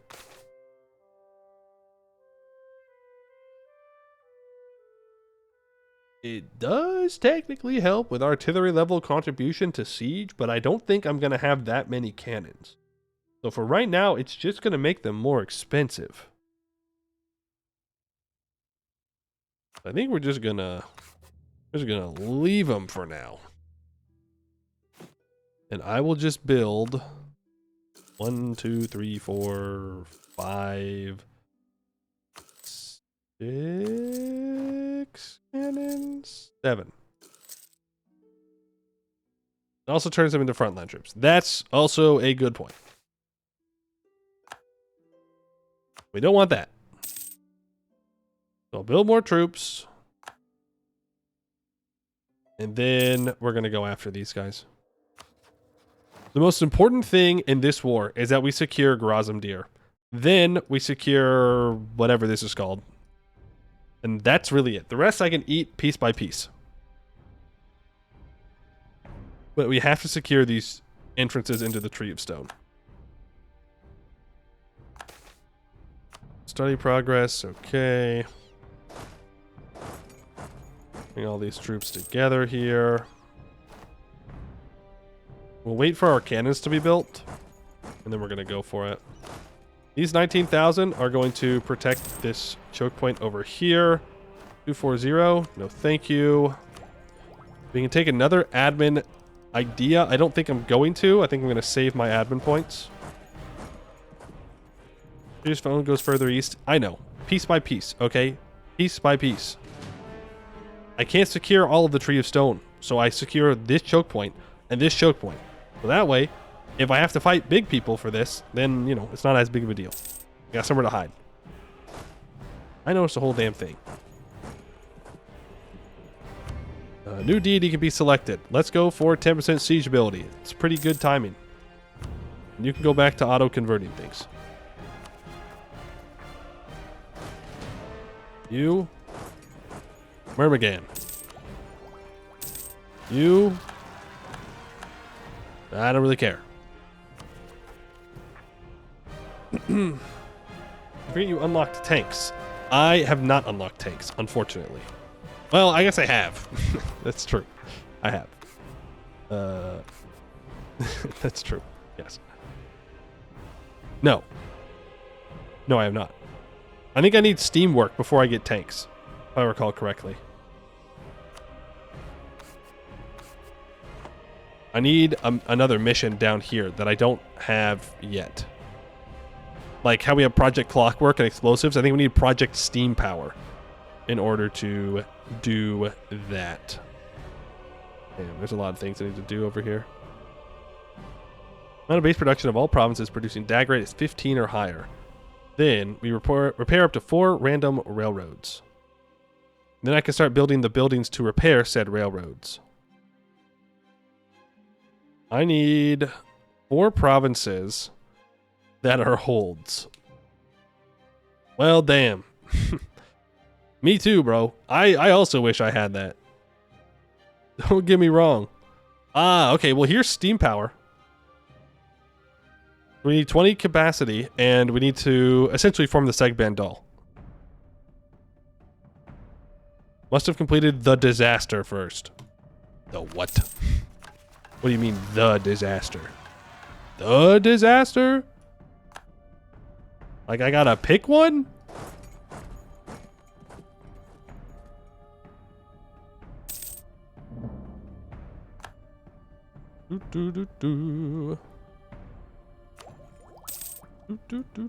Dwarves having disasters? This is unheard of. How dare you add in dwarven disaster? What? When has that ever happened before? But Lenny can be improved with. Let's get you back over here. I mean, we're gonna have rebels that want to rise up. A bunch of citrine peasants that don't appreciate. You know what? There's no time like the present. I don't really want to call in anyone else, so I'm just gonna do this. Ask us, sir. Get in here. Surely you don't want anything. Okay.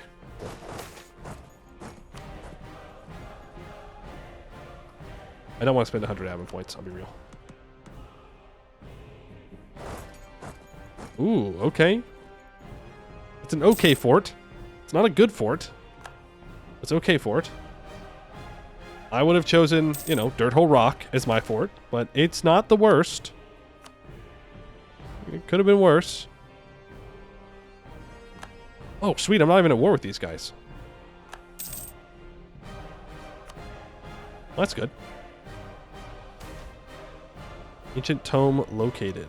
I'd rather not spend Monarch points, but I'd also rather not spend money. Look at little Dak! Look at him! Got a lot of cores.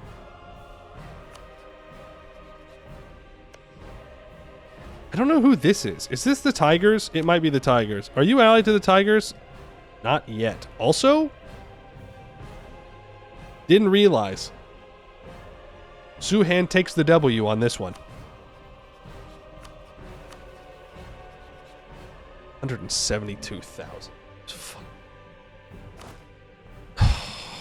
Raj moment.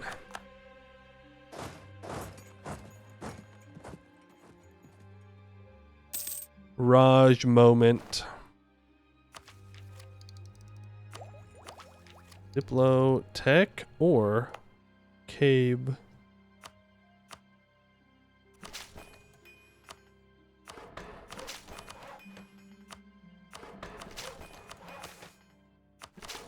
Up to 15. Go. We can also get the smelting kiln upgraded. Let's wait for whatever's going to happen though. Lead. Yippee. Alright, we have... Like, I would have rather have developed my capital, just so we're clear. Let's get this Dwarven Runic Barrier up and running. Is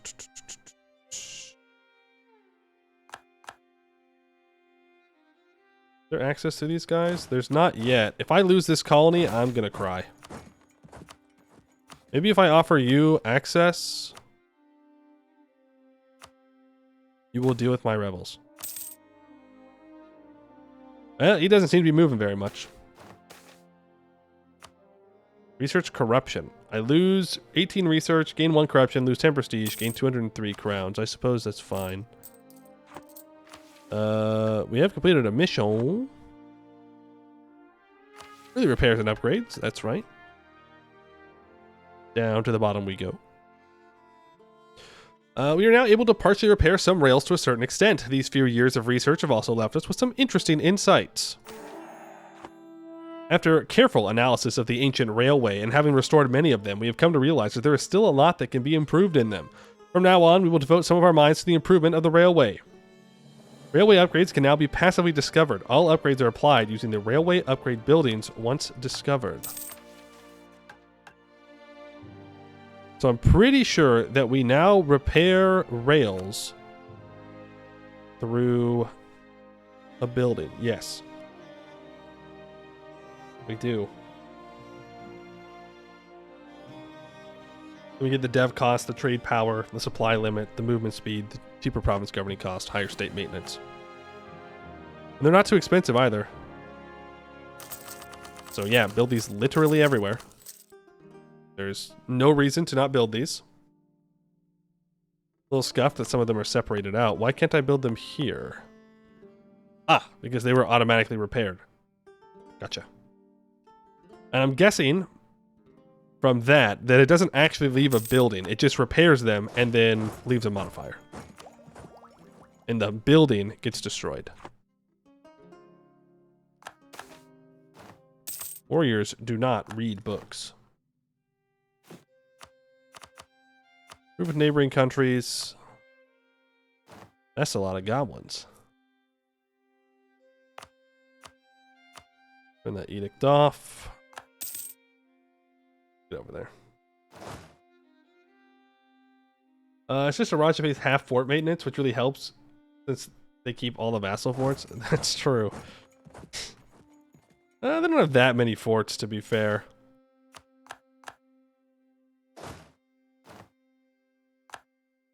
I don't think this is my good general. Nah, that's my good general, which is shock damage. Is there a certain kind of Arcanist that gives fire damage, by the way? So that would be what we're after. Now. Instead of boosting our shock damage, boosting our fire damage. Okay, I don't think we'll need these these generals here. We'll put them there for now. We will carpet siege down these caves.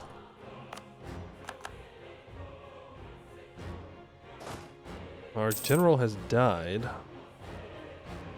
I'd like to hire another one. Mages!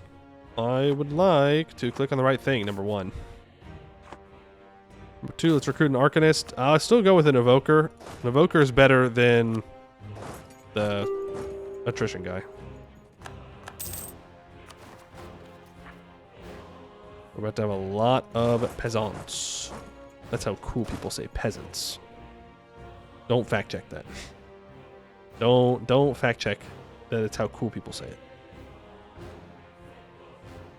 You need to get rid of all those rebels, please, and thank you. Bring you back together on Earthseed. We'll make our way over towards Gorazamdir. Askasur has blocked in these guys with a War Wizard. I will bring my baby War Wizard around. It will be great. I can upgrade the Arcane Arts. Thank you.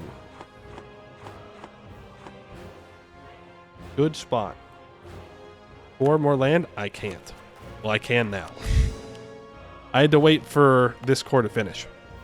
Because it's technically on a different continent and not connected to my capital because we released Gore Vazimbrog.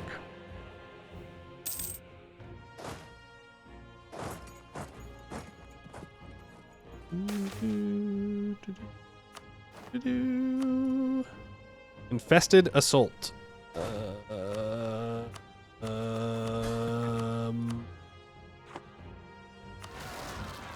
They win these. Yeah. It's that easy. Boom. I wasn't even worried about it. I wasn't even concerned. I had full confidence in the abilities of our troops. Full time. No doubts. Only belief. Only belief. You're dealing with those rebels there. Good stuff. Good stuff. Can't see these guys, so I need to get a border with them. That's a colony, apparently. Let's send some guys back to deal with them. Is this where their troops are? It might be. The Hodavar has peasants rise up. I have a mission I've completed. No. I could delay the Horde Curse by a lot.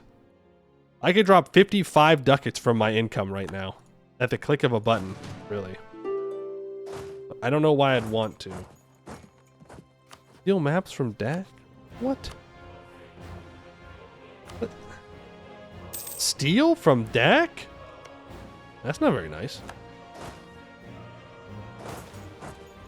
In fact, that's downright mean. What did Dak ever do? Don't answer that. Divination is now renowned. Let's keep... Well, actually, I might not want to keep studying.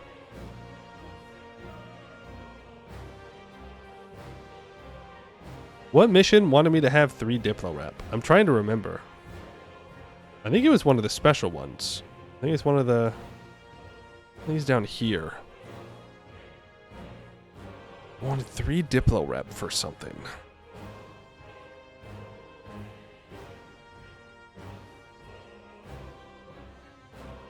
Maybe it wasn't. Maybe it was one of the higher ones.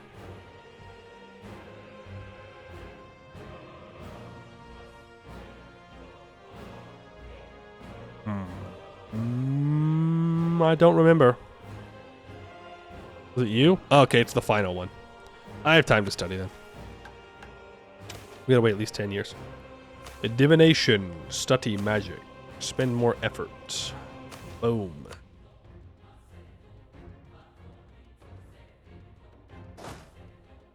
You gotta go in here. Feel less confident about taking this now. Oh, Verkugalan, do things. Oh, nice, look at that. Aryelin's here. We have a buffer state with the centaurs. Arcane Arts 2, mana. Mana, the essence of magic, can be found to some degree in most living beings and even in many objects and minerals on Halan. But how can we manipulate it? Is it a characteristic of any living being, or does it depend on something else? Let's debate. Find out. We will find out. Okay, we have the Orange Tag's capital. I should probably just peace out with them. Maybe break their alliance with Stolen Gem. Is this Stolen Gem right here?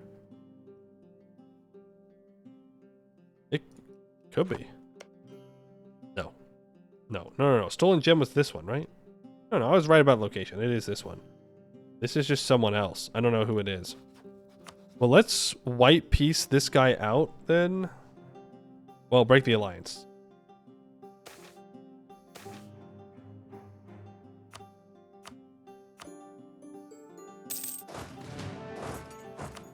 Then you are going to get full annex. There we go. Dealt with. And yeah, we're not able to core it all up completely. I'm hoping that we can get vision on these guys sometime soon. I could go research facility 7. I don't know if I want to spend the money on that. I think I'd rather just explore my hold. It is high danger level, so we'll see how it goes. It goes just about as well as one can expect it to. We gotta get home. The Gabos do not appreciate what I'm up to. Colonize the whole, Mr. Point. I beg you. Am I not? Oh, it got occupied by the fucking rebels that automatically occupy provinces. I forgot about that. Fun. Fun, fun, fun. You go here, then you go here. Printing press does need to be developed. Fun fact. Obviously, that's going to happen on our capital. Hey, we can celebrate a ritual. Have I converted everything? Everything that matters after this? Yes. There it is. All right, ritual time. The king's palace is quiet today, even as the massive crowd is gathered to observe the ceremony about to occur.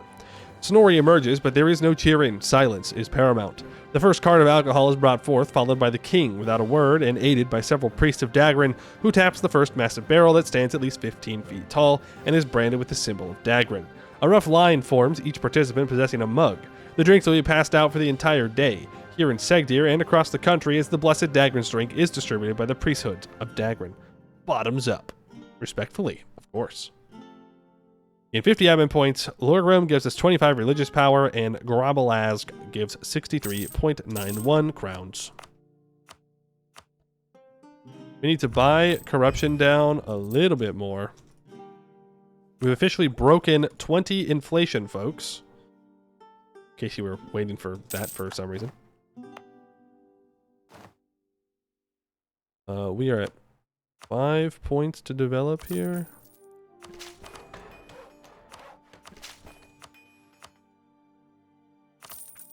Three. Go, we're now up to 100 development in our capital. A courthouse would probably be a pretty good call. Just bring state maintenance down, though it is our capital, so it's probably like free. Yeah, not a big deal. I can't actually upgrade any of these yet. All lies. I mean, we could go for runic traps, but I just don't know if that's worth it. We could throw on a ramparts, though. Never a bad idea. It's just defensiveness. Nothing bad can happen with it. But again, if my capital's being sieged down, things have gone poorly. Counterpoint, goblins from the deep. Goblins from the deep love to rise up and cause issues. Istralor has been elected. Gwed announces me as a rival. That's true. That's super true. Gwed and I, we've been rivals for decades. Centuries, even. A burning passion of hatred towards one another. Real. Very real thing that we have. We have enough capacity for another invention. Or another rune of some kind. I'll actually turn on this global prosperity growth. It's not much, but it's something. You think we can enhance ability again? I think you're right. We need 500 Diplo or 300 admin if we wanted to improve our admin. Which I do kind of want to improve my admin. But I have a lot of things to spend my admin on, is the thing. Plot approach. There goes all that research. But Arcane Arts 2 has been completed. After some time of statal funding, our mages managed to achieve substantial breakthroughs in the field of the arcane arts. Research couldn't come to a definite answer, but the insight we gained while researching will help us a lot in the matters of the arcane arts. Currently increased mana capacity by 50, we gain +2 yearly mana generation now.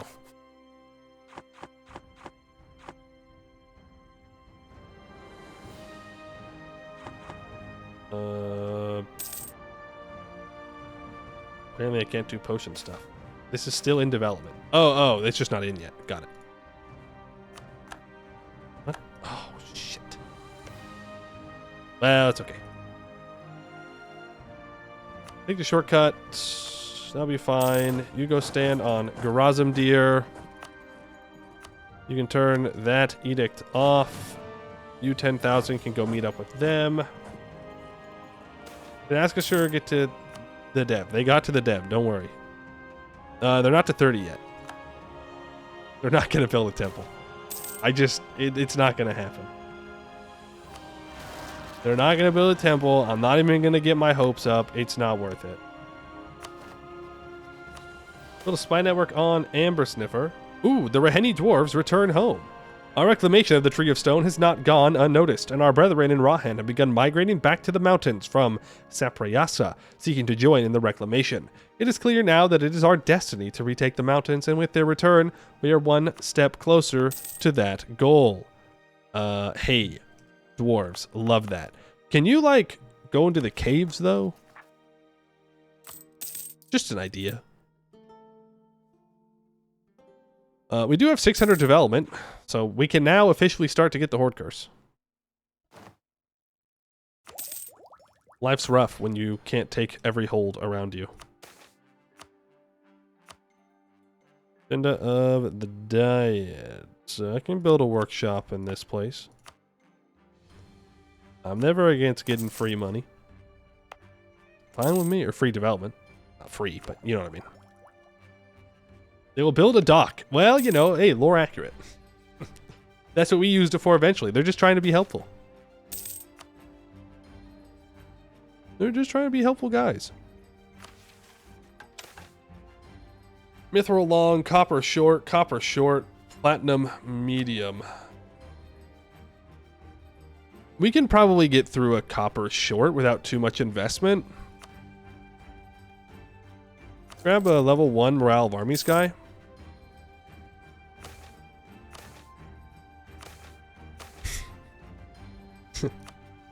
Me, yeah, let me just send him. Hey, dumbass. You gotta have 10,000 troops over there, my guy. You can't just send ghosts in. I'm also well aware that we don't have printing press yet in our capital. So that's kind of sad, which means we'll probably just take this round of tech, which means I need to take this Diplotech. Probably just take this round of tech without embracing institution. Serpent Spine Diamonds. Well, hey, you know what? Good thing our capital's gold, am I right, fellas?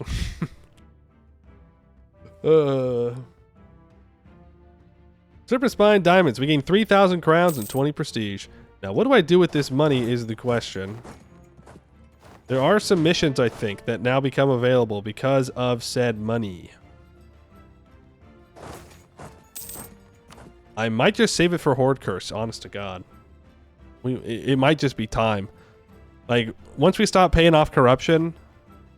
Actually, that's not even where my money's going. Where is all my money going?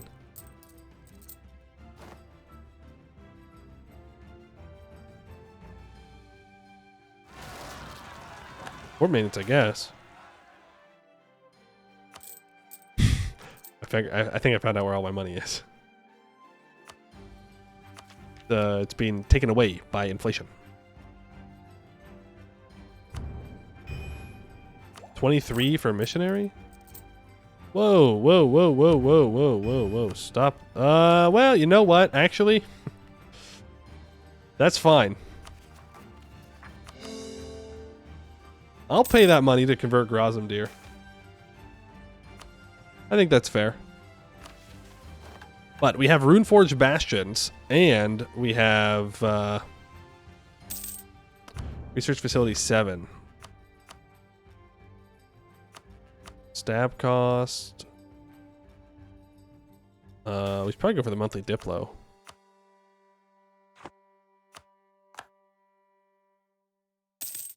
Probably go for the monthly Diplo. We can get a claim on you now. Hey, hello.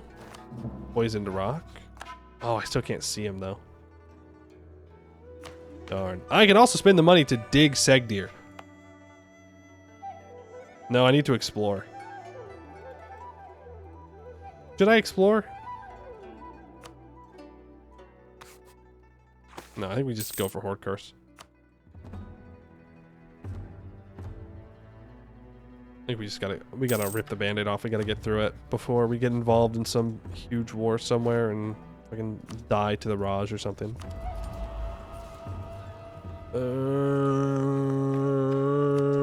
Venture loyalty.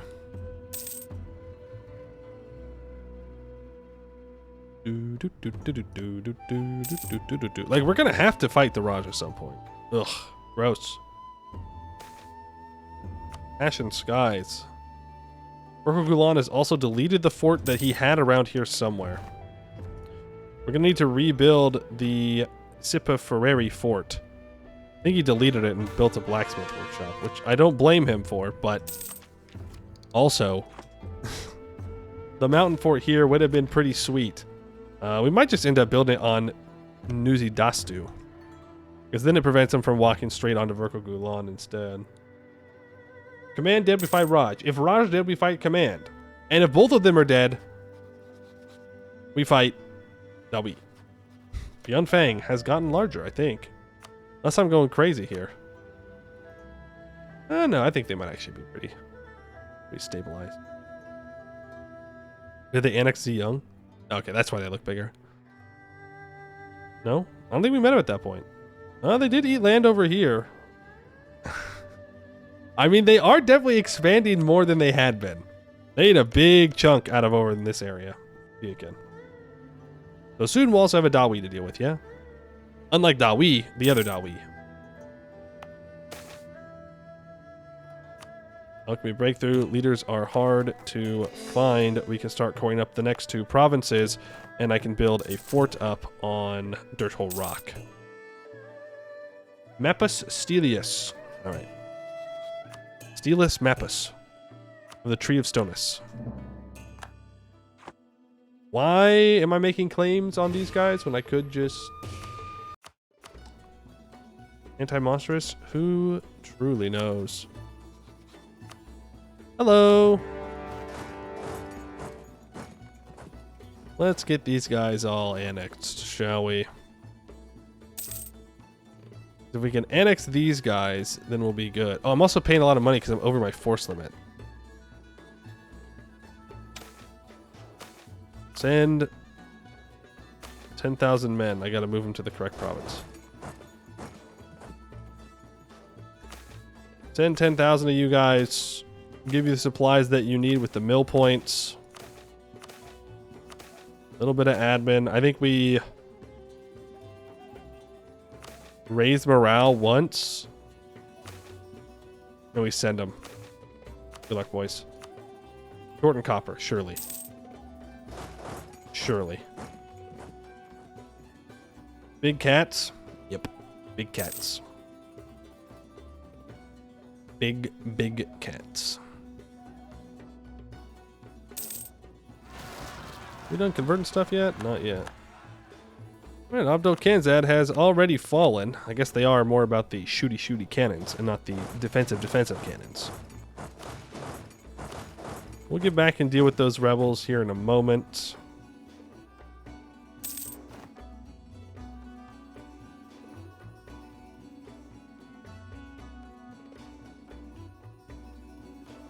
How? It's not a problem per se. It's not like I can't beat the 5,000. How? How did those 5,000 troops appear in Avdel Kanzad?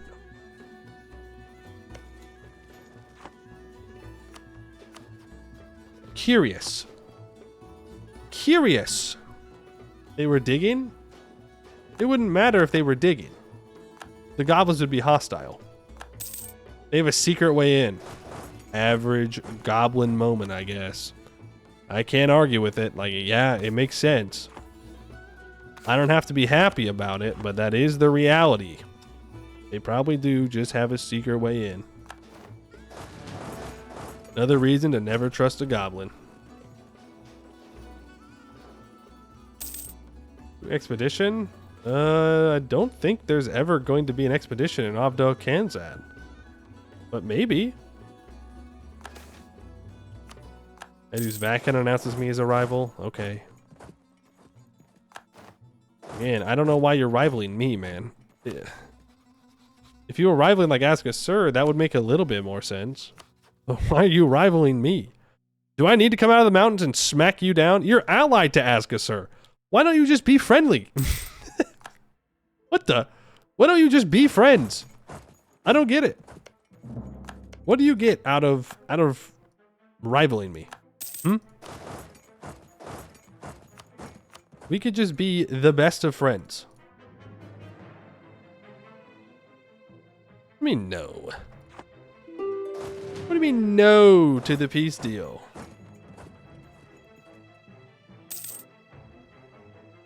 Expedition is auto-destroyed when you occupy.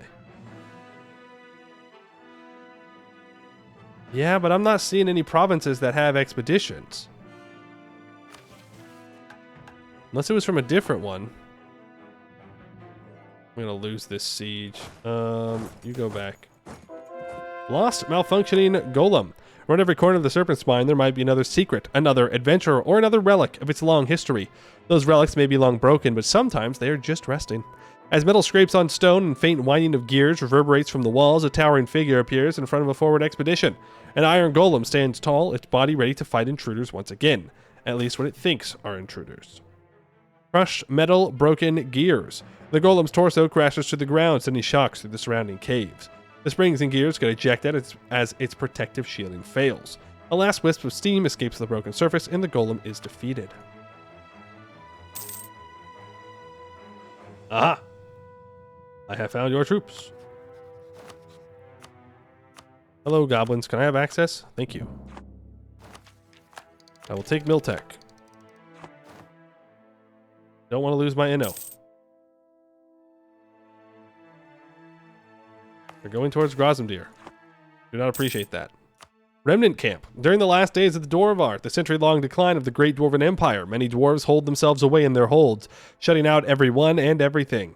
These dwarves, the remnants, have slowly started to creep out of their halls once again and establish small outposts throughout their ancestral land. One of these groups has now been presented to us, around 500 dwarves tending to a small village tucked away in the depths of a cavern. After surveying them for a few hours, we must decide what to do with them. The village is blocking our path, so we have to somehow remove them from here. Offer them a new home. They refuse. The village chief, a young and gnarly dwarf by the name of Gundar Headstrong, turns out to be aptly named. With a simple and effective no, he has shut down our attempts at reconciliation with his village. He says he has strict orders from his hold to stay here and work the land, and no one and nothing will break his loyalty. What hold, bozo? Whatever hold you swore allegiance to is either my subject or dead. You're under new management. He who gobbles from the trees. I'm pretty sure we're still he who and orcs. Well, no, actually I think we're good. We could he who gobos, or consider this, we accept them. Thoughts? Every Dawi's home is a hold. I guess that's true. I guess that's true. There we go, and that should end the war right quick like. What? Poison Rock is making gains, minus 40. Yeah, alright.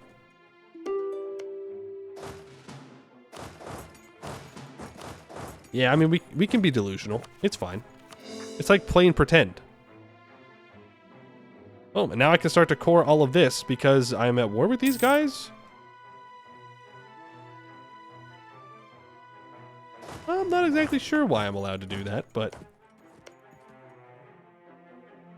Are we making the throws? Well, I don't think that's fair. I got him full occupied. There we go. Now he'll peace out. He will give me all of his land. We will sing Kumbaya. Or we won't. It doesn't really matter to me. I can finally re-rival people. The Centaurs... And Goed. How strong are you? Oh, okay, I mean, 125,000 troops. He's behind on tech, though. I mean, I'm much more scared of the Raj. Raj? Friends? Friends? Friends? No friends. Remember to embargo them? Yes, thank you. An embargo here, and we will issue an embargo here. Then we need to core everything up, and we do, in fact, have enough admin for it. All but 2. All but 2. We are getting dangerously close to the Horde Curse, so we should just save money. We will stop converting. Once this is cored, we will build a fort on it. The expedition returns. The secret passage, let's try it. Old deposit, 25 morale, 4% supplies. We will go ahead and send the expeditionaries back out. You guys can both step onto here. That way that expedition can be done. We've also researched facility militarized rune mage. Thanks to our progressively higher understanding of the magical properties, the chief researcher informs us that we are now able to produce rune mage generals, thanks to a standardized method developed in a similar way to the mage creation process. It is way cheaper than its predecessor, but the created rune mage has limited abilities compared to what would result from a normal mage creation process. We, anyway, believe this method could be quite useful in enhancing our military might. 2 Dwarven Knowledge. Will cost us 2 Ancient Dwarven Knowledge, 50 gold, 50 mil power. But we can create, I think, better mages. Okay, we can select a deity. We're at 200. Let's grab the monthly Diplo points. Yes. We could take Diplo technology. Not while the mages are more powerful. There's no reason to. So instead, I think I will develop a cave.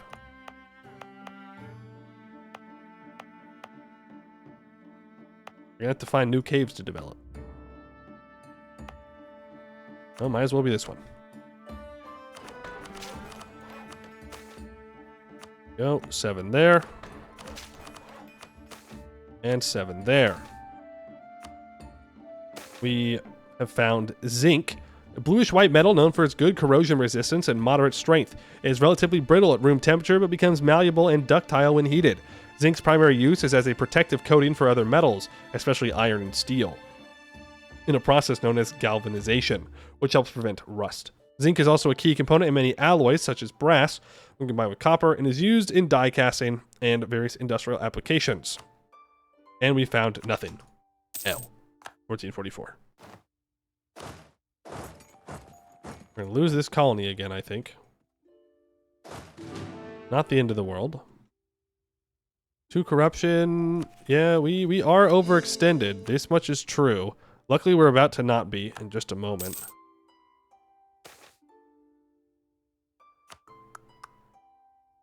But we should stop hee-hooing orcs. There's no reason. All orc provinces that we've taken, and will probably ever take, at least for a very long time, have been dealt with. So let's get in there and stop. I'm going to revoke the focus, and when we have the admin, I will... Look at that. Inflation? Yeah, just add more on the pile. The singular orc cave can rejoice. It's a goblin cave, if I'm thinking about the same cave that you're thinking of. Wedding bells. What?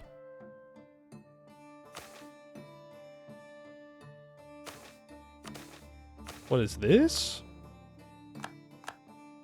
Sire. Again, the advisor interrupts you, their furrowed brow telling tales. Tall tales of concern and sleepless nights. The succession does not secure itself, your majesty. On they go. This dusty old study and your advisor's dry voice resonating of boredom and wasted potential accentuates the brightness of the clear day outside. Outside? Clear day? Bright? What? Which is why it is of vital importance that... Don't they ever stop? In nature, you find yourself saying in interruption, the first step, leading an animal into the grave, is always procreation.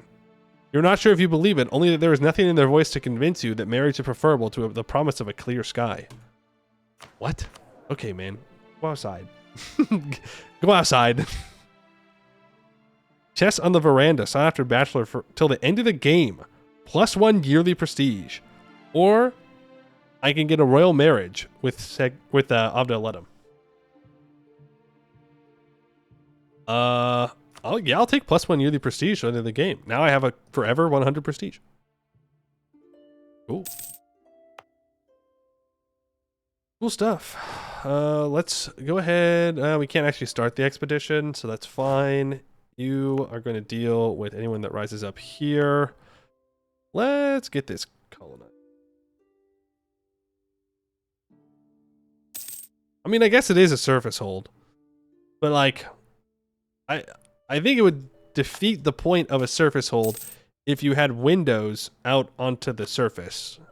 You know, like you kind of get rid of your defensive capabilities when you do that, but I don't know. Maybe they got special dwarven windows.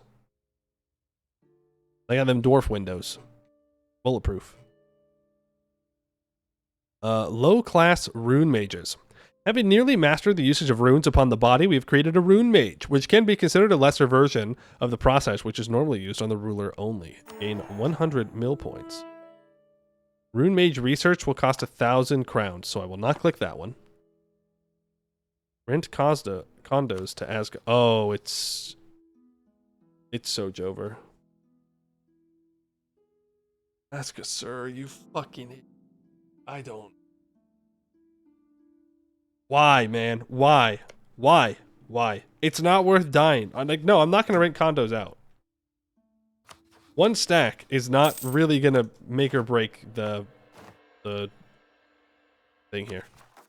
I'm going to provoke this so that way I can go deal with this other hold. Asgard just does not want to win. The AI. Like AI, whenever AI gets to play Asgard, always wants to lose, and you cannot convince me otherwise. Ooh. Elemental magic fire. After years of methodical research and relentless experimentation, runesmiths and mages across the realm have achieved a momentous breakthrough in the arcane art of elemental magic. We could do some research here, and I will. 1 year of minus 60 ducats a month is worth it to me. Get that research going. You're gonna walk across. Let's clear out the infested hold of Gore Ozenbrog. Retreat over, take out those troops, and let's begin the process of repairing it. I need admin points.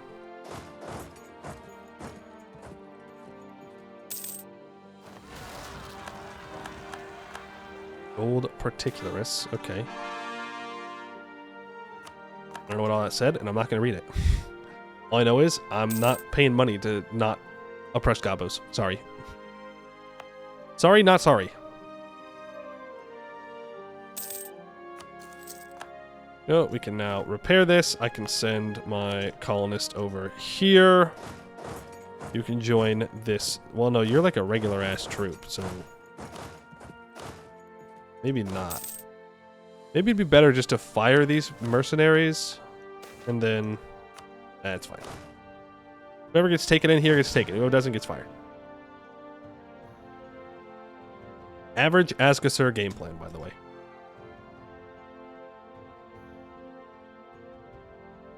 Nothing to be consumed. We'll just vassalize them and take it ourselves. It's fine. It's fine. Alright, the hold is being repaired, and that is the missions that we are most looking forward to now. We need to get them released as soon as possible after we build a fort and a temple to make sure it gets done. But we need Gore Ozenbrog to be a vassal for at least 10 years. That's enough time to get in there, build those 2 buildings, do the Horde Curse, and then when we come out of the Horde Curse, hopefully we can click True Unity and get down to the next level of Seghdih's mission tree. Yeah? You're in for FF? I'm on a timer, you know? They're all waiting for me. They're all waiting for me. So I gotta get going.